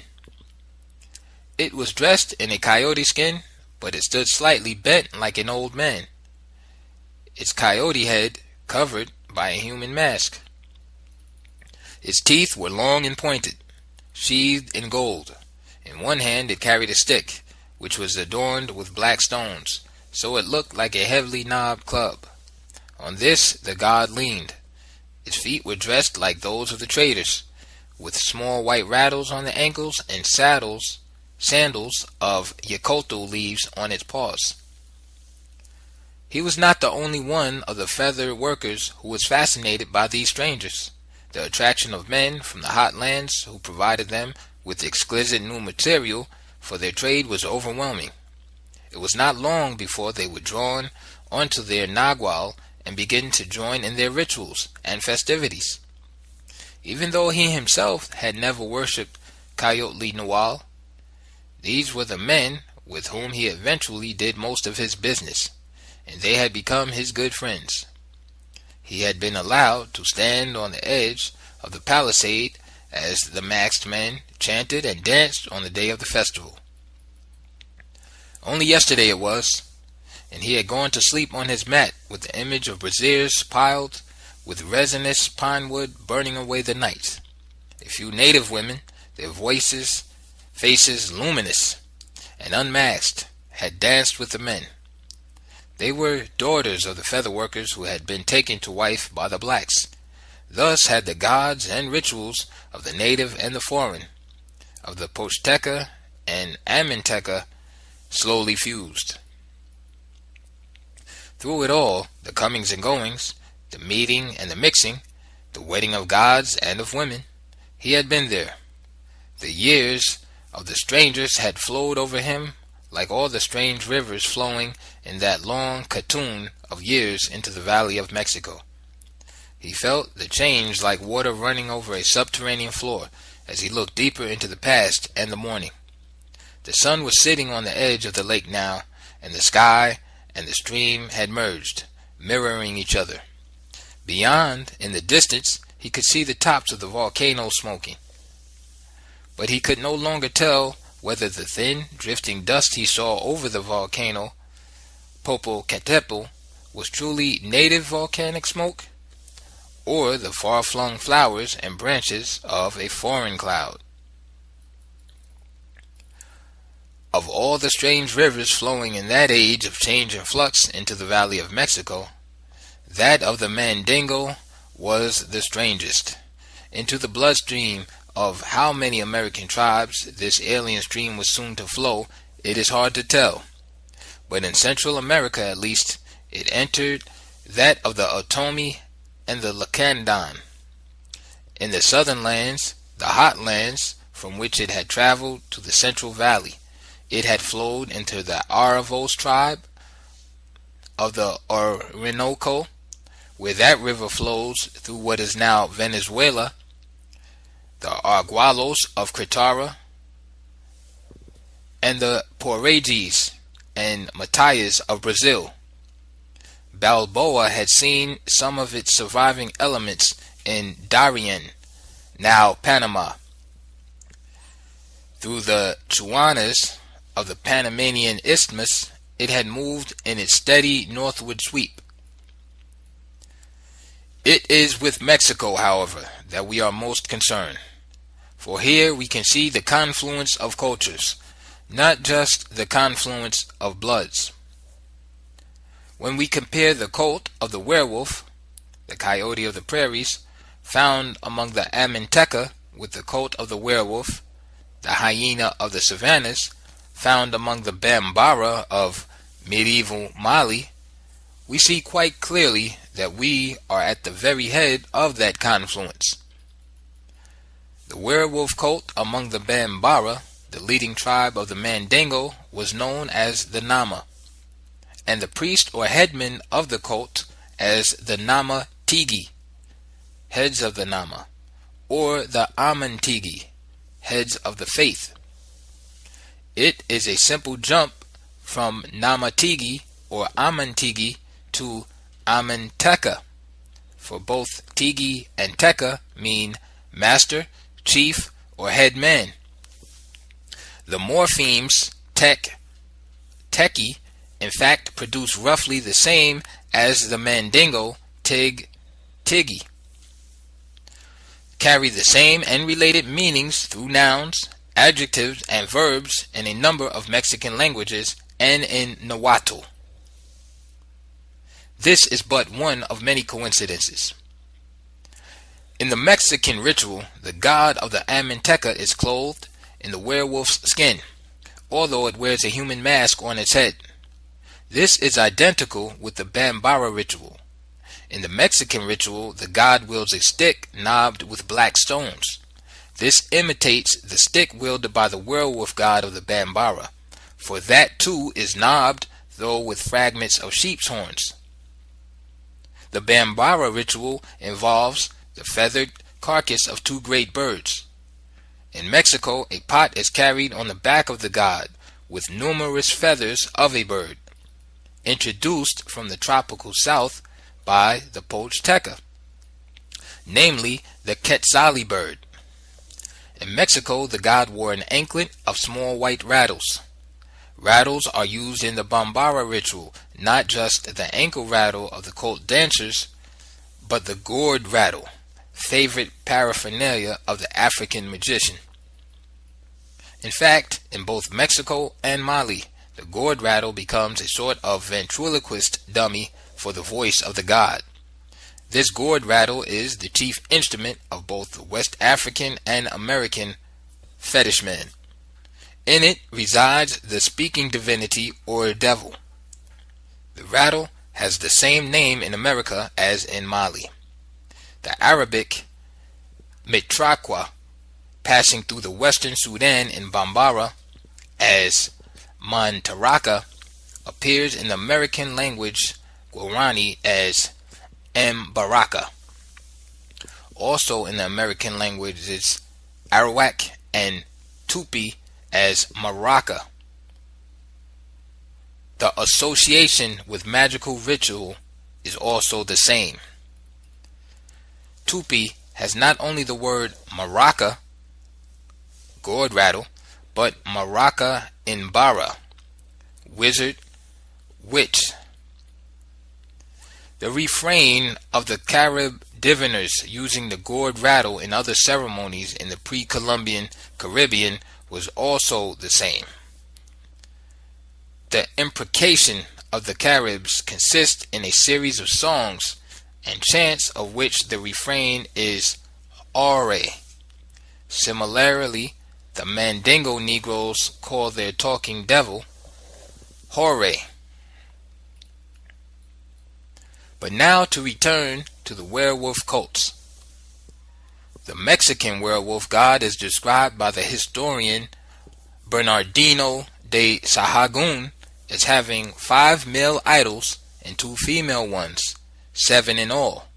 In Mali, these accompanying idols were symbolic of the 7-day week introduced by the Arabs, but the Mandingo modified this introduction by inserting 2 rest days, Monday and Thursday, to bring it back to their 5-day week.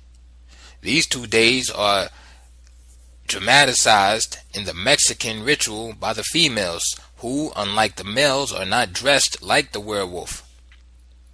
Again, the festival of the werewolf god was celebrated in both cultures twice a year.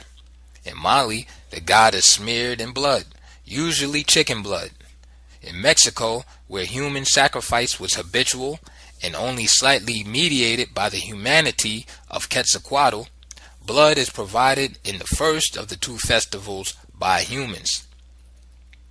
The correspondence, however, between Mandingo Nama and Mexican coyote worship does not end there. A look at Nual, from the word Coyotli Nual, the werewolf god in America, leads us into other areas of correspondence. D.G. Brinton, in his book Nagualism, discusses the nature and meaning of Nual and the many derivatives of the verbal root Na, indicating that these words and the body of beliefs attached to them, Nagualism, were brought into Mexico by foreign medicine men. Nahual means knowledge, wrote Brinton, especially mystical knowledge, the knowledge of the hidden and secret things of nature. It is significant that neither the radical Na nor any of its derivatives are found in the Huasteca dialect of the Mayan tongue, which was spoken about Tampico, far removed from other members of that stock. The inference is that in the southern dialects it was a borrowed stem. Nor in the Nahuatl language, although its very name is derived from it, does the radical Na appear in its simplicity and true significance. To the Nahuas also it must have been a loan. It is true that De La Serna derives the Mexican Nuali, a sorcerer, from the verb Nuatlia, to mask or disguise oneself, because a Nuali is one who masks or disguises himself under the form of some lower animal, which is his Nagual. But it is altogether likely that the Nualita derived its meaning from the custom of the medicine men to wear masks during their ceremonies.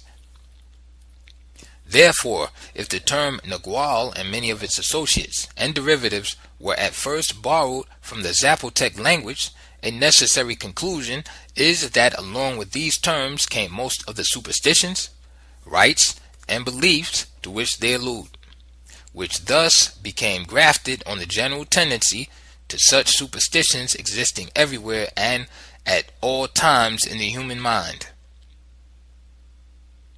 Along with the names of the days and the hieroglyphs which marked them were carried most of the doctrines of the Nagualists, and the name by which in time they became known from central Mexico quite to Nicaragua and beyond. The mysterious words have now indeed lost much of their ancient significance.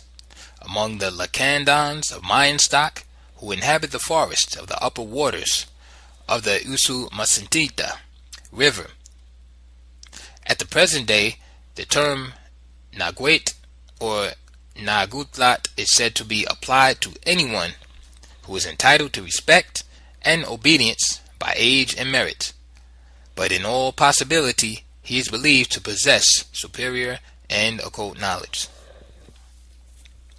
It should be mentioned in this connection that serological surveys of the Lacandon Indians, the most secluded of Maya tribes, conducted in the 1960s by Dr. Alfonso de Garay, director of the genetic program of the National Commission for Nuclear Energy in Mexico, indicated early and extensive contact between the Lacandons and Africans. Negroid characteristics have been found in their blood, although they have not been known to mix with outsiders in post-Columbian times.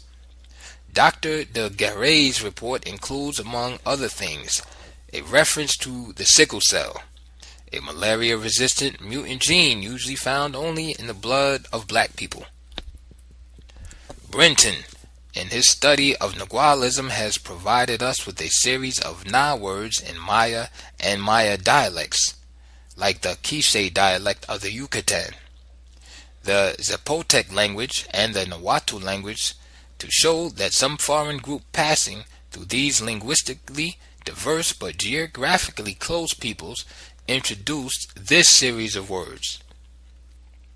Looking at the series, we see that Na is at the root of words in these languages meaning mystical knowledge, intelligence, prophecy, sorcery, and magic.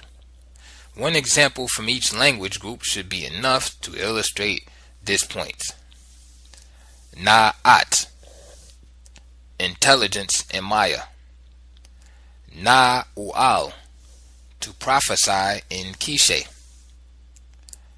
Na-A, medicine man and Zapotec. And Na-Uali, magician in Nahuatl. The same root, Na, is at the base of a series of words with the same meaning in the Mandi languages. One part of this series springs from the Arabic Na-Ba, to prophecy. Na-Bi, prophet. Na-Ba, intelligent. And appears in the West African Peol and Dayula languages as Na-Bayu, in Soso as An-Na-Bi, and in Wolof as Na-Bi-Na. Ideas behind these Arabic Naba-Nabi words, however, have fused and become confused with ideas of the native Namakot, so that we get Na-Ba in the Habs Gara language for masked men, who are known as the Nama in Malinke.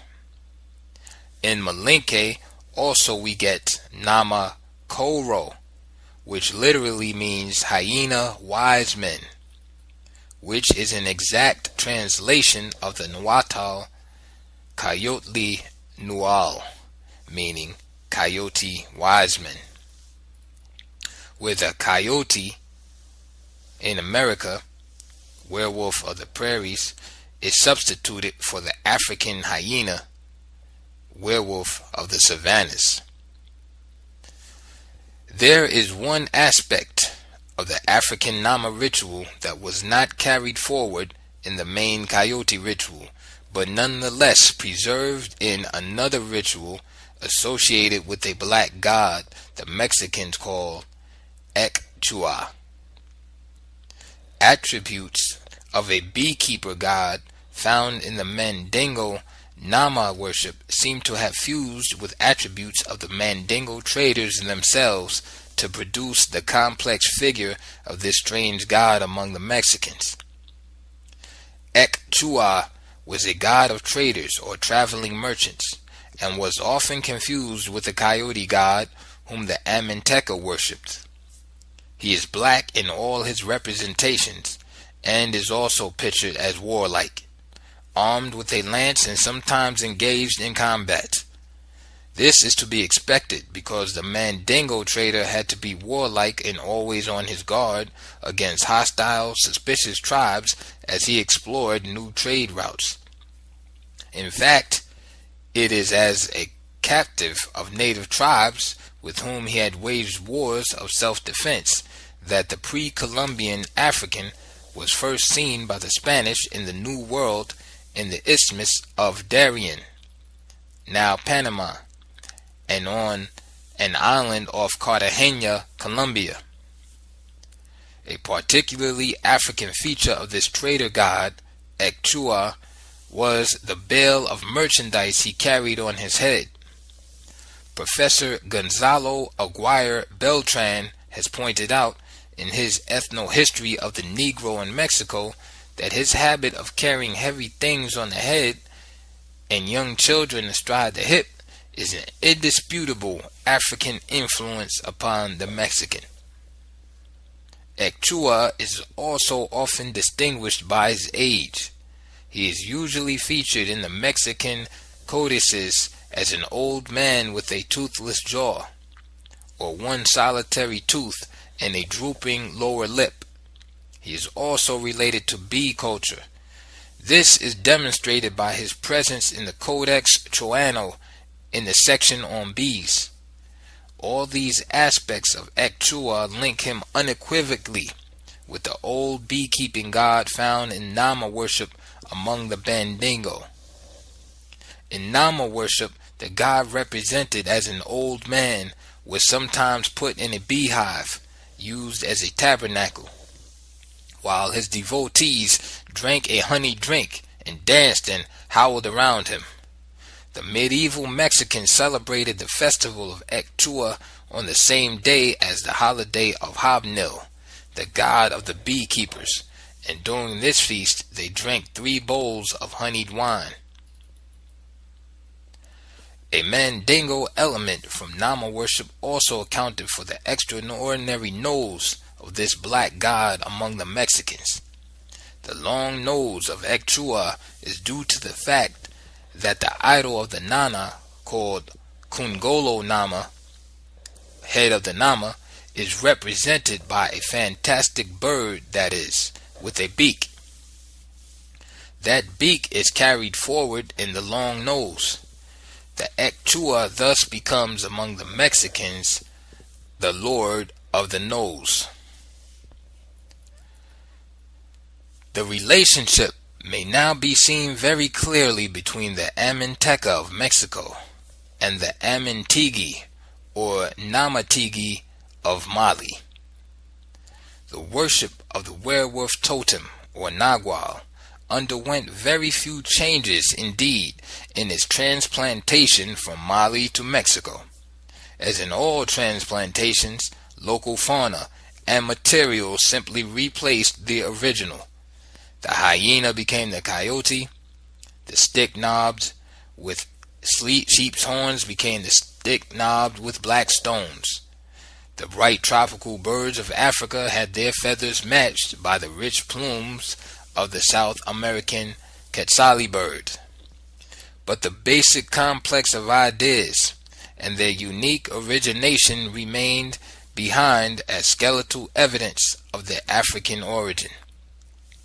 Vague, general parallels in ritual behavior may evolve independently in remote cultures, but there is a complex cluster of elements here.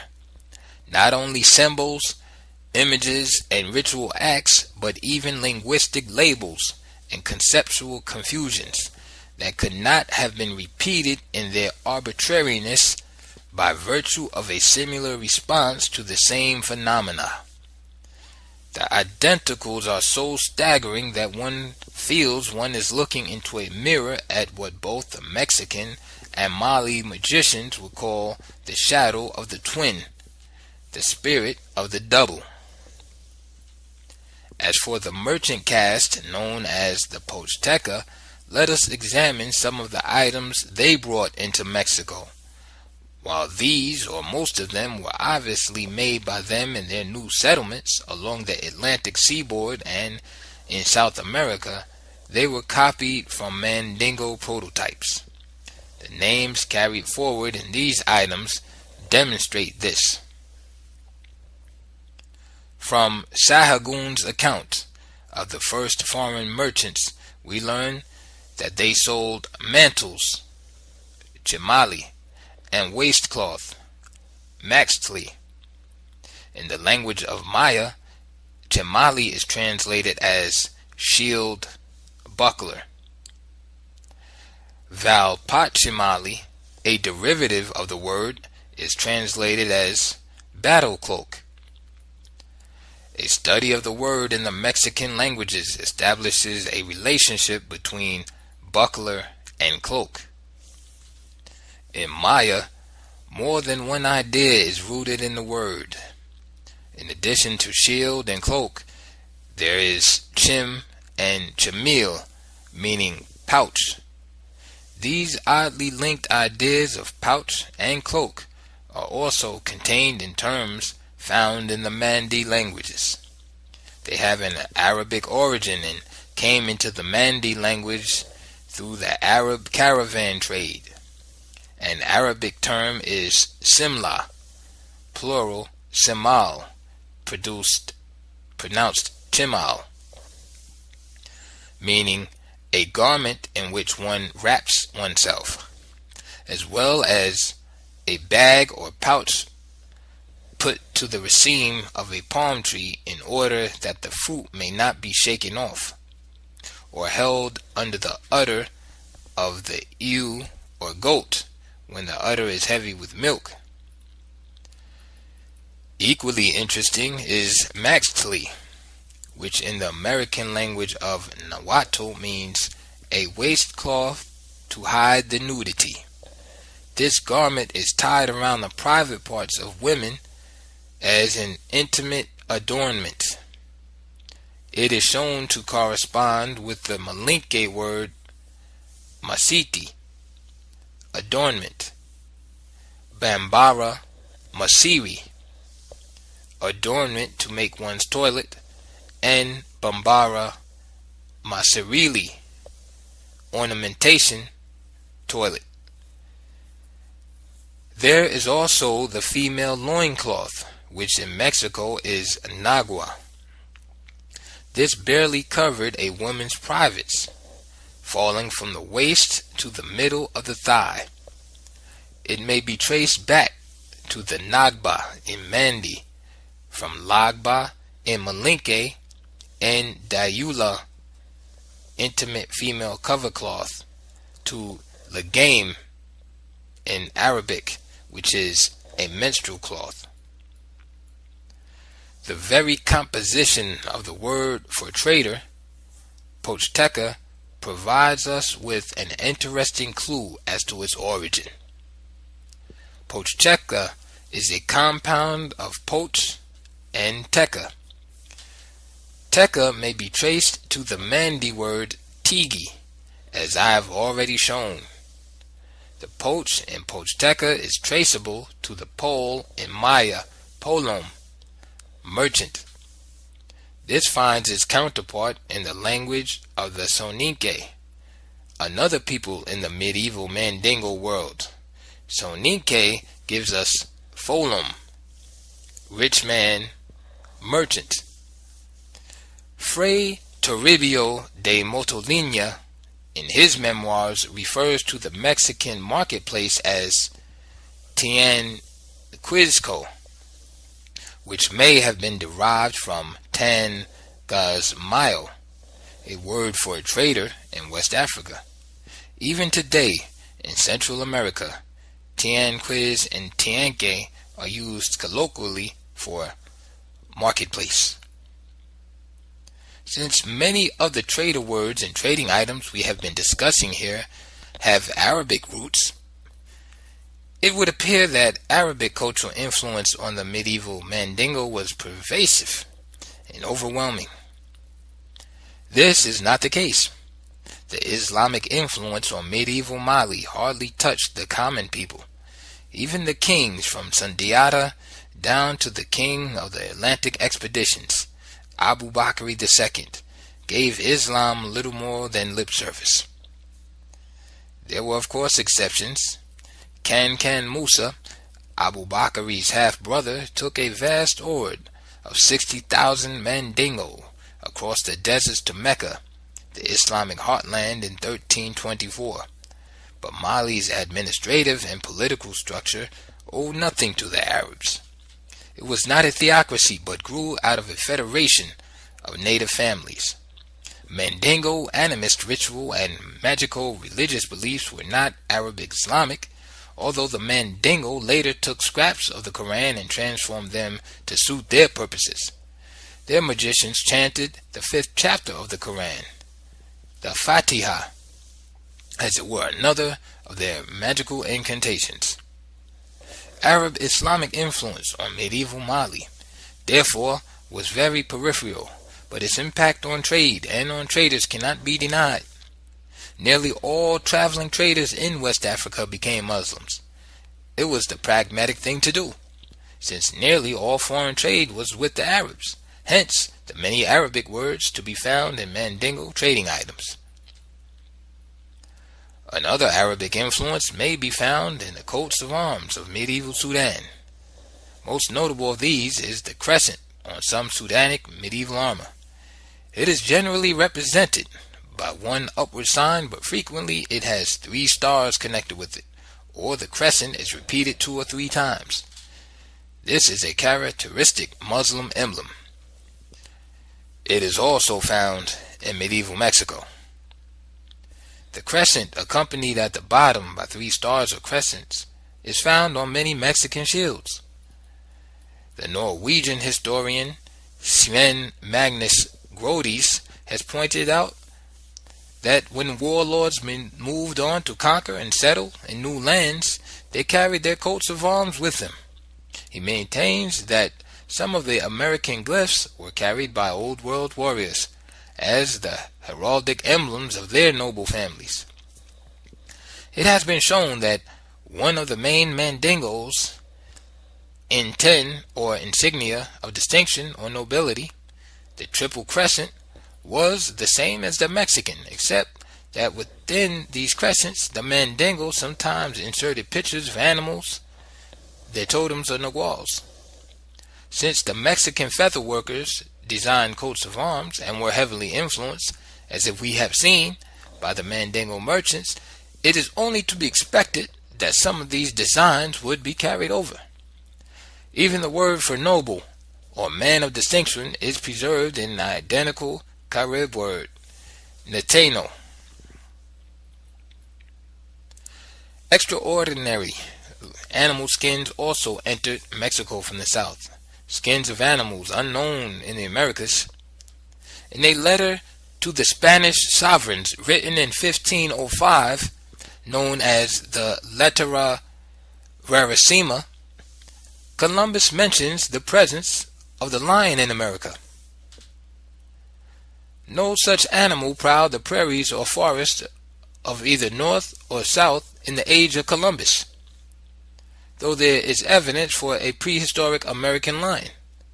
It has therefore been suggested that he made a mistake, though Columbus probably became acquainted with the appearance of the lion during his visit to West Africa in 1483. In any case, he could not have seen it as a living beast in free motion or in captivity in the New World, but may have been led to this remark by the sight of its skin somewhere on display.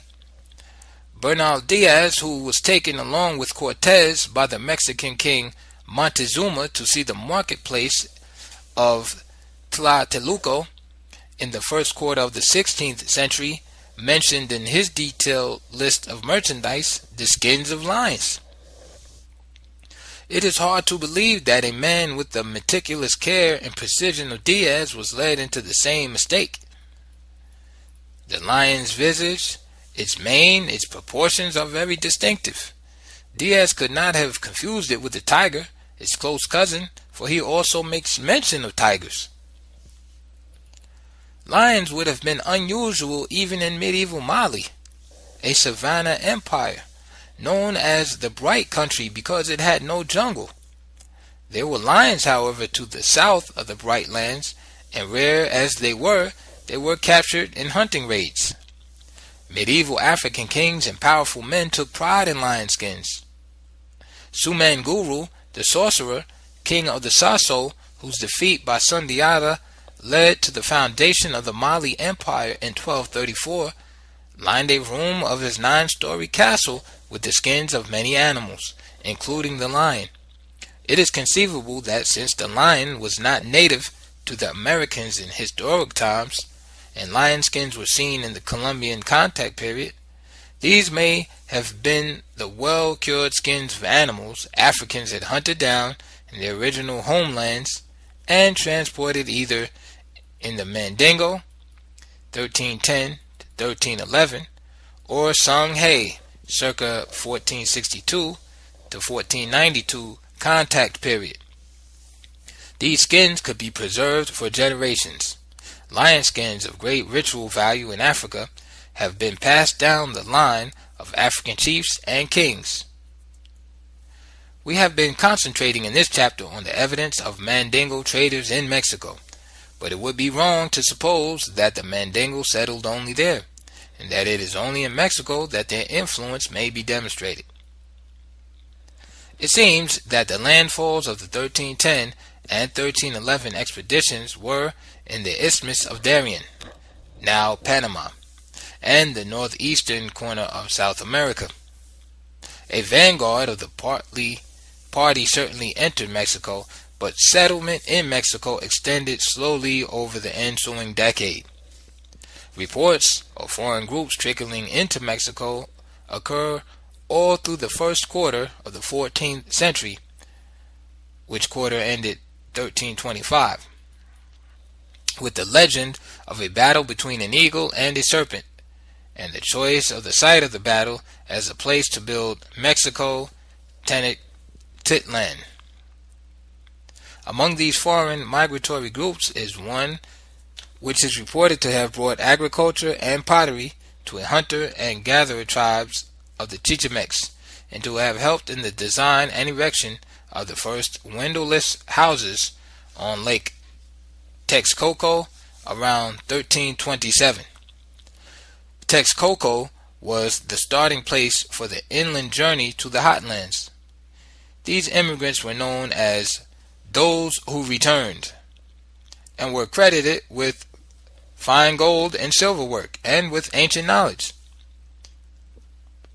They may have replaced a company of blacks who settled 14 or 15 years earlier, 1310 or 1311, in Mexico, and then abruptly left in a vain attempt to return to their native home. The Mandingo blacks practiced settled agriculture, and they must therefore have fixed settlements in South and Central America. But their traders, by the very nature of their occupation, were nomadic, ever on the move, passing through unfamiliar and sometimes hostile territory. They built temporary bases for their defense. Some of these bases, built on elevated mounds, strongly resemble West African stockades.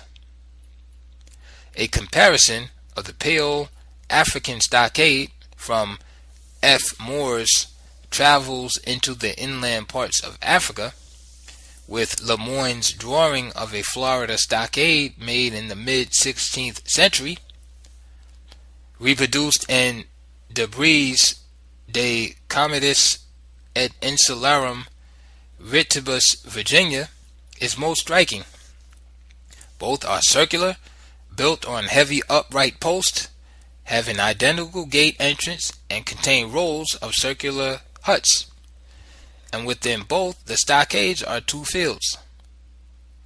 It is important to point out in this connection that the Payols were part of the complex of peoples within the medieval Mandingo Empire, and that their presence in pre-Columbian America has been further established by Jules Canvet's discovery of an amazing number of animal names shared between them and the Guarani, an American tribe.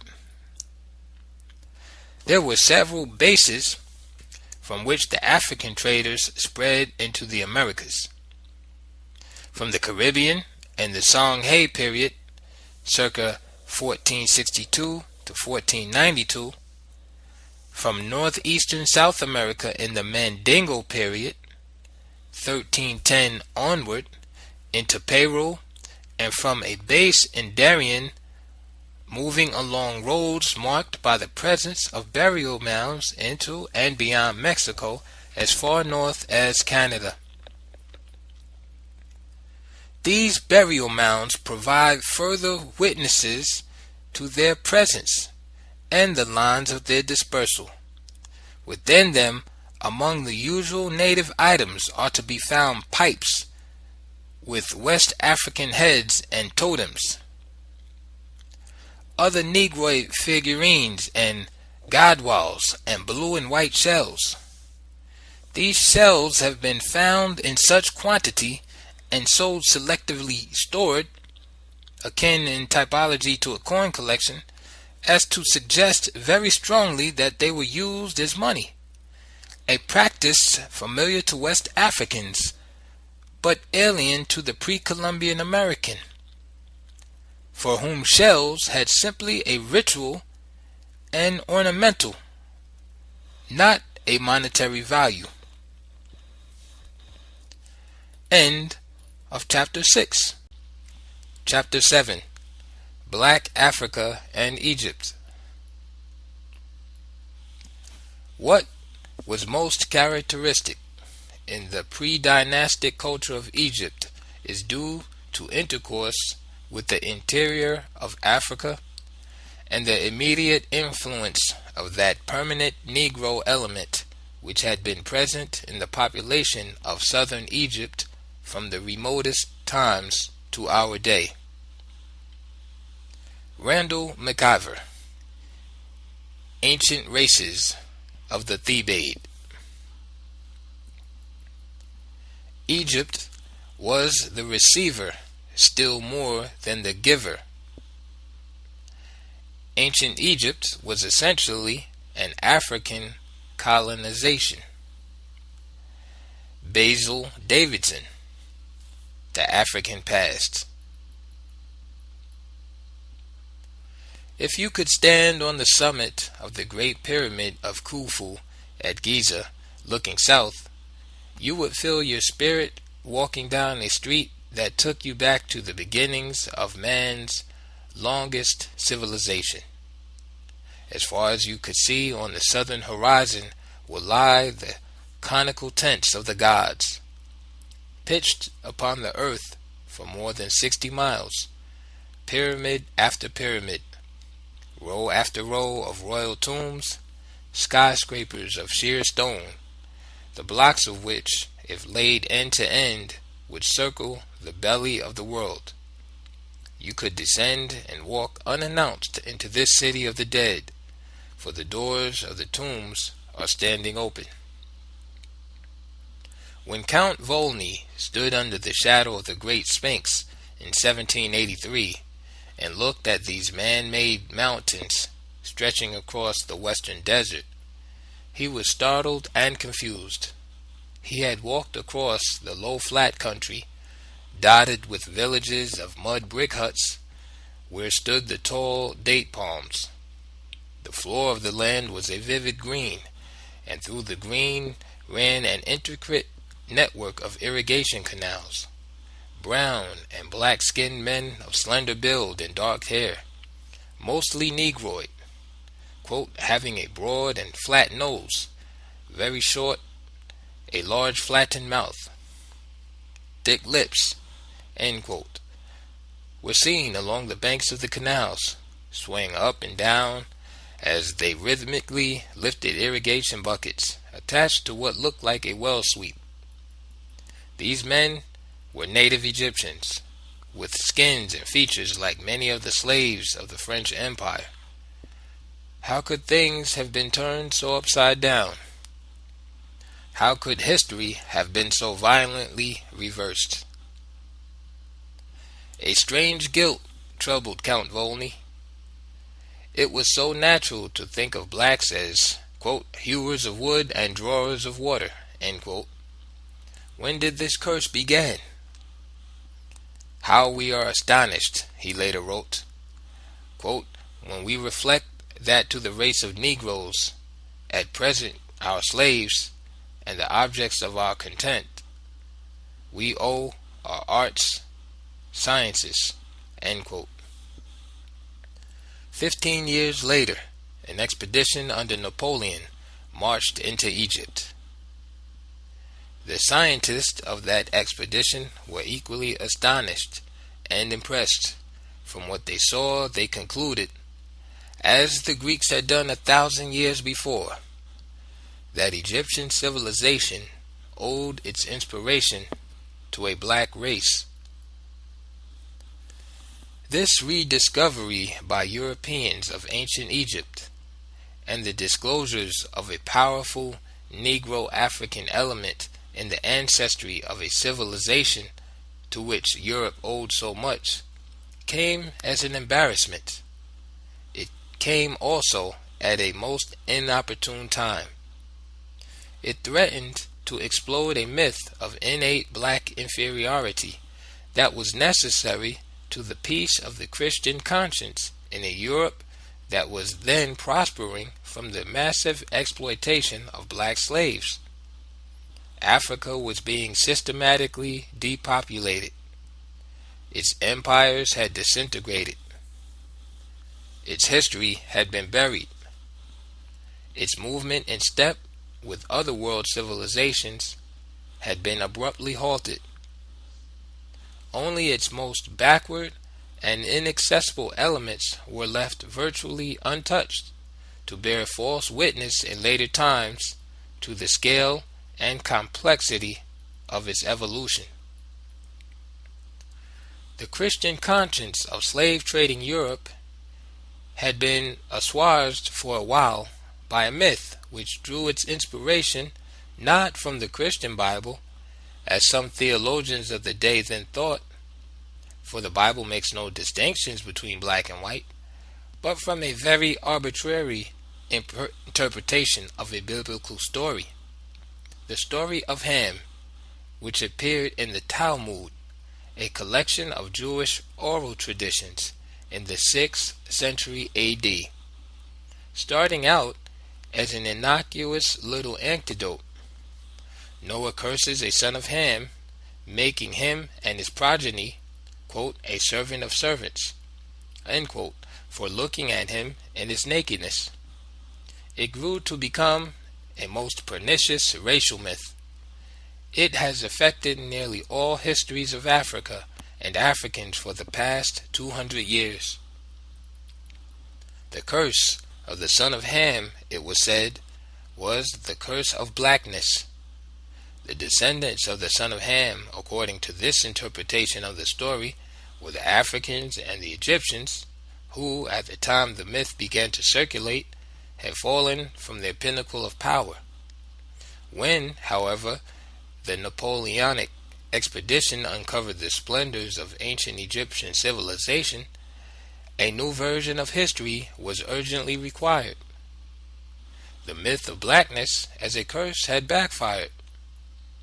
How could a black and accursed race have inspired or contributed greatly to the development of a pre-European civilization? An ingenious new version was not long in the making.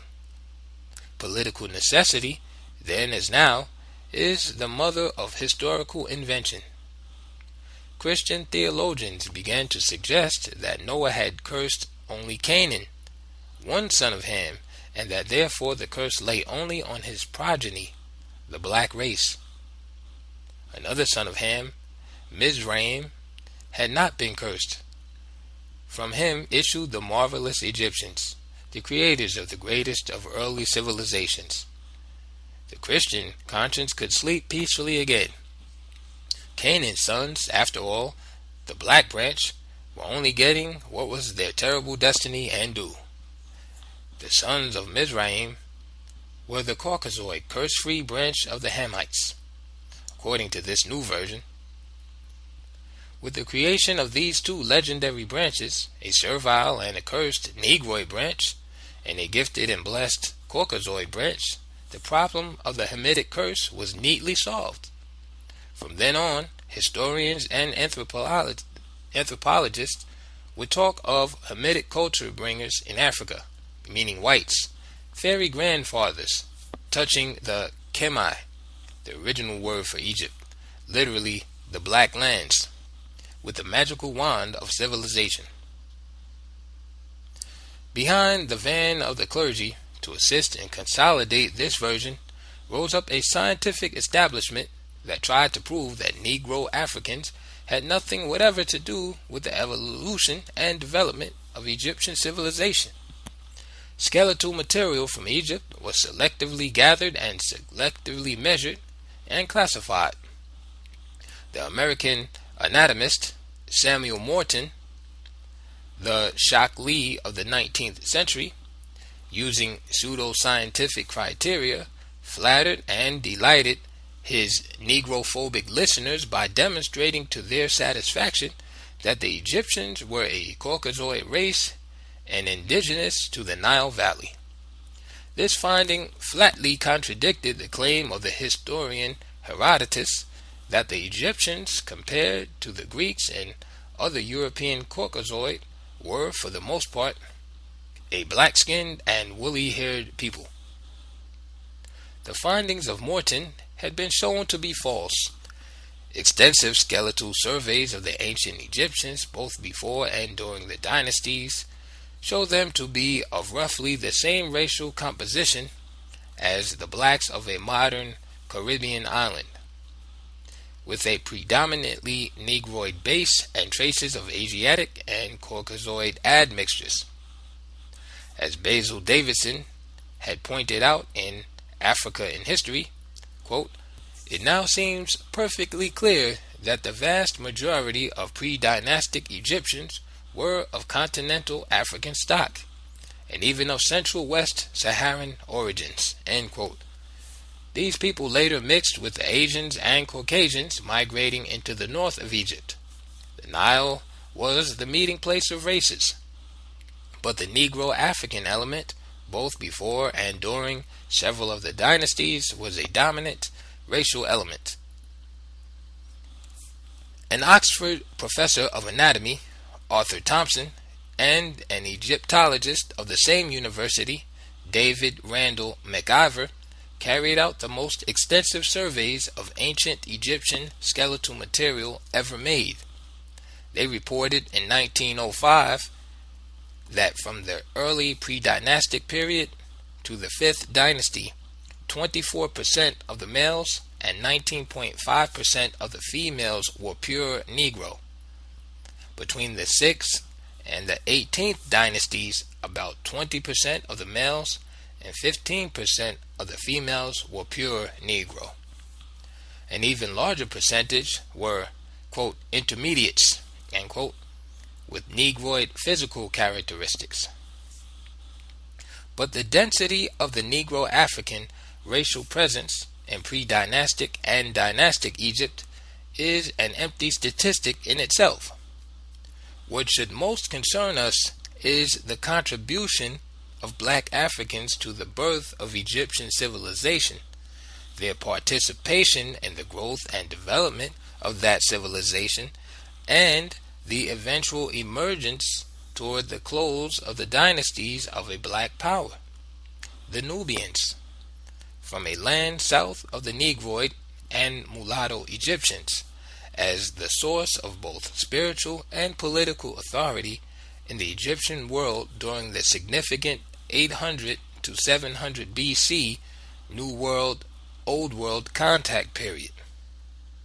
Black Africa's influence upon the genesis of Egyptian civilization was profound. What came up to Egypt from south and west of the Nile was seminal. In the early formative centuries, the Sahara did not divide the African continent. Far from being a natural barrier between the peoples of West Africa and North Africa, Basil Davidson has pointed out, quote, the old Sahara joined these peoples together. All could share in the same ideas and discoveries. Many travelers journeyed through the Green Sahara in New Stone Age times. They used horses and carts that have been found along two main trails between North and West Africa. New ideas were being taken back and forth by these old travelers. We shall make little sense of African history unless we have this picture constantly in mind. This picture of the great regions learning from each other, teaching each other, trading with each other through the centuries. End quote.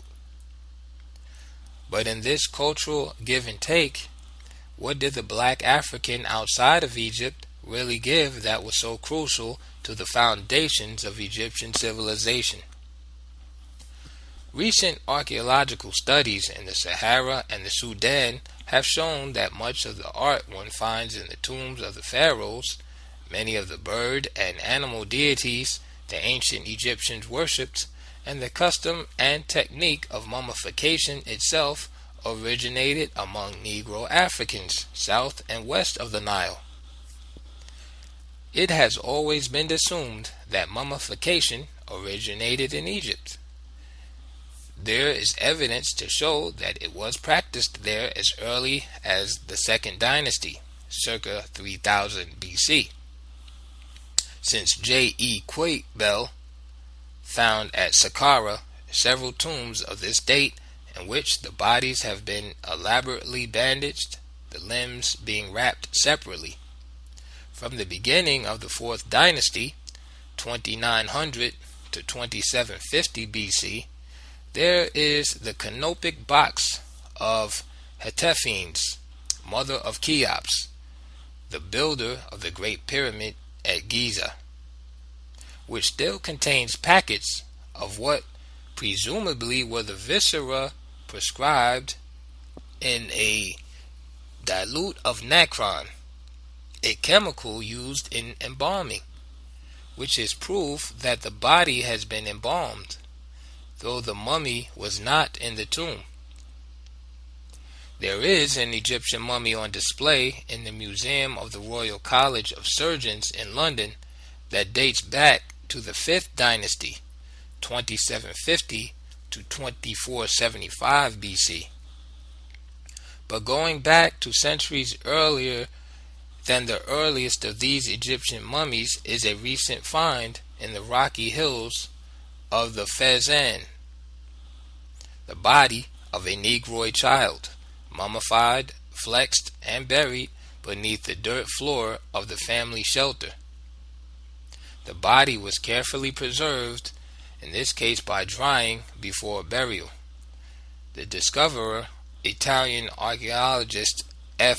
Mori, claims a date of 3500 BC for his find, and the carbon-14 dates back him up. The spectacular thing about that date is that it makes the Fezzan mummy older than the oldest known Egyptian mummies. There is one thing more. On the wall of the rock shelter in which the child was buried, someone had painted a mummy figure bound in many cloths and tied with bands. This is the way the dead were represented in Egypt in latter times. And yet, Dr. Mori believes the painting may date even further back than the child's burial. Another blow to the Egyptian image, to her reputation as premier undertaker. The implications of this go beyond mere burial practices. Mummification in dynastic Egypt was part of a complex body of ritual and belief. The concept of the king as divine, as a god in person among men, lay at the root of royal mummification. The particular form of this divine kingship found in Egypt came not from Asia, as was formerly supposed, but from the heart of Africa.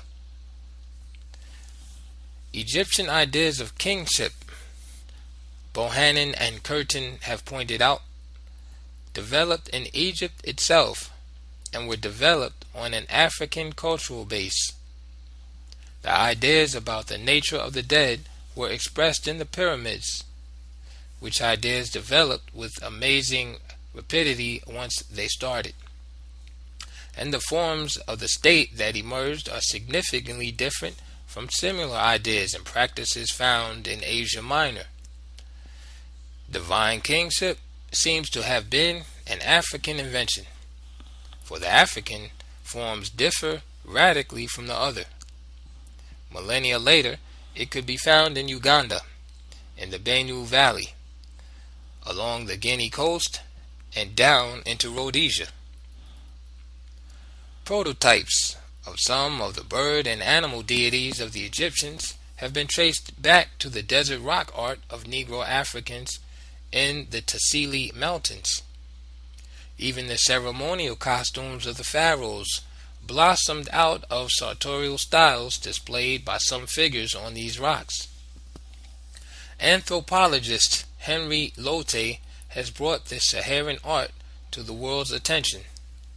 The beautifully drawn herds and herders, bird-headed goddesses, the hunters dressed in animal heads and tails, people of Negroid type, claims Lotte, were painting men and women with a beautiful and sensitive realism before 3000 BC, and were among the originators of naturalistic human portraiture. Pottery is now known to have been made by black Africans as early as 7000 BC in a fishing hunting community near Khartoum. The people of this community fired pottery and combed it with a catfish spine to give it a basket effect. The oldest ivory figurines found in ancient Egypt were sculpted by the Badari, a Negroid race of the Egyptians. Another form of art found among the Egyptians which came up from the Sudan and points to a domestication of cattle as early as 4500 BC by black Africans, are the rock paintings of cattle with intricately twisted horns. The fanciful shapes of these horns reappear in the temple and tomb paintings of dynastic Egypt. Discoveries of this nature are of the greatest significance. They give the lie to the Hamitic hypothesis, which made claims still believed by many historians of Africa that pastoral science, the skills of cattle rearing, came into Africa through Caucasoid Hamites. Thus, C.G. Seligman, the most bigoted and influential British exponent of this racial theory, stated in a book originally published in 1930 and reprinted without change as late as 1966 that, quote, the incoming Hamites were pastoral Europeans, arriving wave after wave, quicker-witted than the dark agricultural Negroes, end quote. The earliest agricultural settlement in the Negro Sudan, that of the Fayum, shows that pastoral and agricultural science existed side by side. British archaeologist A.J. Arkell excavated two sides along the Nile, one near Khartoum, south of Egypt, where the Nile splits, and one in the Fayum area. In the Fayum site, there was clear evidence that people were growing grain and minding cattle as early as 4500 BC, while in the Khartoum site, the blacks were cultivating crops and making pottery. Arkell found something even more interesting, something that connected these two sites to an African source west of the Nile, deep in the Sahara. In both sites were considerable quantities of Amazon stone beads, microline feldspar, from the Eghi Mountains north of Tibetsi in the Sahara. In the Khartoum site was found dotted wavy line pottery identical with pottery in the Tibetsi area. What this indicates is that Tibetsi was a dispersal area of cultural influences moving up the Nile from the Sahara, and that when that desert, once a fertile plain, ended its wet phase and began to dry up, black Africans started moving north and east, following the shrinking tributaries of the Nile until they reached the floodplain, thereby colonizing Egypt. Every new archaeological find seems to be pushing the agricultural breakthrough in Africa further and further back in time, and the influence of this breakthrough on the ancient Egyptians should not be underestimated, since the great and early civilizations were built only after mankind had reached the settled agricultural stage. It has been assumed that Africans were late in the day in this respect, and since the Asian agricultural complex was among the earliest, the agricultural science of Egypt was thought to be largely Asian in origin. The American anthropologist George Peter Murdoch has reclassified the great agricultural complexes in the ancient world: the Southwest Asian complex, Caucasoid; the Southeast Asian complex, Mongoloid; the Middle American complex, American Indian; and the Sudanic complex, West African. The Sudanic complex was completely ignored until recently. Russian botanist Vavilov, who listed all plants in the three non-African complexes, never visited Black Africa. Hence, he and others made serious misclassifications, especially with regard to indigenous African crops that had traveled to India and were thought to have originated in Asia. Murdoch, by use of geographical and linguistic distribution of plants and plant names, as well as recent agricultural finds, has been able to prepare a classification of plants belonging to the Sudanic complex. He has shown that the Mande people of West Africa created a center of plant domestication around the headwaters of the river Niger, circa 4500 BC. He has also shown that while Egypt gave nothing in the way of plants to Black Africa, Black Africans contributed the bottle gourd, the watermelon, the tamarind fruit, and cultivated cotton to Egypt.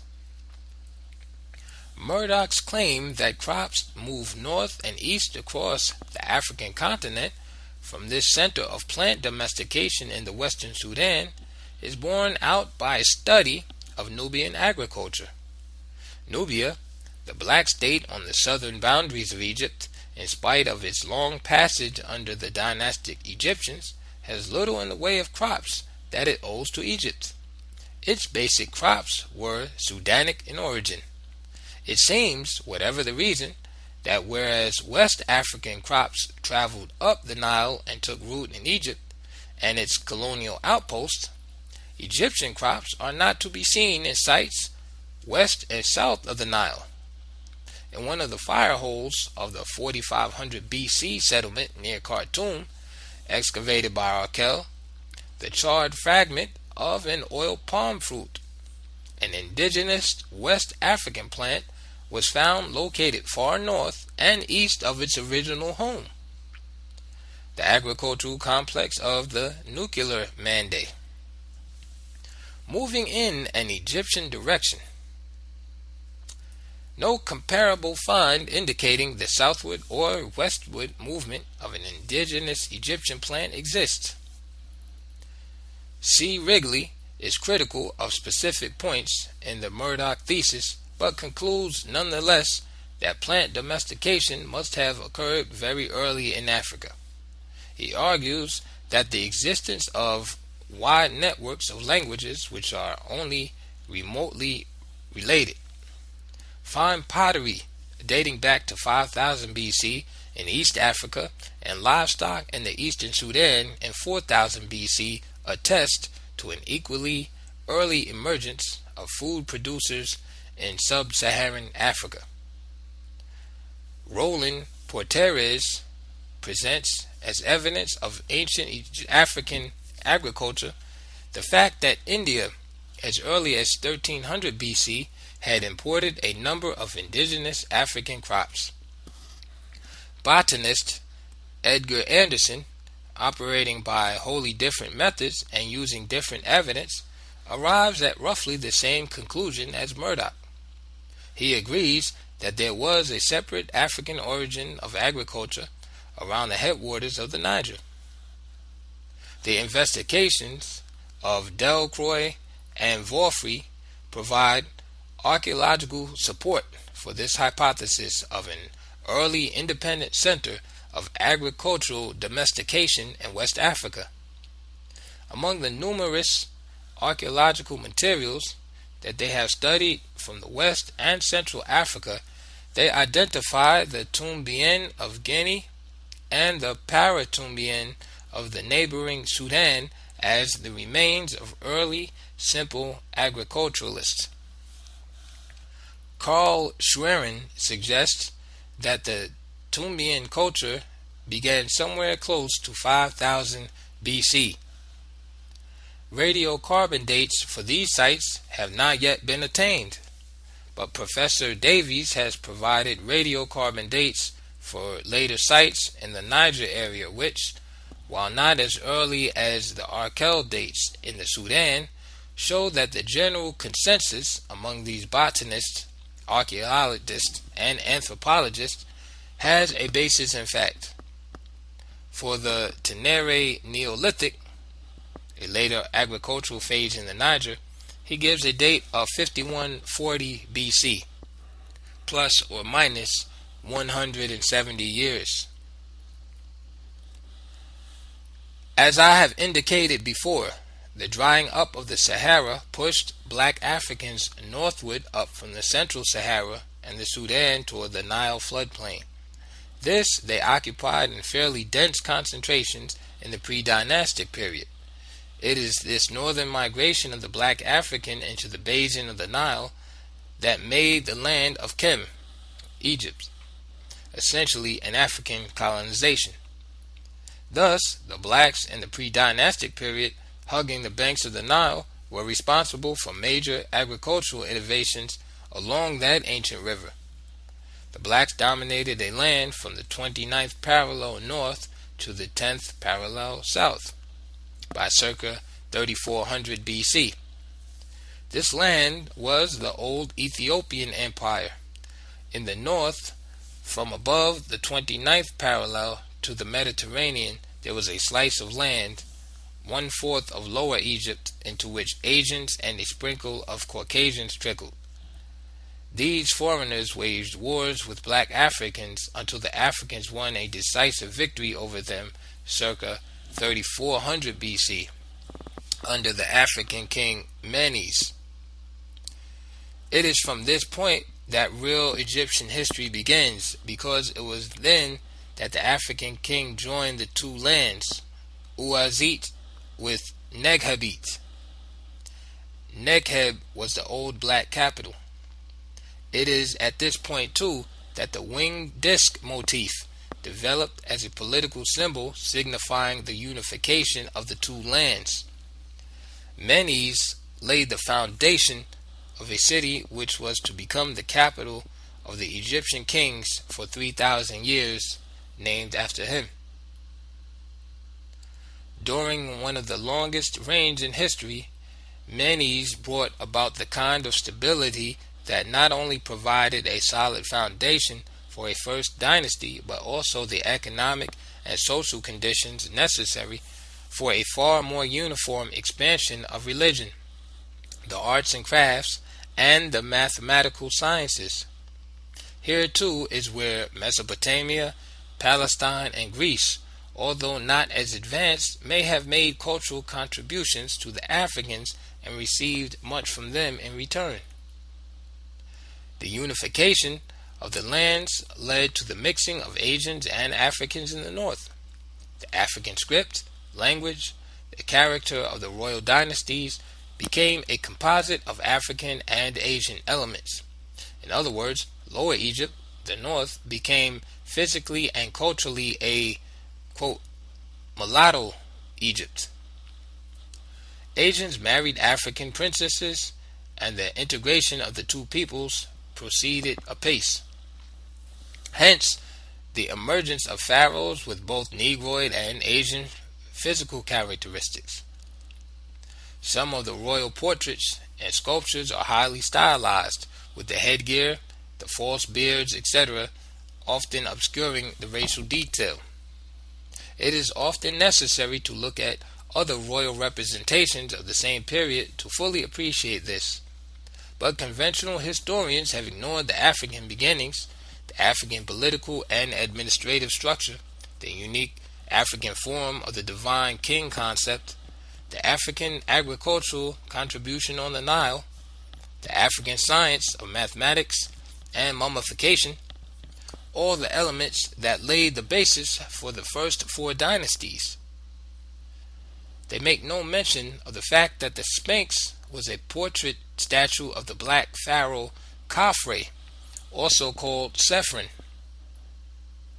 nor that the greatest of all the pyramids was built during the reign of the African Khufu, 2nd dynasty 2590 to 2567 BC, nor that the religious cults of Seth and Ammon were African. They bypassed all the Negro African figures in the dynasties or disguised them with blanket classifications, laying emphasis only on the Asian elements, the men who came in from the north as tent-dwelling nomads. They credit all the genius of the dynastic period to these infiltrators, inheritors of an African cultural, scientific, and even physical legacy. When the blacks are mentioned at all, they are confined to the 25th dynasty, which is called the, quote, the Ethiopian dynasty, end quote.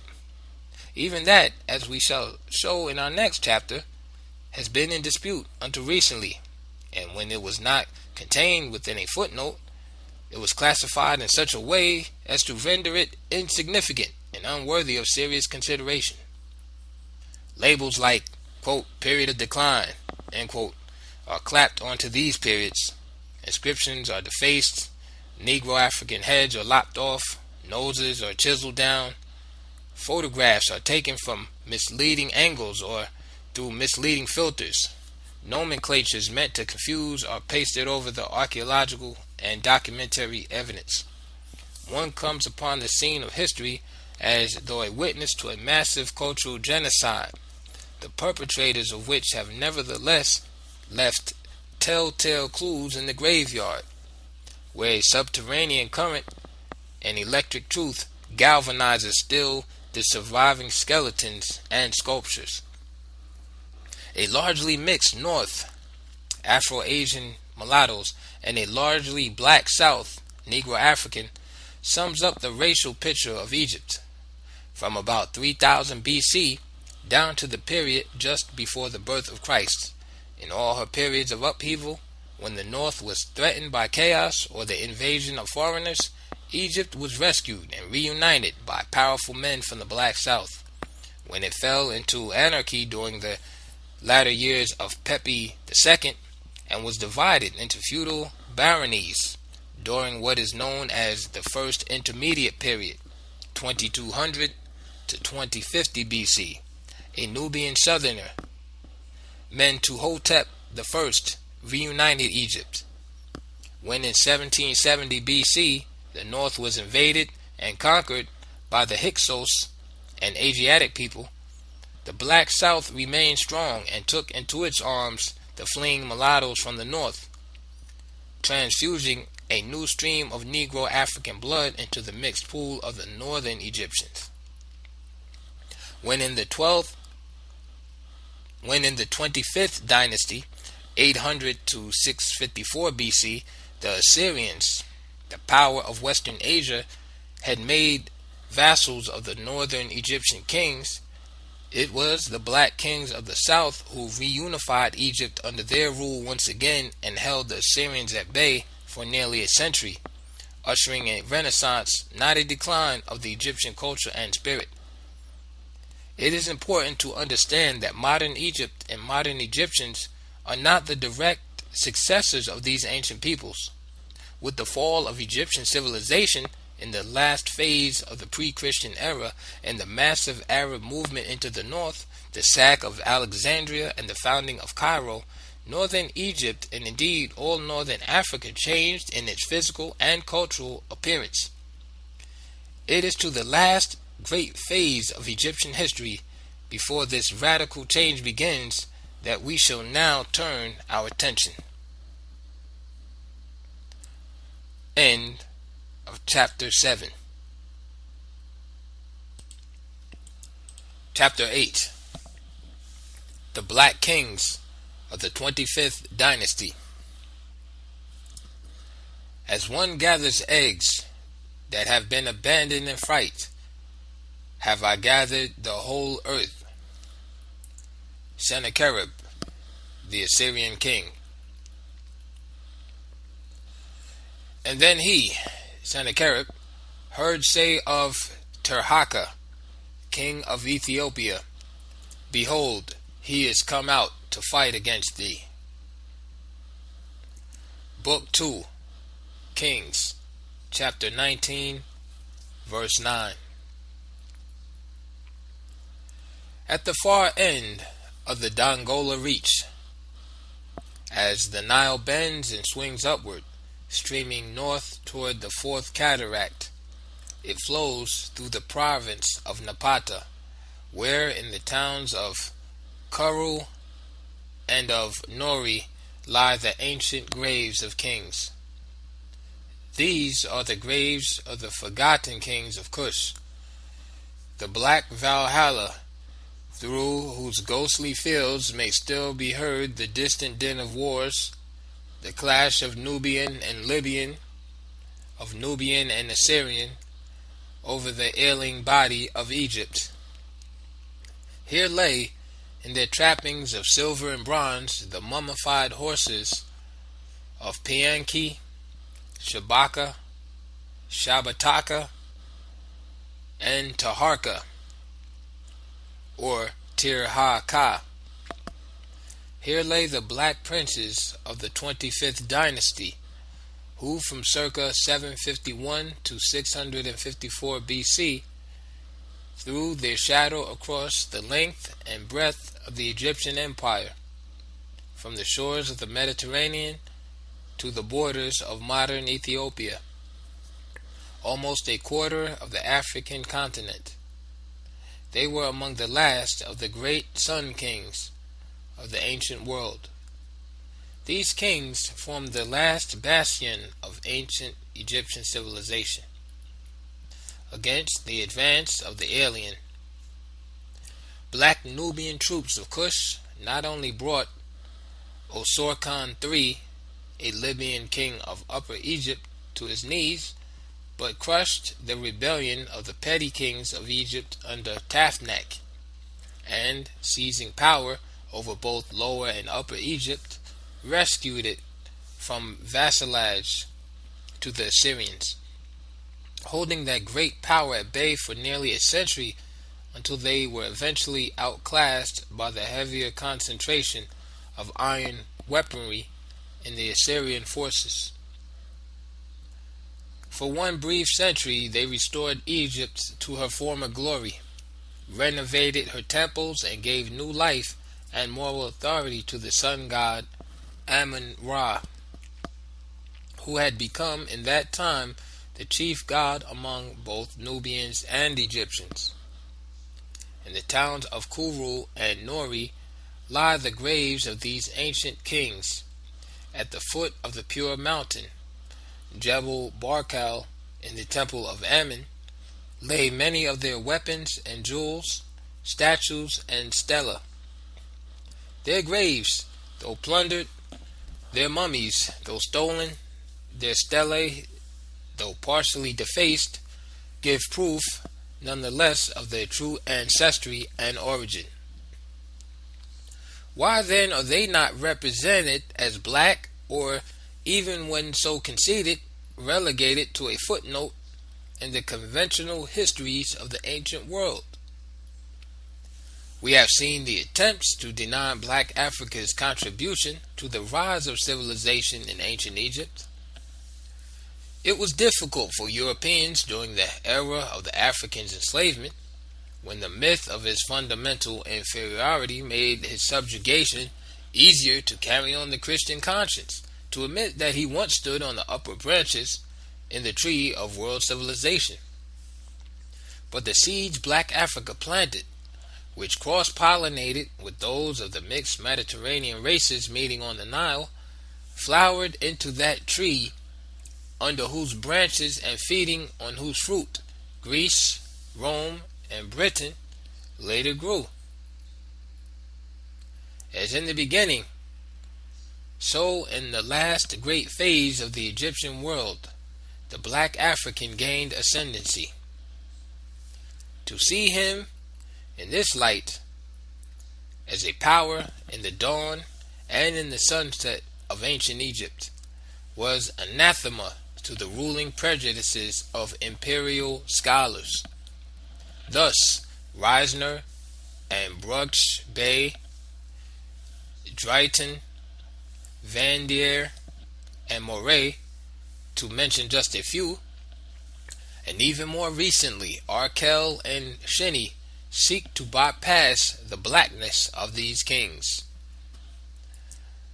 Dr. Bruch Bey, in his book A History of Egypt Under the Pharaohs, published nearly 100 years ago, advanced the theory that the kings of the black lands of Nubia and Kush, who rose to power in the 8th and 7th centuries BC, were not really black at all, but came from outside to give leadership and guidance to, quote, these imperfectly developed people, end quote.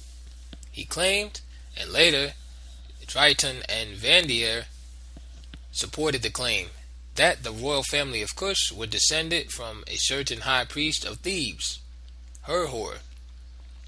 This Herhor, also spelled Herihor, had been the founder of the 21st dynasty. He had seized the Egyptian throne in 945 BC and made himself the first prophet of Amen. But his successors, after 150 years of rule, were eventually overthrown and forced to flee Egypt sometime around 800 BC. It was around this time that a great national passion was stirring in Nubia. Nubia, in which was based the kingdom of Kush, which was later to expand and embrace the whole Egyptian world, had already begun to feel her native strength, to assert her national independence. Egyptianized though she was in many respects from long colonization, she had gained self-government during the troubled period through which Egypt was passing. Yet these scholars would have us believe that at the crest of this spirit of self-pride and national ambition, the black Nubians, credited at that time with having the finest militia in Africa, without a murmur of protest, with not the slightest show of resistance, allowed the fleeing priests of the house of Herhor, men who had lost all power and prestige, impotent, defeated refugees, to establish a new domination over them. Bruch Bey reveals the racial attitude behind this absurd suggestion when he speaks of Nubia and Ethiopia as places, quote, where the minds of an imperfectly developed people must needs show themselves pliable and submissive to a dominant priest caste, end quote. The only thread of evidence for the theory presented by these historians was the fact that Pianki, the first important king of the 25th dynasty, had adopted a name which was the same as that used by his son and successor of Herhor. Pianki is Egyptian for the living one, and considering the number of Egyptian customs, names, and religious rituals surviving among their ex-colonials, it was flimsy evidence indeed. Excavations in 1919 by G. A. Reisner, which led to the discovery of the graves of the kings, put an end to this hypothesis.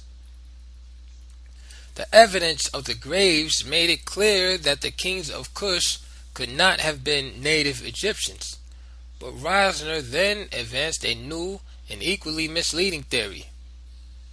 After a cursory examination of stone arrowheads, which he found in several of the graves at Kuru, he decided that some with recessed bases were of Libyan type. With this preconceived notion of a Libyan link, he was led into the misreading of a word on the stele of Queen Tabiri, one of Pianki's queens, as Temehu. This word means southern Libyans, and he therefore thought she was, quote, great chieftainess of the Temehu, end quote. On this slender evidence, he concluded that, quote, while the northern Libyans were entering the delta or soon after, the southern Libyans, the Temehu, pushed into the Nile Valley, end quote.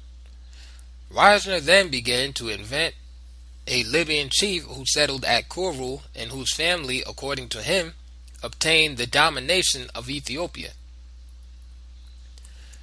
A.J. Arkell, in A History of the Sudan, dismisses this in one sentence, which was all it really needed.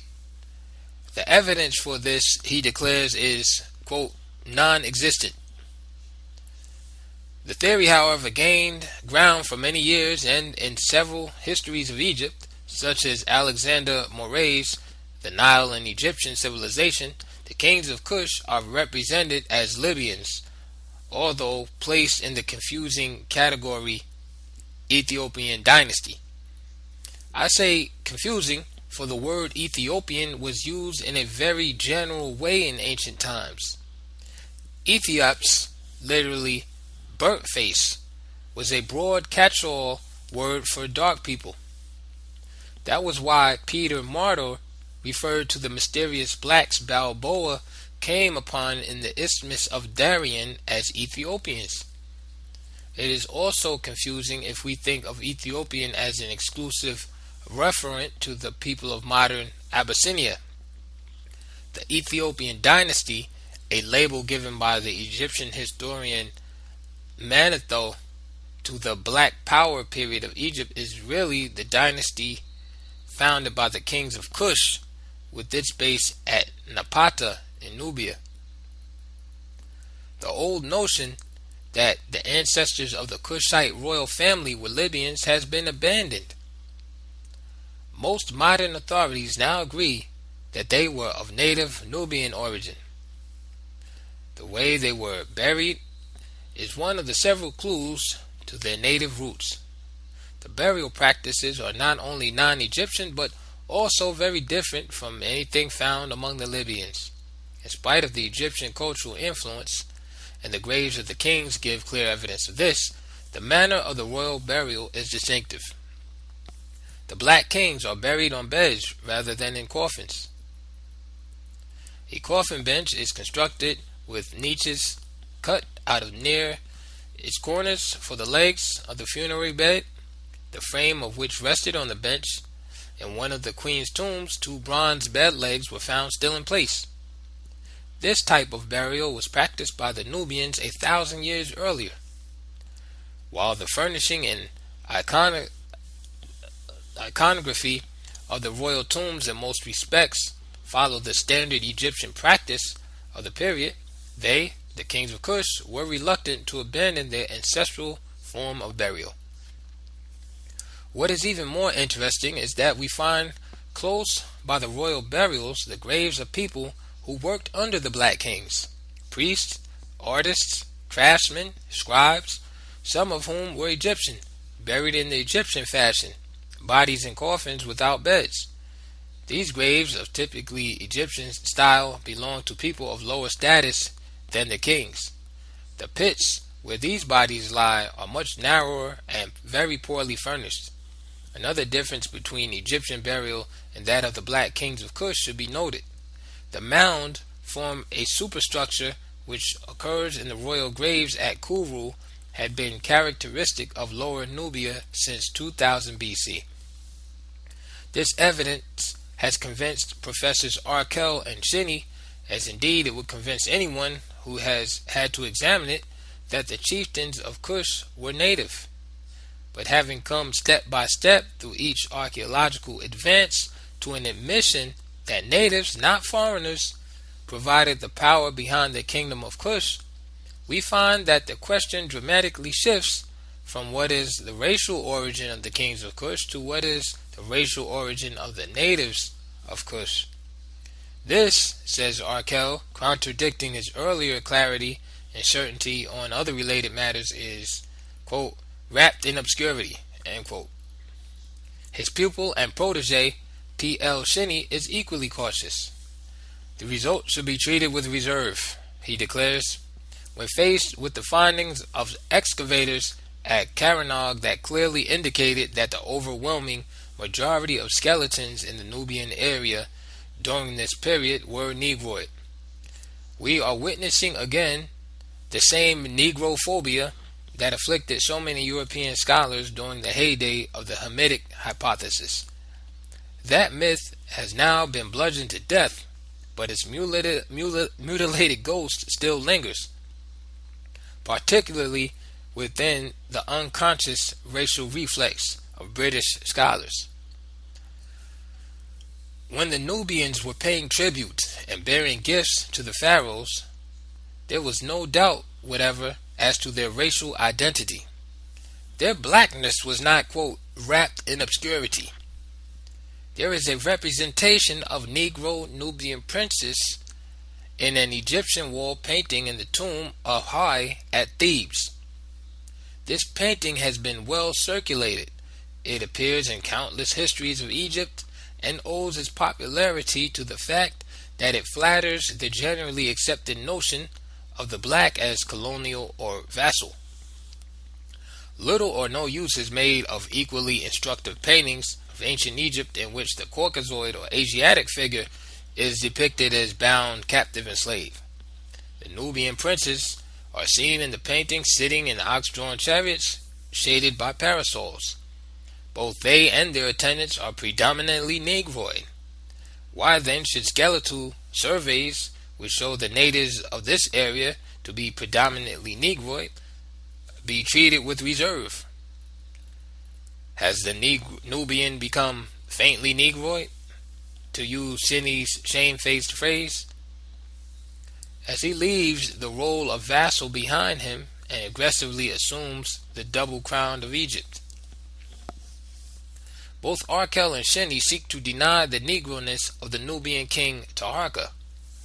Arkell says that, quote, it is most improbable that Taharka was a Negro, though he may have had some Negroid blood in his veins, end quote. Fortunately, we do not have to depend on these gentlemen for proof on the point. We can go to the records of Taharka's enemies themselves, the Assyrians, his contemporaries, who on several occasions, both in times of troubled peace and on the brutal field of war, met him and his predecessors face to face. They left a vivid portrait of Taharka, who haunted their sleep as they had haunted the sleep of the Egyptians for generations. They met his predecessor, Shabaka, brother of Pianki, when their ambassadors came to hold peace talks between him and the Assyrian king Sennacherib.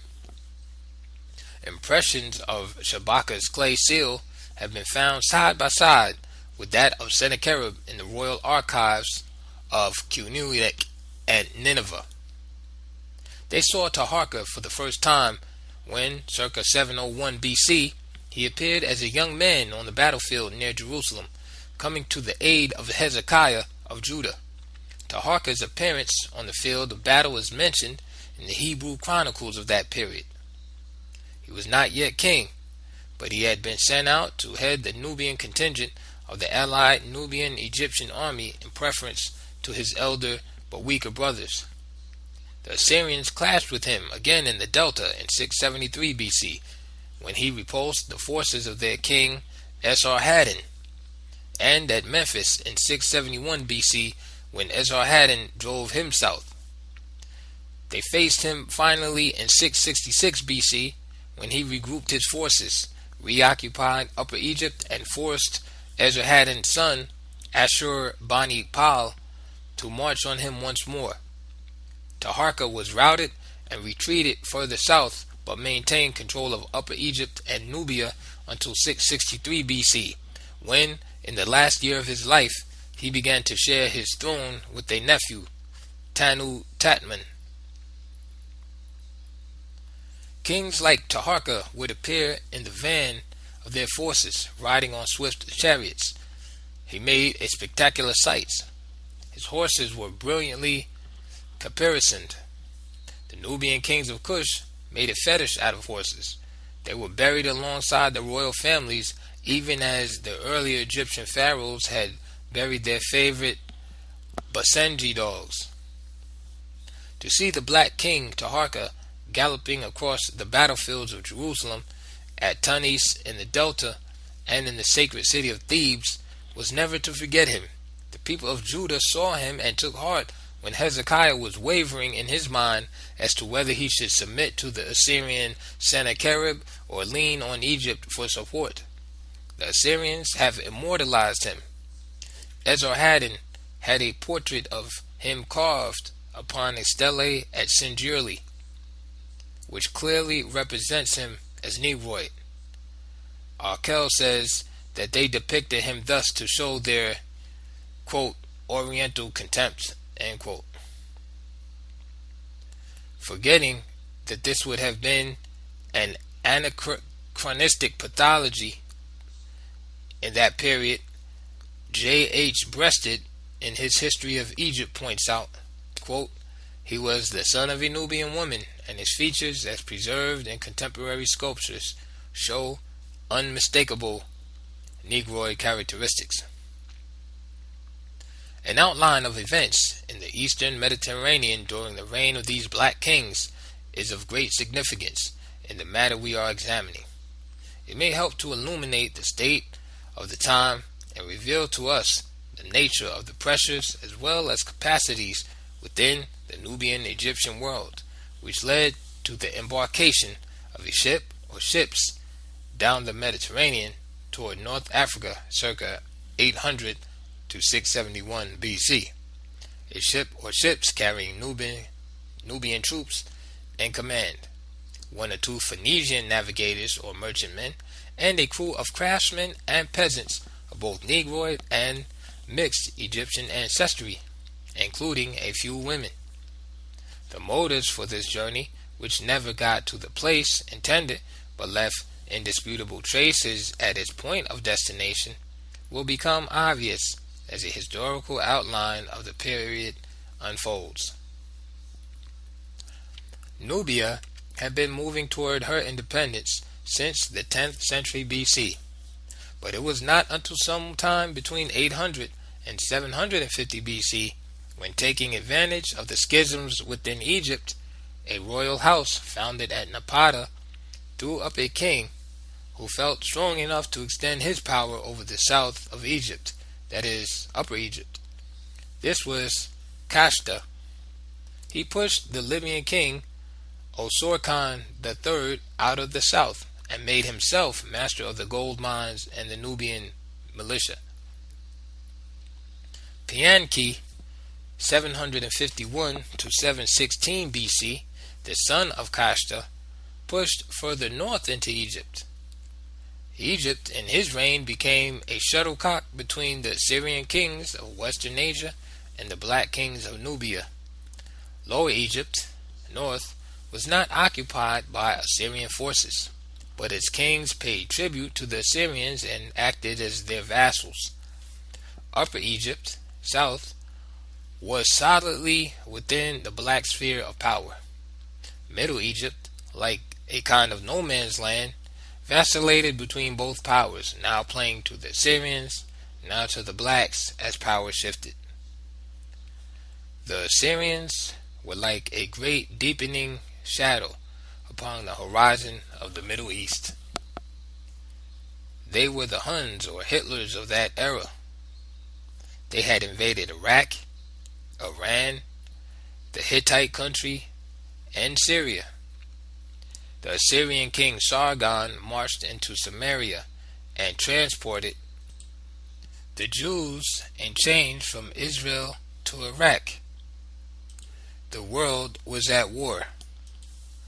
The Asiatics were moving their iron-powered army into the Mediterranean and Africa, but the Assyrians had bitten off more than they could chew.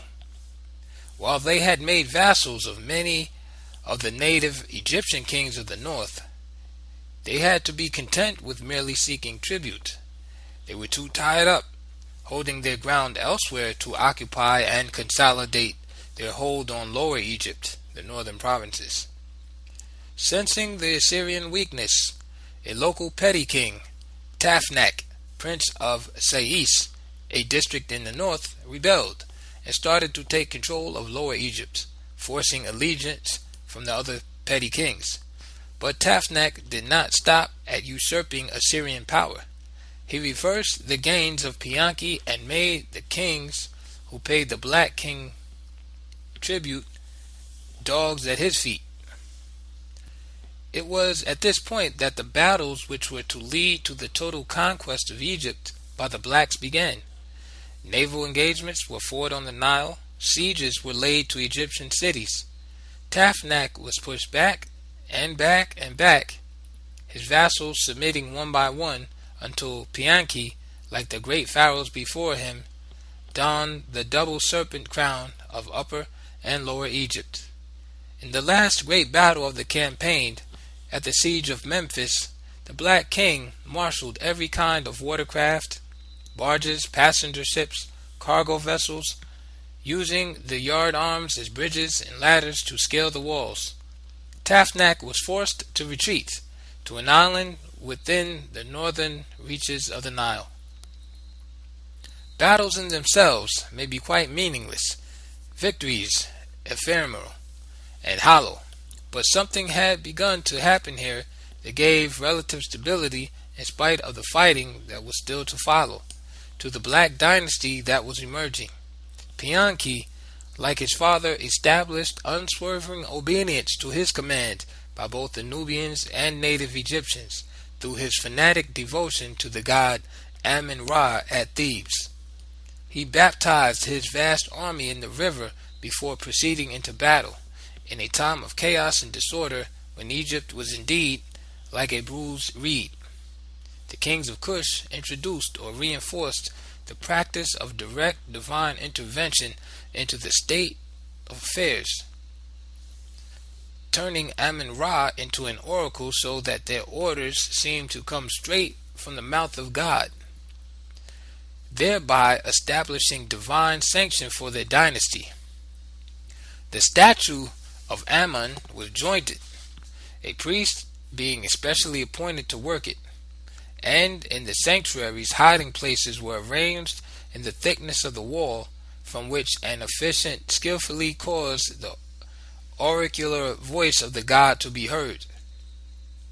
The Black Kings inspired a renaissance of the classical Egyptian spirit. They renovated the temples. They restored royal mummification and pyramid building, which had lapsed for generations. Though they built only one kind of pyramid, the truncated step pyramid, they even restored the concept of solar blood, whereas Egyptian pharaohs had abandoned this custom and had begun marrying Mitannian wives from the hither Asia.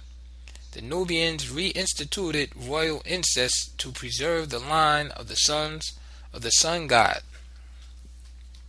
Nubia behaved in some ways toward Egypt as America toward Britain.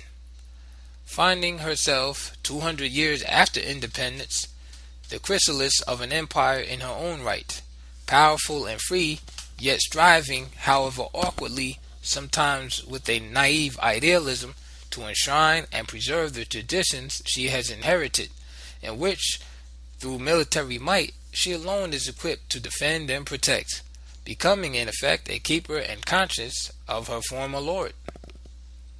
Nubia, through Pianki, and after him Miamam-Nut, who fought with Tafnak's son, Bokoris, and after him Shabaka, who burnt Bokoris alive, and after him Shebitku, who passed over all his brothers for the strongest, Taharka, who had already proven his courage in the van of the allied Nubian Egyptian forces in Jerusalem.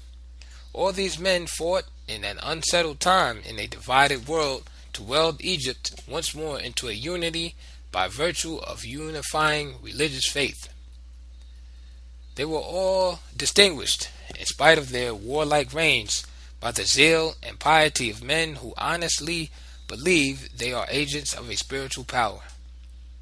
The double serpent motif dominated the dream life of these kings, and such dreams are described in the stelae of King Nut and King Tamen,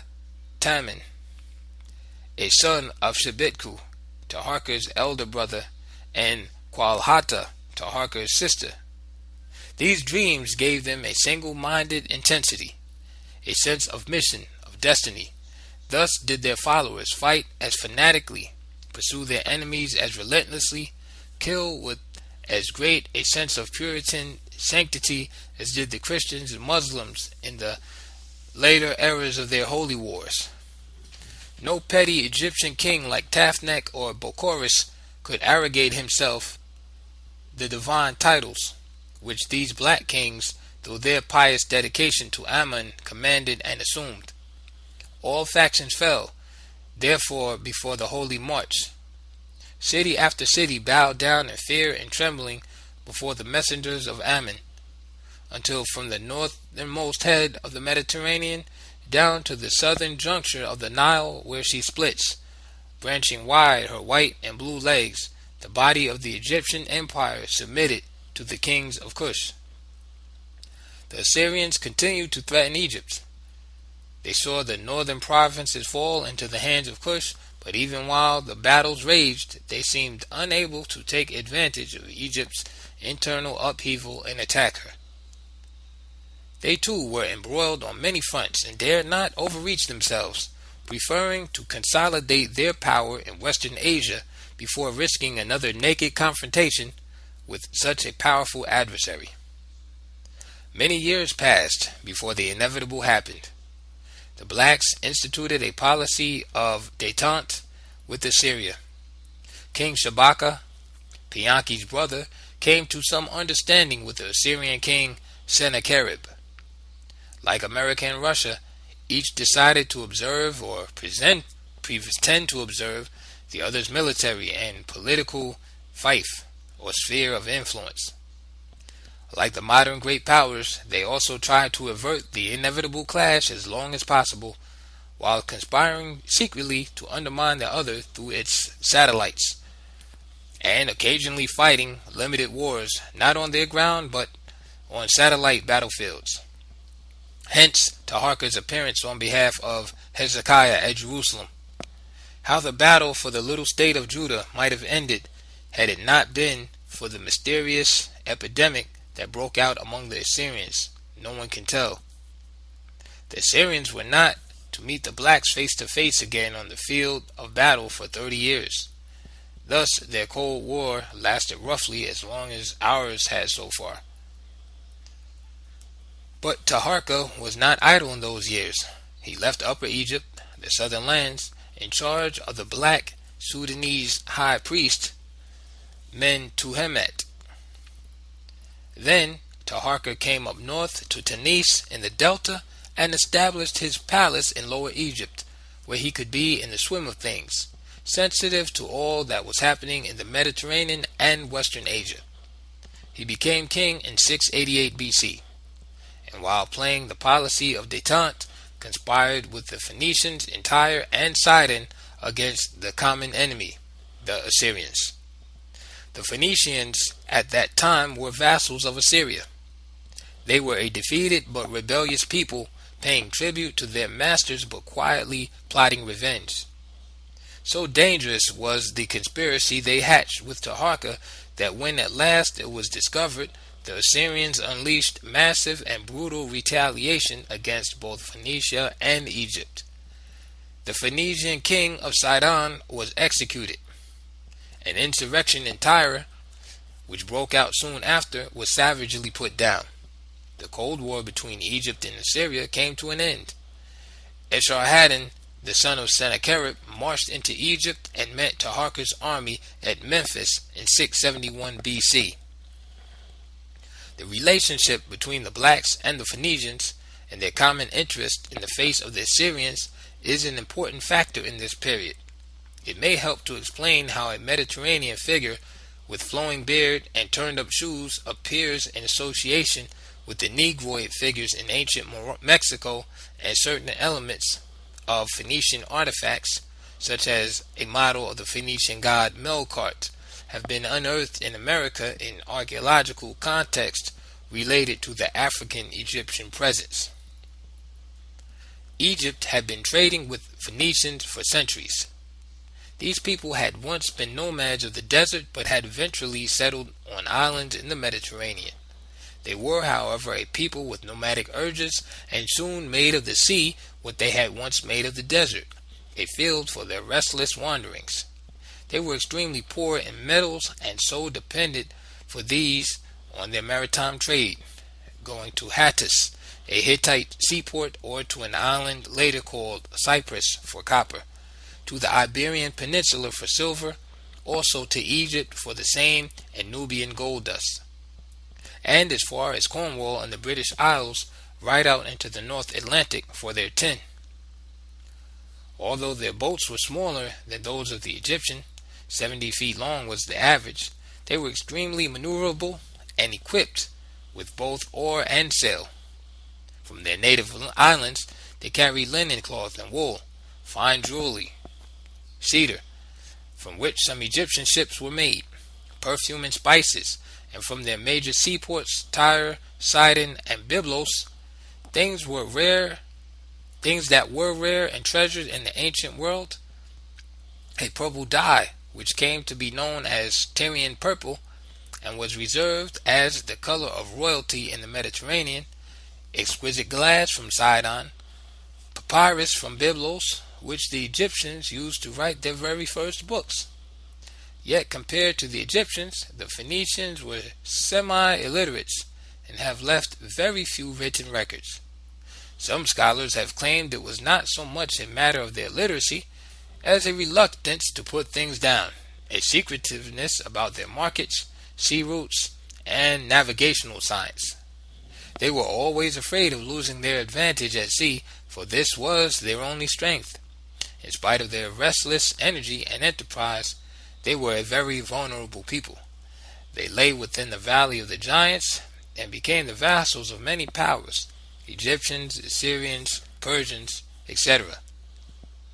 But the Egyptians, Herodotus tells us, even when they made subjects of the Phoenicians, did not stifle their maritime trade. It was as vital to Egypt as it was to them.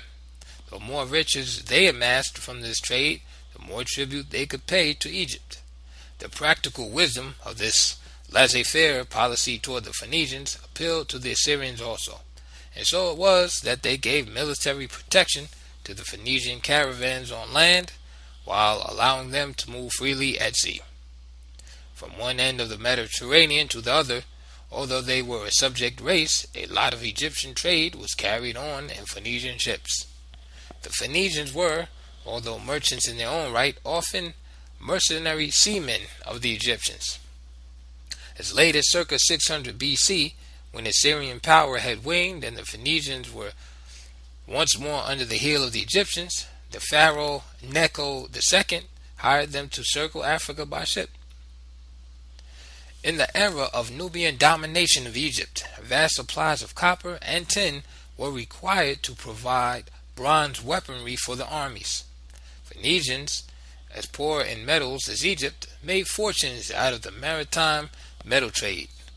There was something even more important and urgent about the search for metal supplies in this period. The Bronze Age was coming to an end. The age of iron had been ushered in swiftly and terribly by the march of the Assyrians, whose armies owed their superiority to a heavier concentration of iron weaponry. The blacks of Kush had learned of the process of iron smelting, but Egypt was poor in iron. Taharqa is credited in the history of the Sudan with having introduced the ironworks in Nubia at a place called Meroe, but this was after his retreat from Egypt.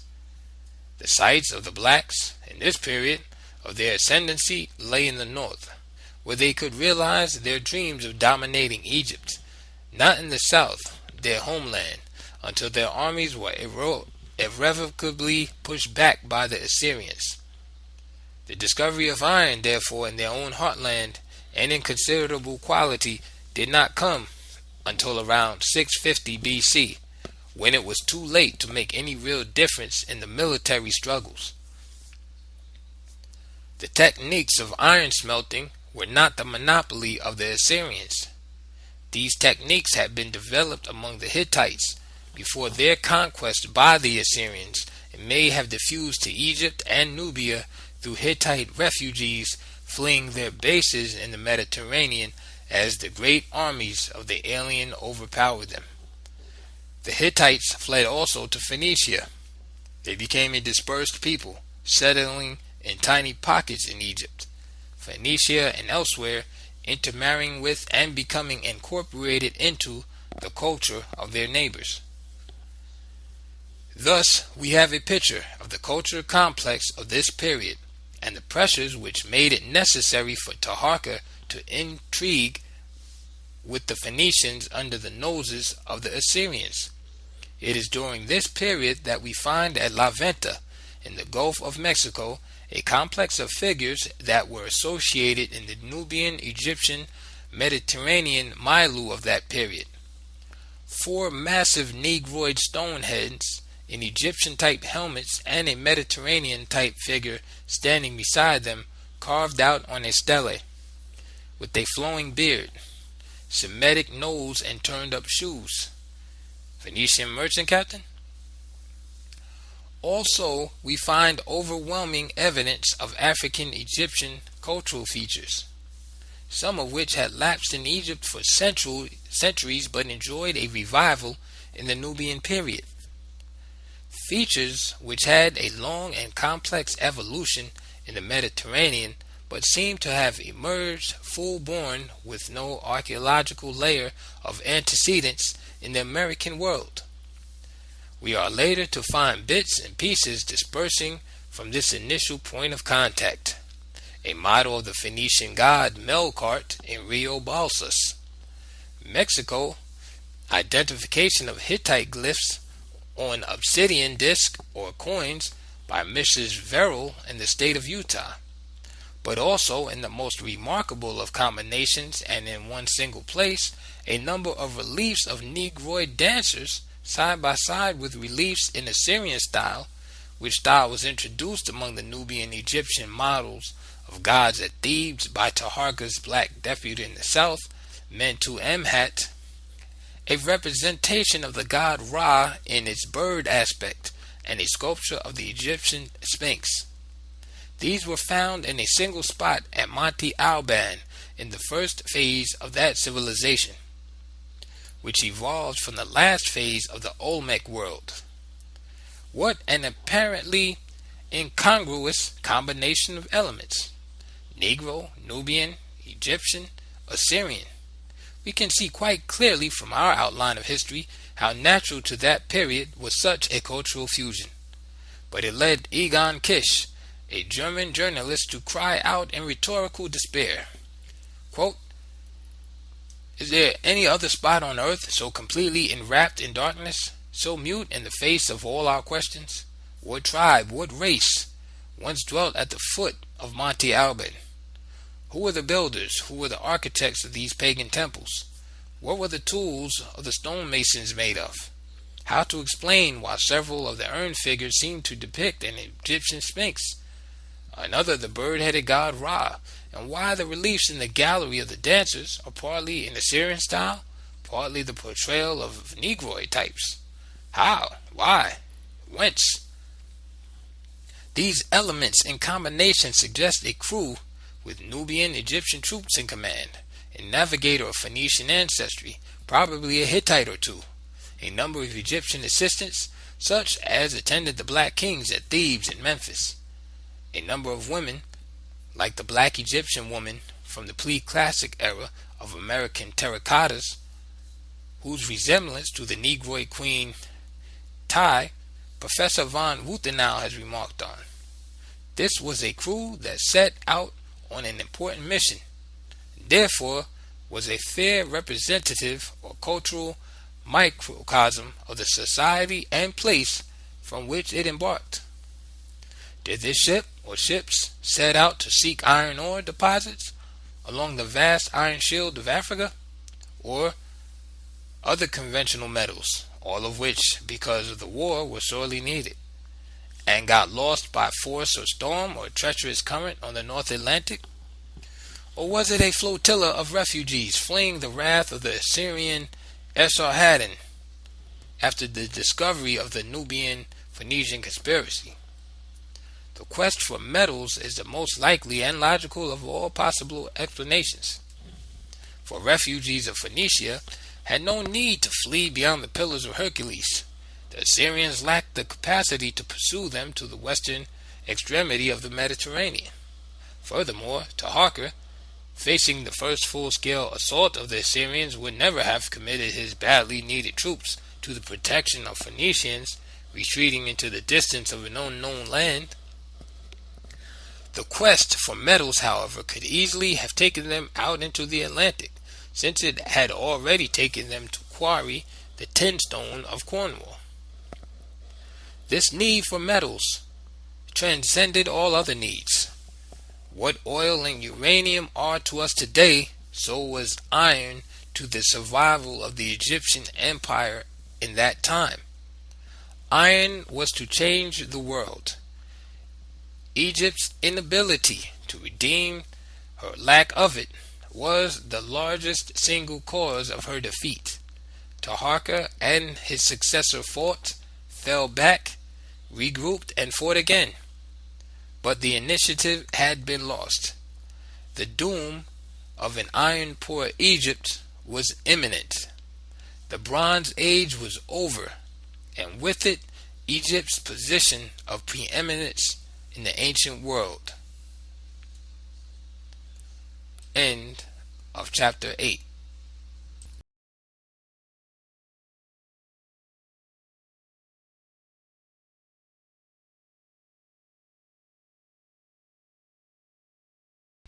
Chapter 9. African-Egyptian Presences in Ancient America. Is there any other spot on earth so completely enwrapped in darkness, so mute in the face of all our questions? How to explain why several of the urn figures seem to depict an Egyptian sphinx, another the bird-headed god Ra, and why the reliefs in the gallery of the dancers are partly in Assyrian style, partly the portrayal of Negroid types? How? Why? Whence? Egon Erwin Kish and Detkugen in Mexico. We can trace the progress of man in Mexico without noting any definite Old World influence during this period, 1000 to 650 BC, except a strong Negroid substratum connected with the magicians. Frederick A. Peterson, Ancient Mexico. In 1938, Dr. Matthew Stirling led a joint team from the Smithsonian Institution and the National Geographic Society into the Gulf of Mexico to an obscure spot about a mile outside the village of Tres Zapotes. There, a year earlier, following up a rumor that some Mexican peasants had come upon a huge stonehead in 1858 but had left it to sink back into its grave, Stirling uncovered what looked like the helmeted dome of that head. Spying out the land within the vicinity of this find, Stirling realized that the head was not buried in isolation, but, as certain large mounds indicated, in the company of other huge and probably related objects. To uncover all these would call for a major digging operation. Stirling therefore returned home to raise money and a team to do the digging. That team, which he brought back with him into the jungles of Veracruz in 1939, was to unearth some of the most startling archaeological finds in American history. Stirling's description of these finds is steeped in his excitement and wonder. When the first head had completely emerged from the dark alluvial soil, he found it, in spite of its great size, to be carved from a single block of basalt, and to be a head only, resting upon a prepared foundation of unworked slabs of stone. Cleared of the surrounding earth, it presented an awe-inspiring spectacle. Despite its great size, the workmanship is delicate and sure, and proportions perfect. Unique in character among Aboriginal American sculptures, it is remarkable for its realistic treatment. The features are bold and amazingly Negroid in character. This Negroid head was found only 10 miles away from the source of the stone from which it was made.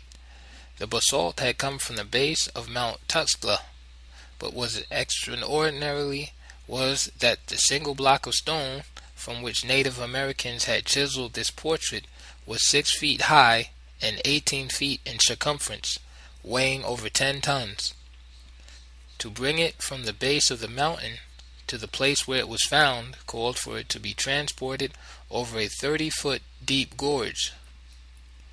This problem, remarked Stirling, would tax the ingenuity of an engineer with the benefit of modern machinery. The ancient engineers, however, performed the feat of successfully quarrying a flawless block of basalt and transporting it in perfect condition without the aid of the wheel or domestic animals. As the diggings at this location continued, a long slab of stone was found, a stele, with dots and crosses, which, when deciphered, yielded a precise date, November 4, 291 BC. This dating caused an uproar in archaeological circles. and the Herbert Spinden scale for calculating American time inscriptions, which had been used to arrive at this date, was vigorously challenged. 10 years later, carbon dating, which were only introduced as late as 1946 into archaeological studies, were made at a different site, Tikal in Guatemala, and these proved that the Spinden reading of American dots and crosses in no way overestimated the antiquity of objects. It was far more accurate, these carbon-14 tests established, than the Goodman-Martinez-Thompson scale, which had given much later dates. The year 291 BC was startling enough. It was the earliest date then known for any American cultural find, but greater surprises were in store. Larger heads, earlier dates, more important sites were revealed as the diggings in Middle America were extended and intensified. They exposed the false, frail ground upon which the historical outlines of pre-Columbian American history had so far been built. 14 years before Sterling's expedition to Tres Zapotes, a team from Tulane University had found a giant stone head pushing out of the ground at La Venta in the Mexican state of Tabasco, about 18 miles inland from the Gulf of Mexico. The Tulane team, headed by Franz Blom and Oliver Lafarge, was only passing through the area and did not have time to dig, but it recorded its find in a photograph. Sterling was struck by something in this photograph. Although only the top of the head could be seen, the dome-like helmet on this buried figure seemed to match the one he had excavated at Tres Zapotes. Suspecting a link, he headed toward La Venta on his next expedition. What he found there not only confirmed his suspicions, but made his work at the former site seem minor in comparison. When, after a relentless search, this head eventually emerged, it was found to be 8 feet high, and like the one at Tres Zapotes, vividly negroid. A native boy, observing the diggings, had seen outcroppings of stone not far from his father's place and led the expedition to that spot. 3 more negroid heads were uncovered. 2 of them were so realistic in detail that they even had their teeth carved out, a very unusual thing in American art. Massive, military, menacing, they stood, faces of pure basalt stone, dominating the vast ceremonial plaza in which they were found. The lines of cheek and jaw, the fullness of the lips, the broadly fleshed noses, the acutely observed and faithfully reproduced facial contour and particulars bore eloquent witness to a Negro African presence. One of the negroid colossi, 8.5 feet high and 22 feet in circumference, wore earplugs with a cross carved in each. They all wore headdresses that were foreign and distinctive, domed helmets like those of ancient soldiers. They all faced east, staring into the Atlantic. 4 negroid heads in all were excavated at La Venta. The largest of the 4, 9 feet high, had its dome top flattened so that it could function as an altar. A speaking tube was found going in at the ear and out of the mouth. It was used as an oracle, a talking god. It was also, according to Sterling, associated with the first construction phase of the ceremonial court, which went through 3 phases or alterations. The significance of this and of other objects found on the site could not be assessed until some very hard dating by scientific methods could be obtained. It was not until excavations in 1955 and 1956 by members of a National Geographic Smithsonian University of California expedition that the carbon-14 datings began. These were published in 1957. They were astonishing. At the place where the negroid figures in association with the Caucasoid figure with the beard were found, the La Venta ceremonial court, 9 samples of wood charcoal were taken. 5 of these samples related to the original construction of the court. they gave an average reading of 814 BC, plus or minus 134 years. In other words, the living human figures upon which these heads were modeled could not have appeared at La Venta later than 680 BC, and could have entered the Gulf of Mexico any time between the average 800 BC date and the 680 BC date, a period which roughly spans the 25th dynasty of Egypt. Carbon datings cannot be contested, but they must allow for a margin of error about a century either way from the date assessed from the samples of organic material. Most Americanists, using other yardsticks to narrow down this margin, agree on 800 BC as the earliest date for the La Venta site. A study of the known history of the period spanned by these dates, illuminated by other data, for example, aspects of their attire, the relationship of the figures found in juxtaposition, the incidence of foreign cultural elements, may help us to arrive at a more specific dating. I would put it within the 9 years between 688 BC, the year of Taharka's assumption of the double crown of Egypt, his movement north, the beginning of his construction of a new pharaonic palace and gardens at Memphis, the first place of his diplomatic campaign of alliances and military preparation against the Assyrians, and the year 680 BC, the latest possible date for the foreigners to be represented in the first phase of the construction of the ceremonial court. Let it be noted, however, that this is simply a selection of the likeliest period and the likeliest set of circumstances.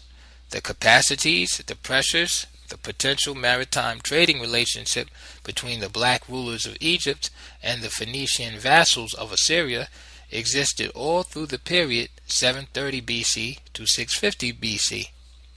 From Pianki's assumption of power over both Upper and Lower Egypt to the sack of Thebes and the final defeat of Taharka and his nephew Tanu-Taman by the Assyrian king Ashur-bani-pal, the Nubian militia was also a major determinant in Egyptian power politics for centuries preceding the emergence of this black dynasty. Nubia, by her wealth and the power of her army, became a decisive factor in the power politics of Egypt as early as 1085 BC, even before the actual conquest of Egypt by the black kings of Kush. That these aliens entered the Gulf of Mexico during the original construction of the ceremonial court, not later than 680 BC, is borne out by several factors. One was Sterling's discovery of evidence which indicated that the oracular Negroid stone face, with the altar on the dome of its head, was among the oldest of the figures at the La Venta ceremonial site. Another was the fact that this face and the others were so huge and dominating that they must have affected the shape and size of the ceremonial court itself, presumably built to accommodate and venerate them. La Venta culture itself, or rather the culture of the Olmecs, runs from circa 800 to circa 400 BC. The original court was renovated and altered 3 times, and it is from the sampling of the original construction phase and the 3 renovation phases that the archaeologists who did the test, Philip Drucker, Robert Heiser, and Robert Squire, were able to arrive at the earliest and latest limits of Olmec civilization. During these site construction phases, there is no evidence that any significant culture change occurred. In other words, what began to shape Olmec culture at La Venta in the first construction phase dominated it to the last, 400 to 325 BC, when the Olmecs abandoned the site. This fact is important in establishing the arrival of foreigners in the first phase, not later than 680 BC. For if they arrived afterward, the massive reconstruction work that the sudden and spectacular introduction of the massive stone sculptures would have imposed on the original site, and the changes it would have wrought upon the culture, would have shown up very clearly in the archaeological evidence. We wish to emphasize, says the joint report of the Drucker-Heiser-Squire team, that these later dates refer to site construction phases only, not cultural stages. We found no evidence of cultural change during the time complex A, the ceremonial site, was in use. The Olmecs were a people of three faces, that is, a people formed from three main sources or influences. One of these faces was Mongoloid. Elements of this Mongoloid strain may have come into America from Asia even after the famous glacial migrations across the Bering Straits, but they would have blended indistinguishably with the Ice Age Americans. The second face or influence was Negroid. The third suggests a trace of Mediterranean Caucasoids, some with Semitic noses, probably Phoenician. But this will be shown to be related historically to the second. These faces became one face, to which the broad name Olmec was given. I think it is necessary to make it clear, since partisan and ethnocentric scholarship seems to be the order of the day, that the emergence of the Negroid face, which the archaeological and cultural data overwhelmingly confirms, in no way presupposes the lack of a native originality, the absence of other influences, or the automatic eclipse of other faces. Fusion is the marriage, not the fatal collision of cultures. La Venta was not alone in its depiction of Negroid faces in stone. Apart from the four found there, 2 were excavated in Tres Zapotes and 5 at San Lorenzo and Veracruz, one of which, the largest known, is 9 feet 4 inches high. Further archaeological evidence of the Negroid presence in ancient America is found in stone reliefs associated with an American culture which in its first phase was contemporaneous with the last phase of Olmec culture and strongly influenced by it. This was the culture of the Monte Alban, located southwest of La Venta, in what is known as the Temple of the Danzantes, dancing figures. A stone-faced platform contemporary with the first occupation of Monte Alban is found in a series of bas-relief figures on large stone slabs. Over 140 of these figures, most of them Negroid types and Negroid-Mongoloid mixtures, seem to be swimming or dancing in a viscous fluid. Some of them are old bearded men. They all have closed eyes, open mouths, and are completely nude. On closer inspection, we find that this is no ritual dance at all, but men crumpled into grotesque postures by mortal agony. As Michael Cole has pointed out, the curiously distorted posture of the limbs, the open mouth, and closed eyes indicate that they are corpses. Other evidence, such as the mutilation of the sex on some of the figures, with a depiction of blood streaming in flowery patterns from the severed part, suggest that they were violently killed. The fact that these corpses were given greater prominence than any other figures at Monte Alban is partly responsible for Michael Cole's assertion that they were undoubtedly chiefs and kings slain by the earliest rulers of Monte Alban. We are therefore left with a picture of a group of Negroid and Negroid-Mongoloid elements, a second or third generation of the original visitors to La Venta migrating southwest to Monte Alban, only to meet with a violent end. Whatever happened to this migratory group? It did not spell the end to the influence of the Negroid element in early American cultures. This influence, as marked by the distribution of the Negroid colossi, radiated outward from La Venta into Tres Zapotes and San Lorenzo and Veracruz. In the southeastern corner of Veracruz, the state where the largest of the Negroid colossi were found, archaeologists have turned up an Egyptian bas relief carving of a Semite on the back of a Totonac slate mirror. In Monte Alban itself, where the Negroid dancers or death figures were engraved, carvings closely resembling an Egyptian sphinx and the Egyptian god Ra in its bird aspect appear at the same location. Furthermore, when we move with the wave of Olmec culture sweeping slowly down through that narrow corridor of land that joins the two Americas, linking Mexico in the north with the world of Peru in the south, we come upon the most concrete evidence of an Egyptian presence. This is a find of patently Egyptian statuettes, buried 3 meters deep in the eastern beaches of Acajutla in San Salvador. John Sorensen has documented the find, which is now on exhibit in the Museo Nacional David J. Guzman, San Salvador. A stratum 3 meters deep brings us clearly within the centuries of the Negro-Egyptian contact with the Olmec world. What has been made of all this? What theories have been advanced to account for the presence of Negroes in ancient America and for Egyptian and Mediterranean elements in the Olmec heartland? Speculations about an Egyptian influence on pre-Christian America go back almost to the beginnings of Egyptology, long before the discovery and dating of the Negroid heads and Egyptian statuettes in Middle America.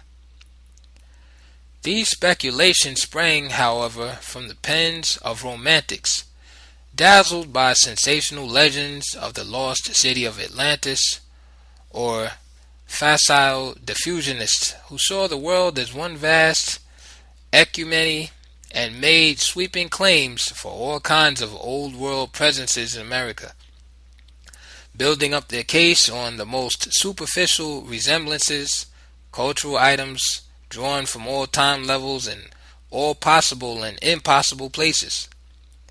In their own game of fantasy, they jumped at 100 items belonging to no one cultural milieu or social complex, no particular or definitive period in old world history. The truth was that until 1955-1956, when carbon datings were at last obtained at the La Venta site, these impatient gentlemen were pounding at a closed door. We were given the keys to this mysterious chamber of history only 3 decades ago. Constance Irving was the first writer to make known to the general public some of the implications of these discoveries. Before her book appeared in 1963, only a few archaeologists knew about these heads, and the information was relegated to technical journals. Some scholars, finding it embarrassing to their already settled notions of American history, chose to ignore its existence. Some concentrated on the Caucasoid-type figure, nicknamed Uncle Sam, rejoicing in the belief that they had at last found proof of a white god of civilization, turning a blind eye on the massive Negroid figure standing beside him. Some picked upon the one smiling Negroid face among the quaternity of heads, nicknaming it Babyface, so as to blur the obvious and inescapable distinction between the colossal, realistic representations of the aliens in stone and the smooth, dwarf-like mongoloid figures in clay and jadeite littered beside them. These little figures, in contrast, were stylized in the typical jaguar motif of the Olmecs, with snarling feline mouths, sexless bodies, and infantile faces. Thus has a generation of scholars contrived to silence and sidestep these uncomfortable discoveries. Irwin stepped into the breach with a bold and plausible theory which seemed at first to tie up most of the pieces. She began by looking closely at strange cultural items on these figures.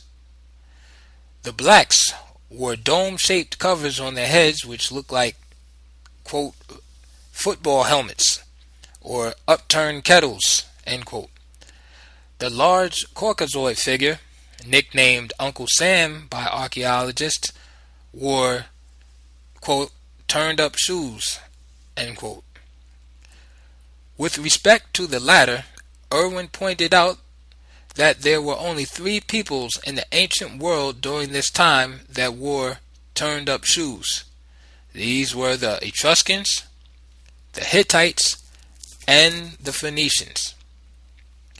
The Etruscans, she claimed, though she hedged this with qualifiers, were, quote, the least likely to have found their way to American shores.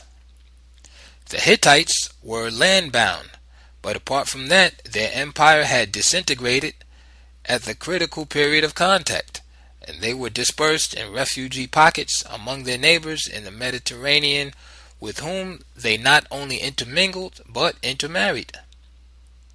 Among their neighbors were the Phoenicians, to whom the Hittite custom of turned-up shoes diffused. The Phoenicians were, by simple process of elimination, the most logical choice for the identity of the Mediterranean-type figure at La Venta. Moreover, they had a good navy. They were trading along the Mediterranean, seeking metal supplies from places far distant from their island complex.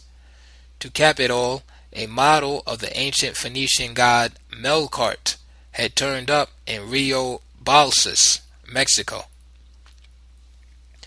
Miss Irwin then posed the critical question: what did the Phoenicians have to do with the Negroid figures dominating the La Venta ceremonial site? For the answer, she turned to an Assyrian source which described Phoenician ambassadors and their servants coming to pay tribute to the Assyrian court circa 849 BC. The source describes the headgear of the servants who, quote, bore kettles on their heads like caps, end quote. Since 1 or 2 people had casually mentioned that the Negroid stone figures at La Venta wore what looked like upturned kettles, Irwin pounced on the image and suggested that these figures were, quote, a cargo of captured blacks, end quote, whom the Phoenicians had turned into their servants, hence the kettle-like caps. Let us look at her source closely. Nowhere does it mention blacks as servants of the Phoenicians. The Phoenicians, in this quotation, came to pay tribute to their Assyrian overlords. They were in a state of humble vassalage during the period dated by the quotation, circa 849 BC. When the Nubian blacks had gained full independence from Egypt, these blacks in this historical period were servants of no one. The Phoenicians remained in that lowly state all during the time the blacks moved to a position of ascendancy from the 9th to the 7th century BC. The Phoenicians, in fact, during the whole phase of La Venta culture, first phase of La Venta culture, right down to 680 BC, were either vassals of Assyria or mercenaries and protected traders of a Nubian-controlled Egypt. What is more, the quotation has been ingeniously stretched to convey the impression that the kettles were worn rather than born. A full, unprejudiced reading simply shows us that every available carrying space on these porter servants was weighted down with tribute. They bore trays of sweetmeats in their hands, boxes laden with blue wool, and ingots of gold, silver, and lead on their shoulders, and kettles, that is, receptacles of liquid or solid food, on their heads. They bore, not wore, these kettles, and the word like in the phrase like caps comes to mean in place of, in the manner of, and not serving the same function as.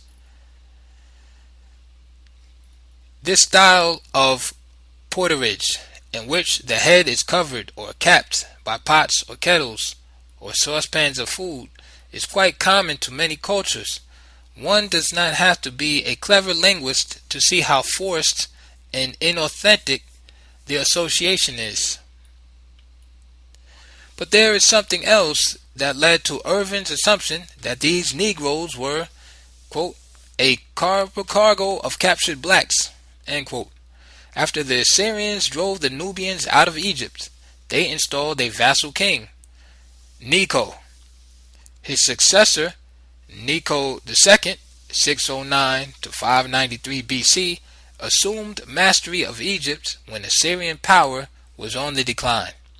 He hired Phoenician navigators to circle Africa to see if such a thing were possible. They started out from the Red Sea port of Ezion-Geber, proceeded down along the east coast of Africa, rounded the Cape, sailed up along the west coast, and entered the Mediterranean through the Straits of Gibraltar, returning thus to Egypt. The round trip took them 3 years. Evidence for the authenticity of this trip lies in a very strange reading of the sun's position taken when rounding the Cape, a reading which could not have been invented, the validity of which has been cross-checked by later navigators. What Irwin is suggesting is that somewhere around this time, 613 to 580 BC, her dates, when the Phoenicians were getting acquainted with Africa, they took some West Africans captive, brought them aboard a ship, turned them into their servants, put on the kettle cap, and got themselves blown off course to America. There are 3 objections to this story. First of all, it is nearly 100 years later than the latest possible date for the arrival of the Negroid figures at La Venta, 680, not 580 BC. Her downdating is largely influenced by the fact that it was a more favorable period for Phoenician enterprise at sea. I have already pointed to Sterling's evidence that the oracular Negroid figure belongs to the first phase of the construction of the ceremonial site and to the joint report of Drucker, Heiser, and Squire, indicating that there was no significant change of culture in the succeeding phases. To place the arrival of the outsiders and their cultural impact in the second phase, therefore, is irresponsible. Second, if the Phoenicians had made servants of the blacks, why were those so-called captives and servants given such prominence among the Native Americans, dwarfing their so-called masters? There were 11 Negroid colossi in all found in the Olmec world. 4 of these dominated the La Venta site. Against these massive figures was one major Mediterranean-type Caucasoid. The Mediterranean figure with a beard is 7 feet in height, carved on a stele which he shares with a headless companion. This is a flat representation or drawing, whereas the Negroid heads are full-bodied, realistic sculptures of great size, nearly 10 times larger than life. Do people build monuments and altars and oracles to slaves, which surpass in significance, size, and number those representing their masters? Here is no attempt whatever to perceive the relationship created by the historical realities of the period. All we have, in spite of a revolutionary pre-Columbian find, is a reactionary post-Columbian reflex. Black man found standing beside white man. Relationship? Black man obviously servant or captive or slave. White man obviously master. History in this conception has not changed one whit. 676 BC, AD 1976. Races and people seemed frozen in an immemorial stance. Third, the very kettle cap, which was conveniently clamped upon the heads of the black colossi to bring them down to size as, quote, servants, unquote, turns out upon examination to be the type of battle helmet the Nubians and Egyptians wore in the contact period. This may be demonstrated by a relief from the temple of Ramses III at Medinet Habu, Thebes, where a naval battle is in progress between the Egyptians, who wear these helmets with ear flaps, while the enemy wear crests, the Philistine soldiers, and horn helmets, the Sheridan soldiers. James Bailey recognizes these helmets as military apparel, but falls by virtue of the same automatic racial reflex into the same trap as Irwin. He conceives of the blacks in ancient America as, quote, mercenary troops, end quote, of the Phoenicians. It does not occur to him that the Phoenicians were the mercenaries of the Egyptians, and that in that period in question, they were in no position to make mercenaries of anyone, least of all the blacks, who, as then rulers of Egypt, were their protectors against a common enemy, the Assyrians. He talks glibly about the planting of Phoenician colonies along the seaboard of West Africa, circa 425 BC. Not only is the period too late for our consideration, but the kind of, quote, master mercenary, unquote, relationship he envisions between the Phoenicians and the blacks has no foundation in history. Moreover, a great number of these so-called colonizers of West Africa were killed, absorbed, or turned into captives and slaves. Even if, to flatter his fantasy, we were to assume that the Phoenicians paid Africans to join their fleets and fight Native Americans for their territory, why should these people, crushed and humiliated by black mercenaries, build altars and monuments to them? Out of gratitude for being, quote, civilized? It's the old colonial fairy story. Its patent absurdity may not strike a man who can refer with insensitive and myopic dogmatism to, quote, Africa that never outside Egypt came to anything momentous, end quote. One cannot deny, however, the imagination and scholarship of these two writers. Irwin is sound and cautious on most things. James Bailey, though he traffics in sensational superficialities, has done some impressive research. He throws a wide net over Bronze Age civilizations and brings up a rich catch of relevant and irrelevant oddities. Both share, however, the same basic weakness: an inability to look through the window of ancient history with eyes untinted by the ethnocentric dyes of their day. They and others have begun to provide a new script for the pre-Columbian drama of America. All the characters in the old world seem to have been given new lines. All except the Negro. What was the impact of these aliens, the Negroid and Mediterranean figures, upon Olmec culture? How can we distinguish between what they found on their arrival and what they brought with them? How can a responsible list of loans be drawn up that we may deem a reliable index of cultural contact and influence? Vague coincidences abound. We must be wary. Facile comparisons have led romantic diffusionists to claim an old world origin for almost everything found on American soil, from the universal legend of the flood down to the simple bow and arrow. How can we avoid the Scylla of radical diffusionism on the one hand and the Charybdis of reactionary isolationism on the other? A fairly safe guideline may be set up to pilot us through this perilous minefield.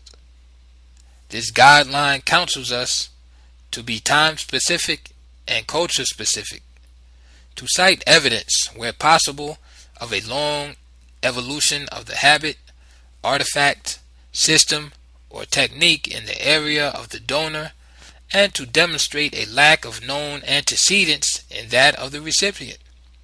To consider levels of identity in complexity as against superficial stylistic similarity. To think in terms not of single traits but of complexes or clusters of interlocking parallels. A number of important items may be seen to survive this critical test. Let us consider, first of all, the pyramids. They have a very long history in the Mediterranean world. The type found in America, the step pyramid, may be traced to ancient Babylon and Egypt. It is also known by the name of ziggurat. The ziggurat step pyramid or stepped temple is a type of religious architecture as a Chinese pagoda or a Mohammedan mosque. It has been found nowhere in the old world without clear and incontestable proof of diffusion. It goes back 3,000 years before Christ. Among the most noted Egyptian step pyramids are the Pyramid of Djoser at Saqqara, 2750 BC, and the Pyramid of Medum, built for the pharaoh Seneferu, 2700 BC. There were no pyramids in America before the Contact period, 800 to 680 BC. The very first American pyramid or stepped temple appears at La Venta, the site of the colossal negroid heads and the stele on which is carved the Mediterranean-type figure with beard and turned-up shoes. Other notable step pyramids in America are the Pyramid of Cholula, dedicated to Quetzalcoatl, 150 BC, and the Pyramid of the Sun at Teotihuacan, near Mexico City. We should also mention the Cerro Colorado Pyramid in the Chicama Valley in northern Peru, where the influence of the visitors to the Gulf of Mexico later diffused. It would appear from the above that the major criterion has been met. There is clear evidence of long evolution of a unique architectural configuration in the area from which the aliens are presumed to have come, and no evidence of antecedents in the area where they landed. Suddenly, in the Contact period, the ziggurat or steep temple, a particular kind of Babylonian Egyptian pyramid, begins to appear in America. And not only is the design identical, but, like its presumed prototype, it is sun-star oriented and encircled by a precinct. Not only are the shape and religious function the same, but also the astronomical and spatial relationships. There is, however, one serious objection. The Egyptians, it would appear, have stopped building pyramids since 1600 BC, particularly this kind of pyramid. In other words, the American pyramid, if it was influenced by aliens in the Contact period, would have had to come from an architect in the migrant group who was nostalgically returning to classical or early Egyptian architecture. The heyday of the Egyptian step pyramid was long over. Over in Egypt, yes, but not in Nubia. The Black Kings of Nubia built the last of the Egyptian-type pyramids above their tombs, small but elegant copies, and the last of the steeped temples for sun worship. They also rebuilt and restored a great number of temples which had fallen into disrepair. Nostalgia for the religious and architectural past of Egypt was so strong in Pianki and Taharqa. Pianki rebuilt the great temple of Ammon, originally built by Tutmosis III and IV, with additions by Ramses II. Taharqa erected a magnificent colonnade in the great forecourt of the temple at Karnak. One of these columns is still standing today. He also restored halls of hypostyle, columns in the great temple of Amun-Ra at Jebel Barkal. The hypostyle, or forest of columns, is another architectural feature which we find appearing in America after the contact period. Like the Egyptians and the Native Americans, the Nubians oriented all their religious structures on earth to cardinal points in the heavens. To assist in his architectural schemes, Taharqa in 684 BC called in 4 experts in reckoning the time by star transits, and their astronomical instruments are mentioned. Many of these temples have been beaten into the dust by time, but even as late as 593 BC, a successor of Taharqa, Espelta, built the Sun Temple at Meroe, which Herodotus calls the Table of the Sun. It is the steeped type of temple, and fragments of its ruins may still be found. A flight of stone steps, or Jacob's ladder, takes us up to the platform at the summit, and a colonnade encloses the sanctuary. Reliefs on the walls of this Sun Temple have motifs that occur on similar temples in ancient Egypt and America, like those showing conquered prisoners supporting the royal foot. Mummification is another extremely interesting case which merits close examination. Few mummies have been unearthed in ancient Mexico because of the corrosive humidity, but we have indisputable proof of Mexican mummification nonetheless. One of the best examples is the mummified figure in the sarcophagus at Palenque. 3 features of this Palenque burial indicate an Egyptian influence: the jade mask on the face of the dead, the fact of mummification itself, and the flared base of the sarcophagus. With respect to the latter, it should be noted that Egyptians made sarcophagi with a flared base to enable them to stand them up because their burials were vertical. The Egyptians built their mummy cases of wood, and these cases were often stood on end. The flared base feature affording them stability in a standing position. The Mexicans, like the Nubians, bury in a horizontal position, yet at Palenque the flared base is retained, although it serves no function. The retention of such a non-functional element, especially when, as in this case, considerable time and effort went into chiseling the flared base out of stone, is among the clearest indications of an influence. A borrowed artifact often goes through an initial period of slavish imitation before it is restructured to suit local needs. Both horizontal and vertical burials occur in the royal graveyards of Nubia. Egyptian and native Nubian burial customs coexist for a while and then fuse. Occult has noted that more Egyptian the burial, the poorer are the grave furnishings, indicating that the black kings, whose tombs, though plundered, are obviously much richer, retaining around them a nucleus of Egyptian assistants, architects, scribes, priests. Egyptian mummification techniques, which originated in pre-dynastic Black Africa and were developed and refined in the dynastic period, are most in evidence in Peru. There, in the desert sands, we find very specific and ample evidence of the Egyptian influence. Evidence of mummification, however, is widespread in ancient North America as the practice diffused from the Mexican heartland. The Indian tribes of Virginia, of North Carolina, the Congarese of South Carolina, the Indians of the northwest coast of Central America, and those of Florida practiced this custom, as well as the Incas. In Colombia, the inhabitants of Darien used to remove the viscera and fill the body cavity with resin. Afterwards, they smoked, that is, fumigated the body and preserved it in their houses.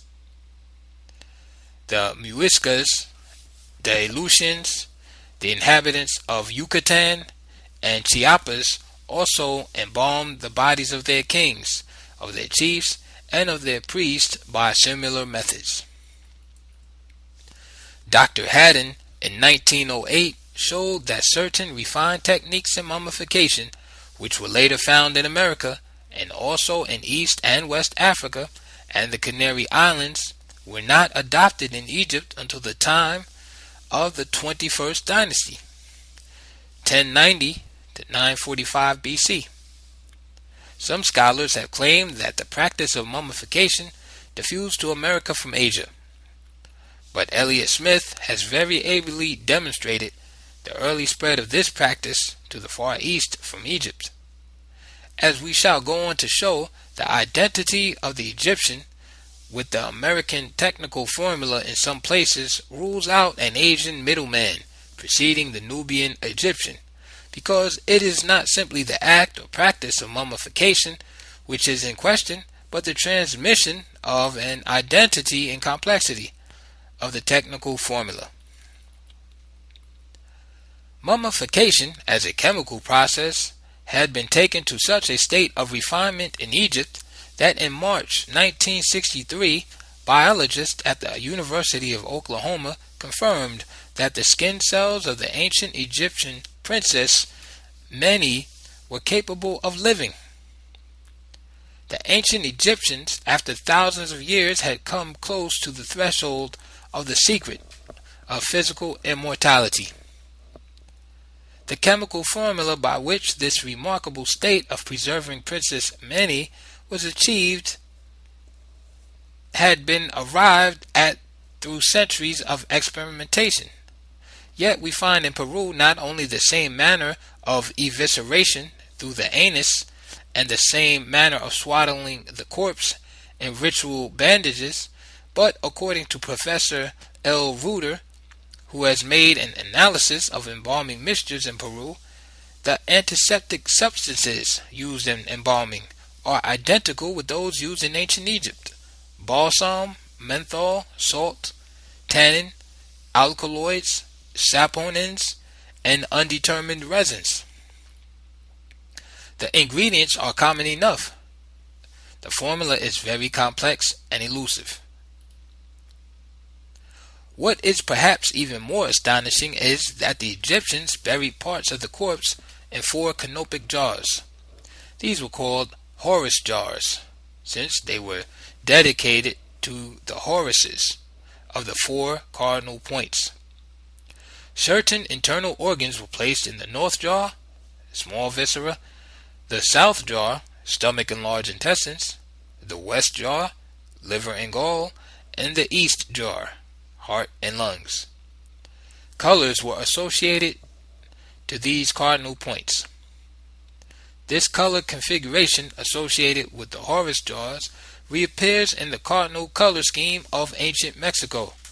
Thus we have a red north in ancient Egypt and Mexico, a white south, a dark west, black in Egypt, blue in Mexico, and a golden east. Yellow is the equivalent color for gold in Mexico. This is no simple accident. Chinese and other Asian aboriginal color schemes differ radically in this connection. Moreover, mummies examined in ancient Peru toward the end of the Olmec phase of civilization show that foreign elements, both Negroid and Caucasoid, seem to have entered the native South American population 400 to 300 BC. Dr. M. Trotter, doing a hair analysis on pieces of a scalp from Paracas mummies in Peru, reported in 1953 that the cross-section form shows so much divergency between the different mummies that they cover all divisions of hair form. Dr. Trotter, under cross-questioning by Thor Heyerdahl, indicated that hair color and texture need alter only slightly through post-mortem dehydration and fading. Also, an examination of skeletons in the area, simultaneously conducted by T.D. Stewart, demonstrated the presence of races of greater average height and a different cephalic index head shape than the Aboriginal Americans. Heyerdahl's questioning of Trotter and his interview with the mummy specialist W.R. Dawson elicited information that can clearly establish the Mediterranean presence in America through these mummies, but his overwhelming desire to prove the Europoid presence, probably Phoenician, makes him defensively selective in presenting his information, which equally suggests Negroid elements, mulatto, curly-haired Egyptians, and a good deal of racial intermixtures.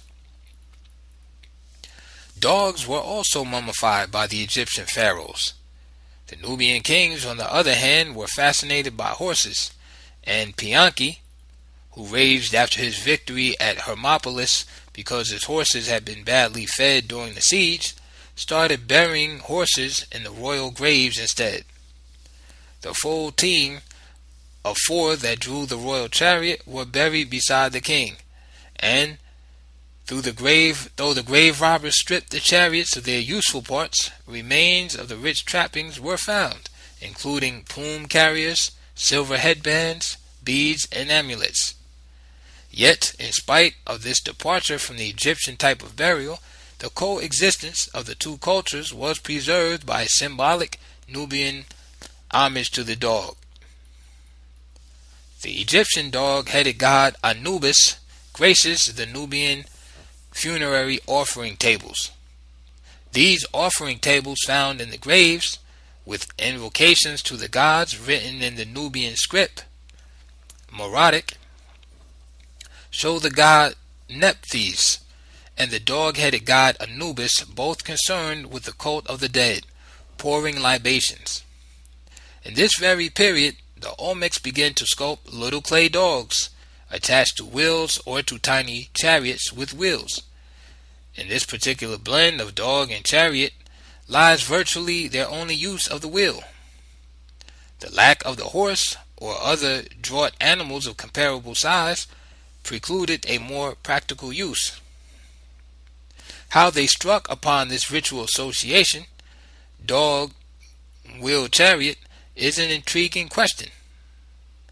The full-blown Egyptian practice, however, of mummifying dogs has been found in Peru.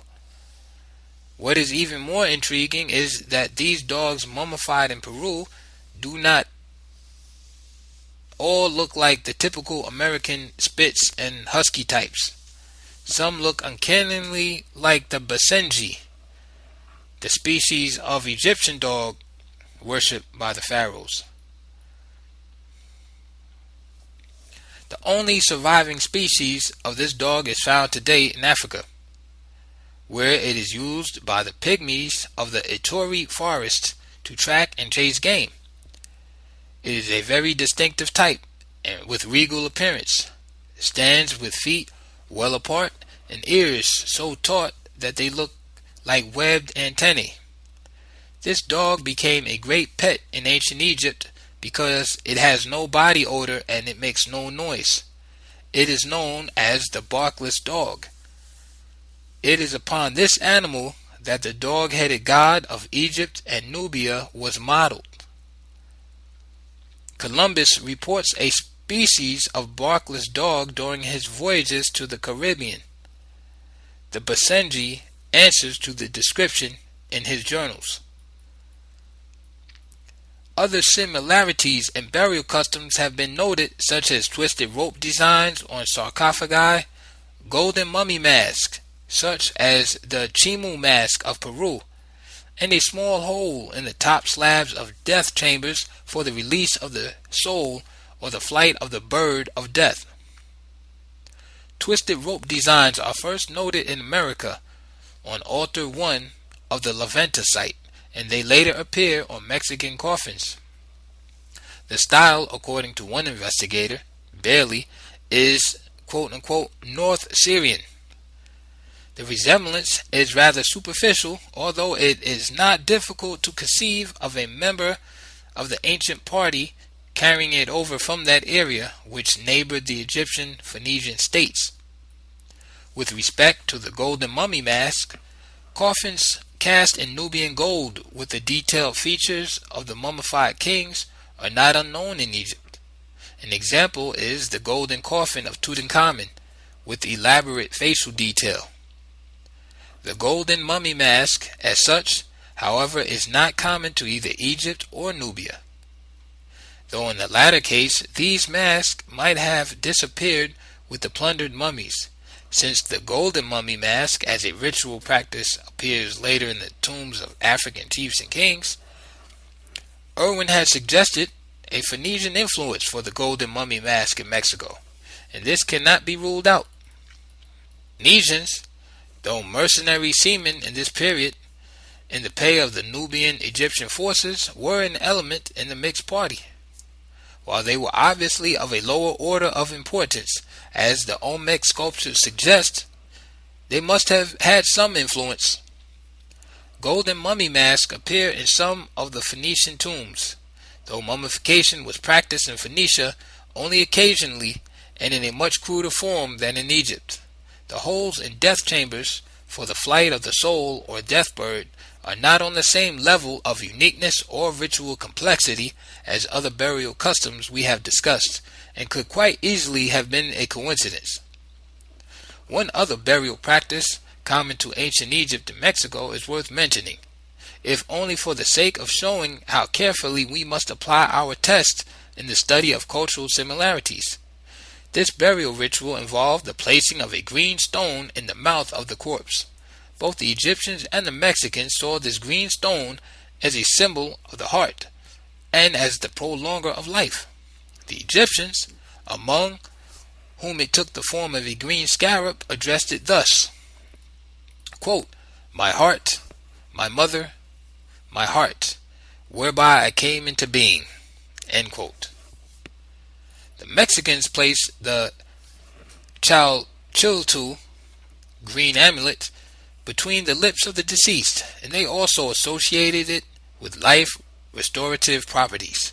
In fact, they called it, quote, "the principle of life," unquote. The green stone in the mouth of the dead, however, is a very primitive ritual indeed. One may even say primordial. It precedes Egyptian civilization by thousands of years. It was found between the teeth of some of the Cro-Magnon skeletons in the Grimaldi caves near Menton. The very ancient Chinese also placed green jade amulets in the mouth to preserve the body from decay. Pearls and shells as mouth amulets of the dead were substituted for jade. Pearls for feudal lords, shells for ordinary officials, jade reserved for stuffing the mouths of dead emperors. Since we find such a custom in vogue even as far back as the Aurignacian stage of Cro-Magnon culture, it might well have traveled from Asia to America in the glacial epoch, when the very first Americans crossed over to this continent on the bridge of ice in their two major migrations, now calculated to be 40 and 25,000 years ago.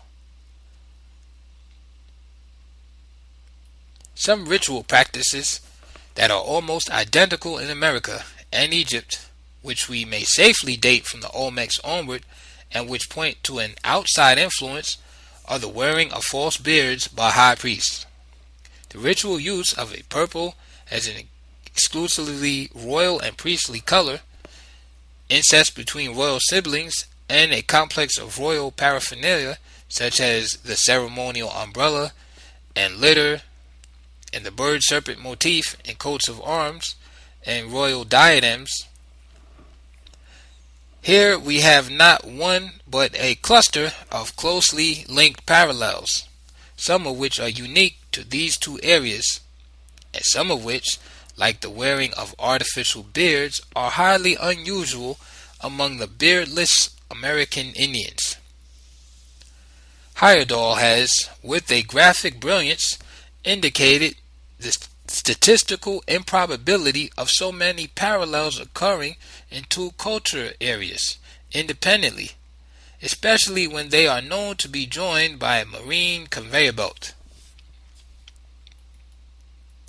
A single culture element found to appear at both ends of a natural sea route, wrote Heyerdahl, may very well be the result of coincidence or independent evolution along parallel lines.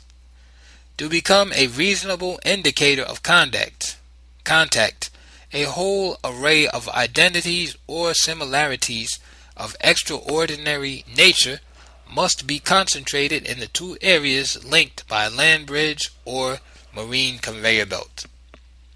What confronts us on both sides of the Atlantic are arrays of cultural parallels, and when these are dealt with as complexes, we are faced by amazing statistical indications. When the whole list of Mediterranean American parallels are considered together as an entity, then the probability of diffusion rather than independent development does not increase arithmetically but exponentially. For instance, a cluster of 12 parallels grouped together, say, in Mesopotamia and Mexico, does not weigh 12 times heavier in the discussion than a single parallel, but rather, according to the laws of probability, has increased in significance by a truly astronomical amount. Among other things, this means that the isolationist technique of negating these parallels one by one by labeling them coincidence is mathematically invalid. The artificial beard worn by kings and priests is one of the ancient mysteries of Mexico.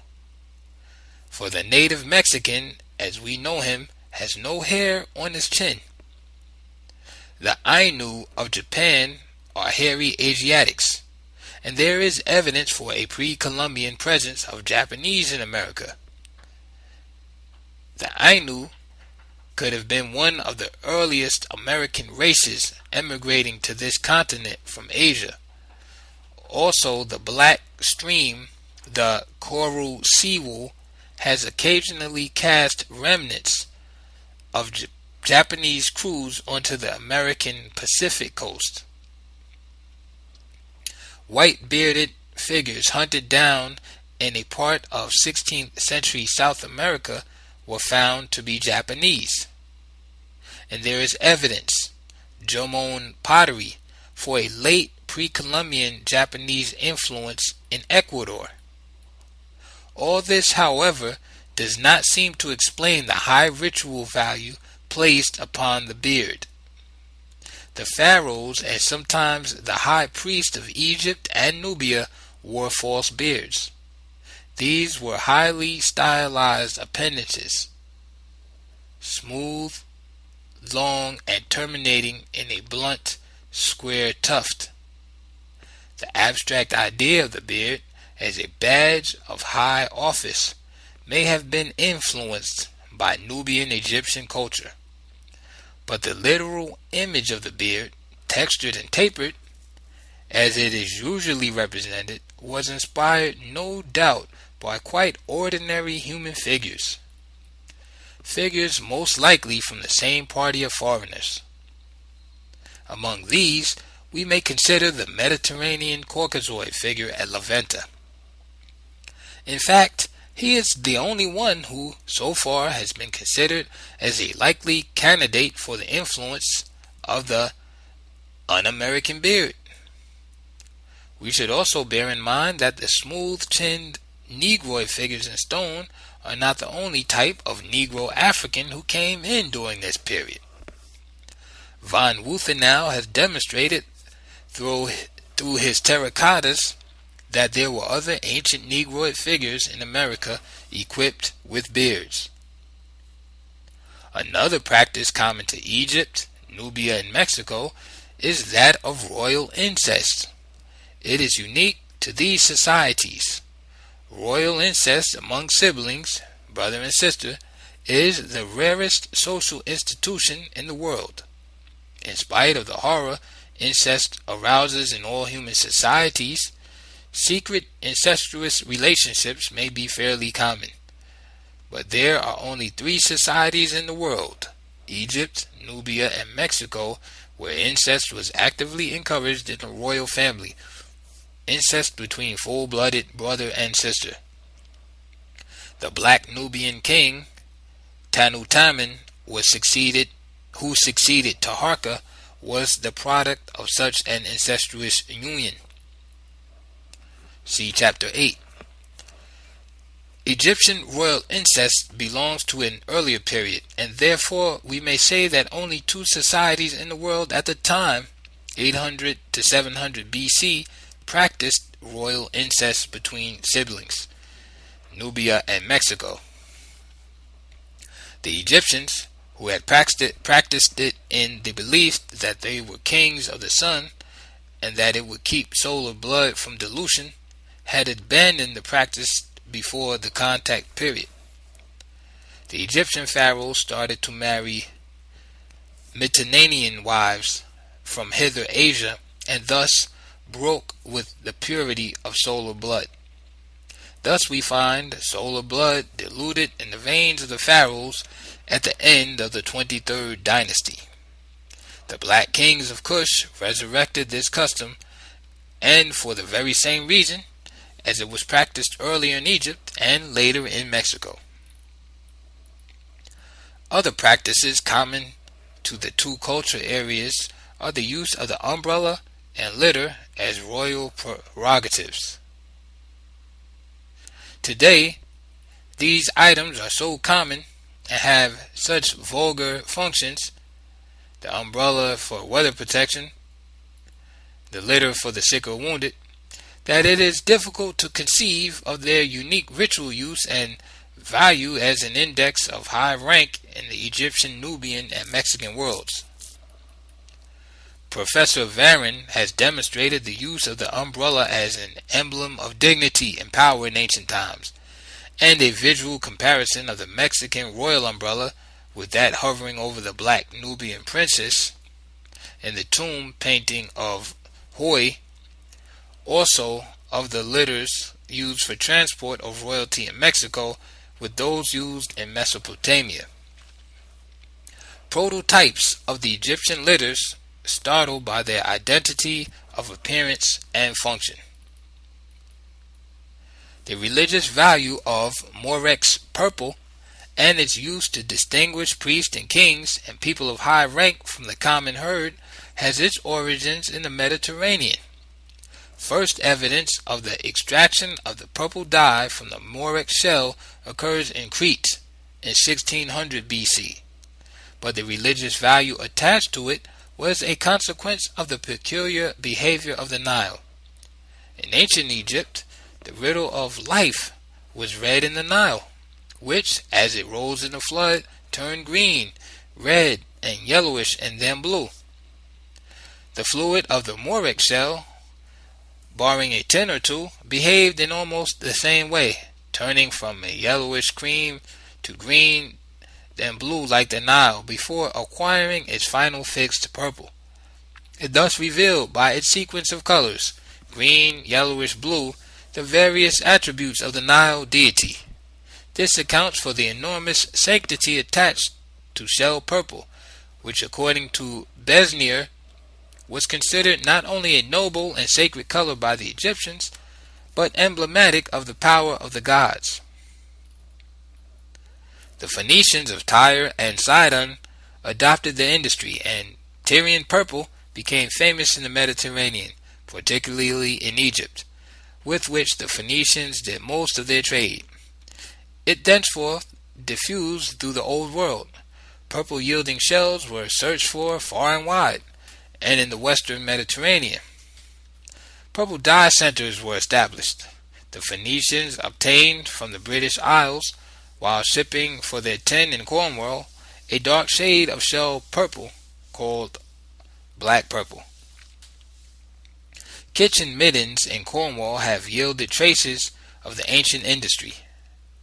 Traces of the ancient purple industry have also been found in Mexico, and here the same value and function is attached to it. Also, the same extraordinary association with the conch shell trumpet to summon the deity. Zelia Nuttall has published a paper entitled A Curious Survival in Mexico of the Use of the Purpura Shellfish for Dyeing. She shows in the Nuttall Codex pictures of no fewer than 13 women of rank in Mexico wearing purple skirts and 5 with capes and jackets of the same color. In addition, 45 chieftains are figured with short, fringed, rounded purple waistcloths, and there are also 3 examples of the use of a close-fitting purple cap. Purple-yielding shells, broken for the dyeing industry, have also been taken from the Inca graves in North Chile. Purple is one of those colors that do not come naturally and easily, as J. Wilford Jackson points out in Shells as Evidence of the Migration of Early Cultures.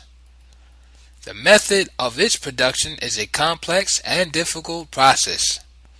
Moreover, the ancient purple industry, because of its marine nature, was conducted by Mediterranean mariners and became associated with pearl fishing and the use of the artificially devised conch shell trumpet. The earliest use of the conch shell trumpet, according to Professor Smith, was in the Minoan worship in Crete, where the purple industry started. Thence it spread far and wide until it came to play a part in religious services in the Mediterranean, in India and Central Asia, in Indonesia and Japan, in Oceania and America. It was supposed to have the definite ritual object of summoning the deity. In addition to the ritual use of the conch shell trumpet, identical in the Egyptian and American worlds, Jackson finds an intimate relationship between this purple industry and conch shell trumpets and weaving, as well as mining, working, and trafficking in metals, gold, silver, copper. In Mexico and Peru, the purple industry was also associated with these pursuits. The ritual use of purple as an index of rank, therefore, and the extraction of purple and the religious use of the artificial conch shell to summon the deity, and the further association of all this with weaving and metalworking, is one of the most remarkable complexes of interlocking parallels found between Mediterranean and ancient New World civilizations. The Phoenician, Egyptian, Nubian link, and the joint influence in the mixed crew of shipwrecks is almost clearly seen in this connection. The Egyptian-Nubian religious link to the Nile, which gave the Murex purple shell its sanctity, the Phoenician maritime enterprise, which exploited the Cretan discovery of the shell milk as an indelible dye, and the conch shell trumpet as a summoner of the divine, the use of Tyrian purple among the pharaohs and high priests of Egypt and Nubia are all seen in the later duplication of this royal and priestly use of purple, which, with all of its complex associations by the Mexicans and Peruvians. Since weaving and metalworking were among the pursuits associated with the purple dye manufacturers, weaving techniques such as the loom and metallurgical techniques such as the refined metal casting process known as the lost wax technique were carried from one end of the Mediterranean to the other, and so diffused through the Old World. An examination of these two technological achievements in the Old World and the New provides us with further proof of an influence. Although Native Americans in Peru were weaving cloth as early as 2500 BC, they were not using the loom. Dr. Junius Bird discovered cotton fabrics at Huaca Prieta in Peru, carbon dated 2500 BC. But 78% of the 3,000 pieces of cotton cloth examined were twined and the rest netted. Two of the simplest methods of producing fabrics without a loom.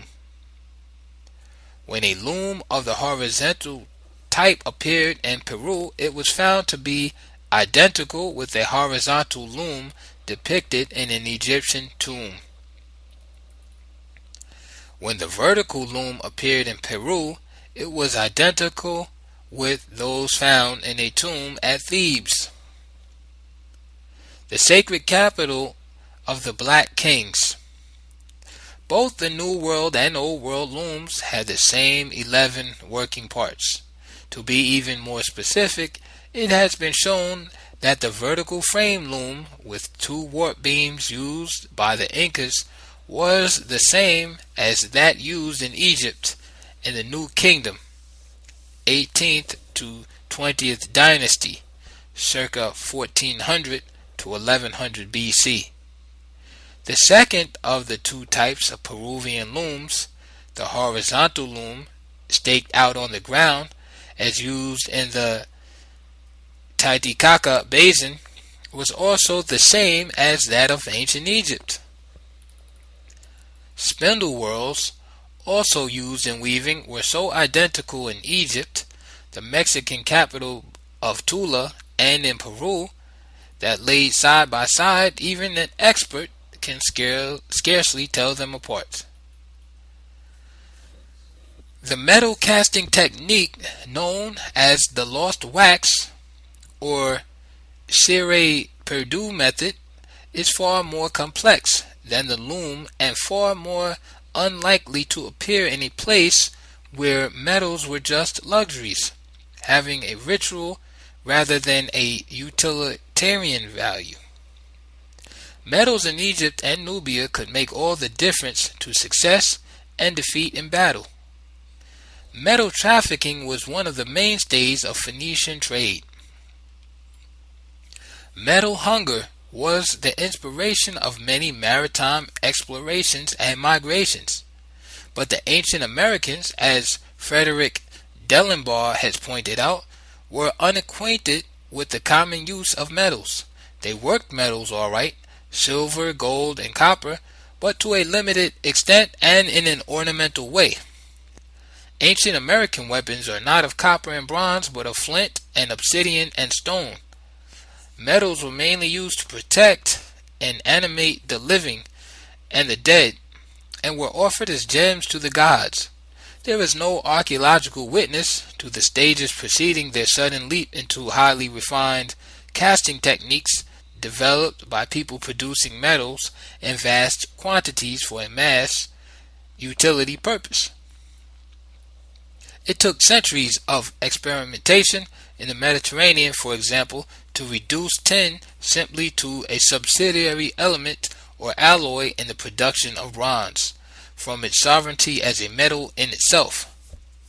Yet there is not a single object made entirely of tin by the ancient Americans. The Americans jumped that step mysteriously, and we find them, according to C.W. Mead, a curator of Peruvian archaeology who has analyzed bronze pieces in ancient Peruvian graves, using only 6 or 7% of tin in their bronzes, a technical achievement reached by only the best of the Mediterranean bronze workers. The ancient European bronzes had an average of tin alloys as high as 10%. As for the lost wax technique used in Egypt and Nubia, from where it diffused to the Yoruba and Bini of Nigeria via Meroe, capital of the Black Kings after their retreat from Egypt, it is a technique that appears nowhere in the Old World without some indication of diffusion from the Mediterranean center. Metal casting is a highly technical operation, and the lost wax method is far superior to the common sand process. It is considered especially good for reproducing faithfully delicate and intricate detail. The following brief summary of the technique is presented to give some impression of the complexity of the process, which has been found copied by the ancient metal casters of the New World. The first step in the lost wax method of casting is the making of a mold, which bears in reverse the details of the object to be cast. This is usually dusted with finely ground charcoal and made ready for the wax cast. The inside of the mold is painted with molten wax, which is then reinforced with sheets of warm wax pressed against it. The thickness of the wax must be controlled so that it does not exceed the desired thickness of the final cast in bronze, gold, or silver. The mold is then taken off, leaving a hollow wax replica. An opening or vent is made in the object to carry off the melting wax during the baking of the final mold. This final mold is made of a heat-resisting semi-liquid compound poured into the wax mold to form the core and built up around the outside to form a jacket. The whole thing is put into a blast furnace. Even this has been found to be identical in design in Egypt and America, and baked for a couple of days until the wax has melted away. The mold is then removed from the furnace. Molten gold, bronze, or silver is poured into the opening in the mold and fills the space left empty by the melting of the lost wax cast. When the metal cools, the jacket is broken away and the job is done. Many of the Mediterranean-type technical processes, burial customs, and royal priestly rituals that mark Olmec culture in the Mexico of the north are found in the Chavin Capisnic culture in the Peru of the south. These are contemporary centers of American civilization. Early Chavin levels have been carbon dated 848 plus or minus 167 years BC. And the movement of major aspects of culture from the one to the other has been clearly established. They even share the central feline motif. An Egyptian surgical procedure found in both ancient Mexico and Peruvian civilization is trepanning or trepanation. It was performed on the skulls of Egyptian Nubian soldiers, among others, to relieve pressure caused by blows on the skull. Hippocrates recommended it in an essay on injuries of the head. Doctors in ancient Egypt, Mexico, and Peru removed plaques of bone from the skull, and in many cases the operation was remarkably successful. Skulls examined in Peru indicate absence of signs of infection and a new growth of normal bone in and about the wound. There are very few cases in which post-operative infection of the skull set in, leading to lethal decay, indicated by a vast cavity. An examination of skulls in Egypt, Mexico, and Peru, upon which this operation was performed, shows square and circular holes in the skull. The skull bone was penetrated by scraping, cutting, or drilling the bone. The Egyptians have left us their surgical papyri. The surgical books of the New World lie in the thousands of skulls examined in America, particularly in Peru, where the paleontological evidence is more ample. Skull deformation, deliberately practiced by the Egyptian and ancient American upper class to distinguish them physically from their subjects, is another remarkable trait which seems restricted to these two cultural areas. Another shared feature often noted and calling for serious examination is that of tight-fitting megalithic masonry. The finest examples are found at Giza in Egypt, at Lixus in Morocco, where it diffused, at Sacsayhuaman and Cuzco in Peru, and across the Pacific from Peru and on Easter Island. The technique calls for considerable skill, since the massive stone blocks fitted together are not of any regular shape or size, not cut into conventional squares, for example, but display the complex regularity of patterns or designs in a jigsaw puzzle. No cement is used in the building of these massive blocks, so wonderfully exact is the masonry work of which they are composed. The identical methods of quarrying in the New and Old Worlds, which Seton Lloyd's study has demonstrated, may account for this extraordinary building technique. Both the ancient Egyptians and Americans quarried stone by driving wooden wedges into natural faults in the stone, which cracked when the wedges filled with water. It may be that a whole natural wall of stone or a cliff face was transported in its entirety from the quarry and its separate bits and pieces. This would account for the irregularly divided blocks being put together again by the masons into a tightly fitting pattern. These pieces or blocks were probably broken off the quarry wall at these points, where natural faults were exploited to break up the stone. They were then reconstructed as one reconstructs the irregularly shaped but naturally fitting pieces of a jigsaw. Similar responses to a similar problem may lead to an independent but similar solution. There may have been no other practical method by which massive stone blocks could have been quarried in the Old World. Through fitted megalithic masonry in itself is unique to an area in the Old World where a certain complex of cultural traits has been found, while the method of quarrying stone therefore might have been coincidental, this method of building walls and fortifications certainly was not. The identical technique occurred to no other people outside of this interconnected complex. Far more arbitrary, however, than a construction technique of this unusual nature is the construction of certain of the world's calendars. Even if astronomical science was as advanced in the Olmec world as it was in Egypt and Nubia before the 800 and 700 BC contact, it could not have led to the whole series of coincidences to be observed in one of the Mexican calendars.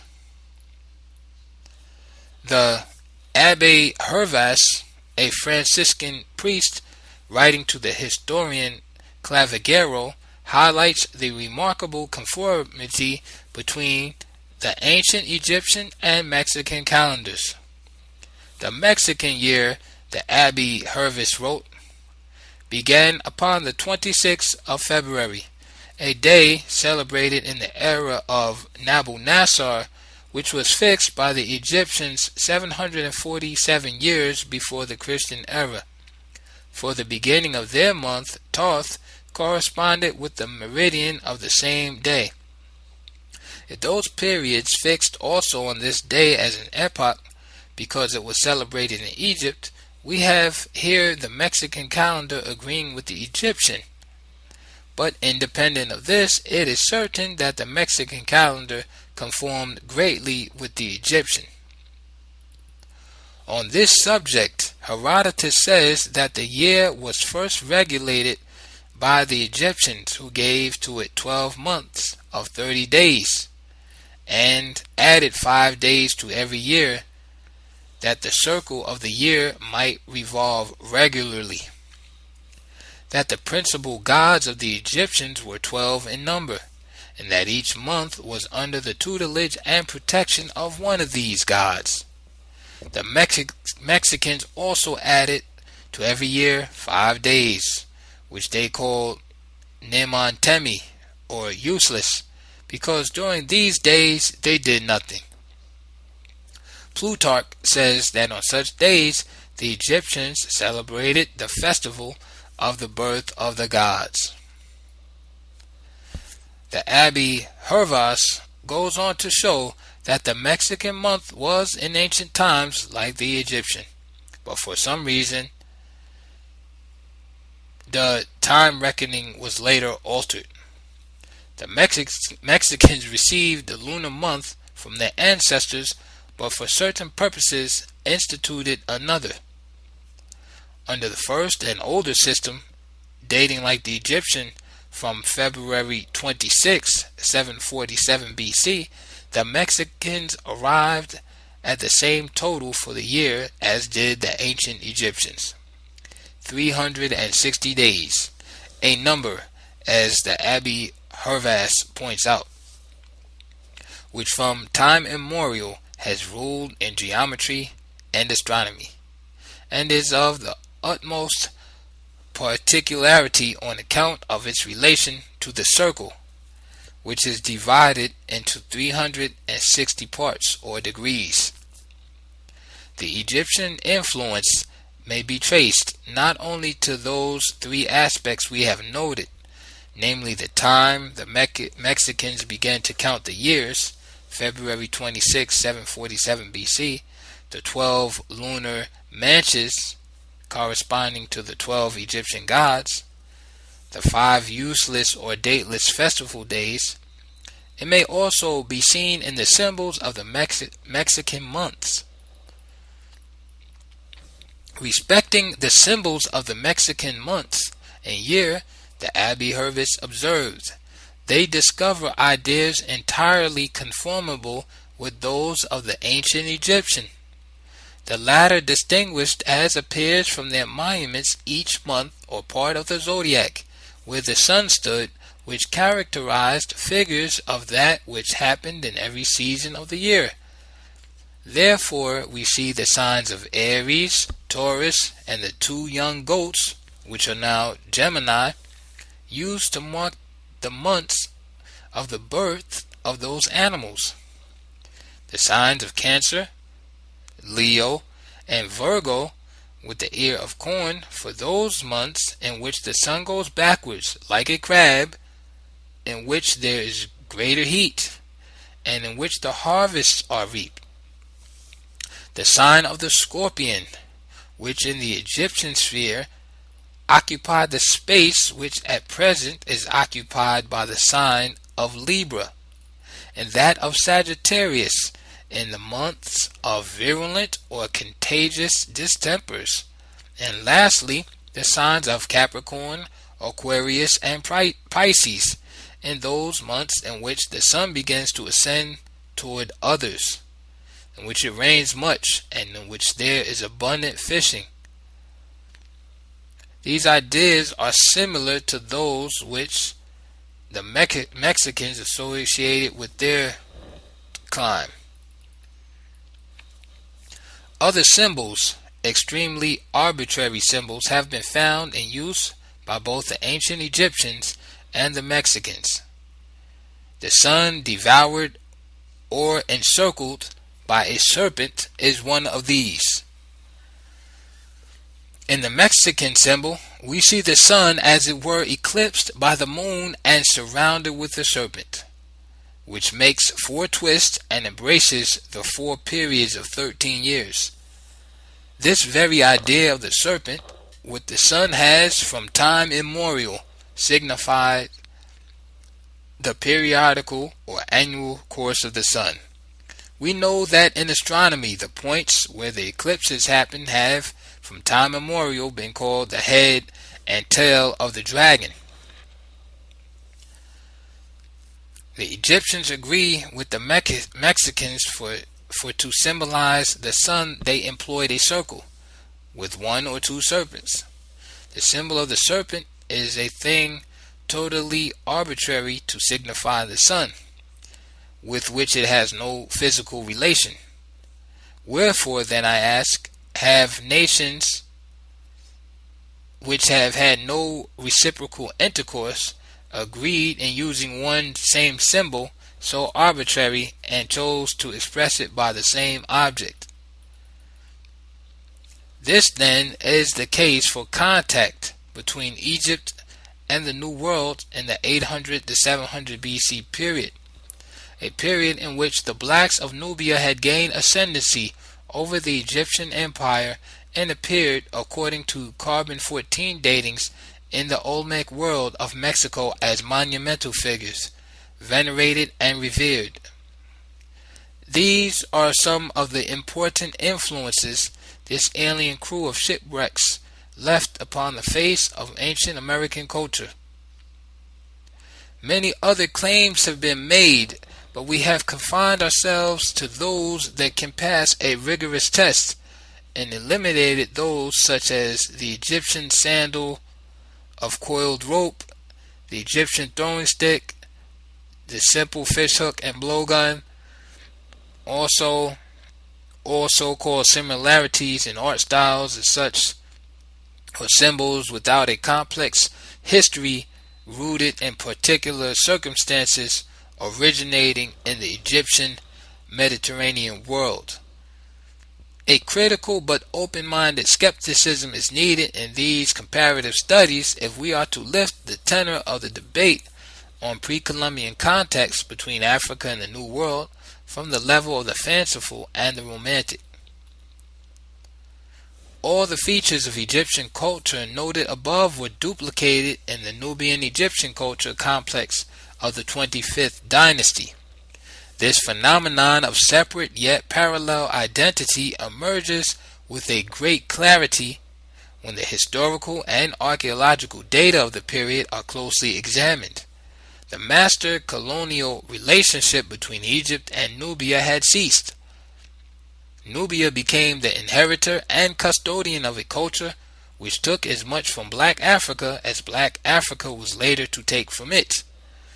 Nubia was so much a part of Egypt that, as Professors Steindorf and Seal have pointed out, it tenaciously held fast to Egyptian culture in latter times when Egypt herself succumbed to foreign influences. When the Greeks came into the valley of the Nile in the 7th century BC, it was Nubia which was considered the seat of Orthodox Egyptian character. End of chapter 9.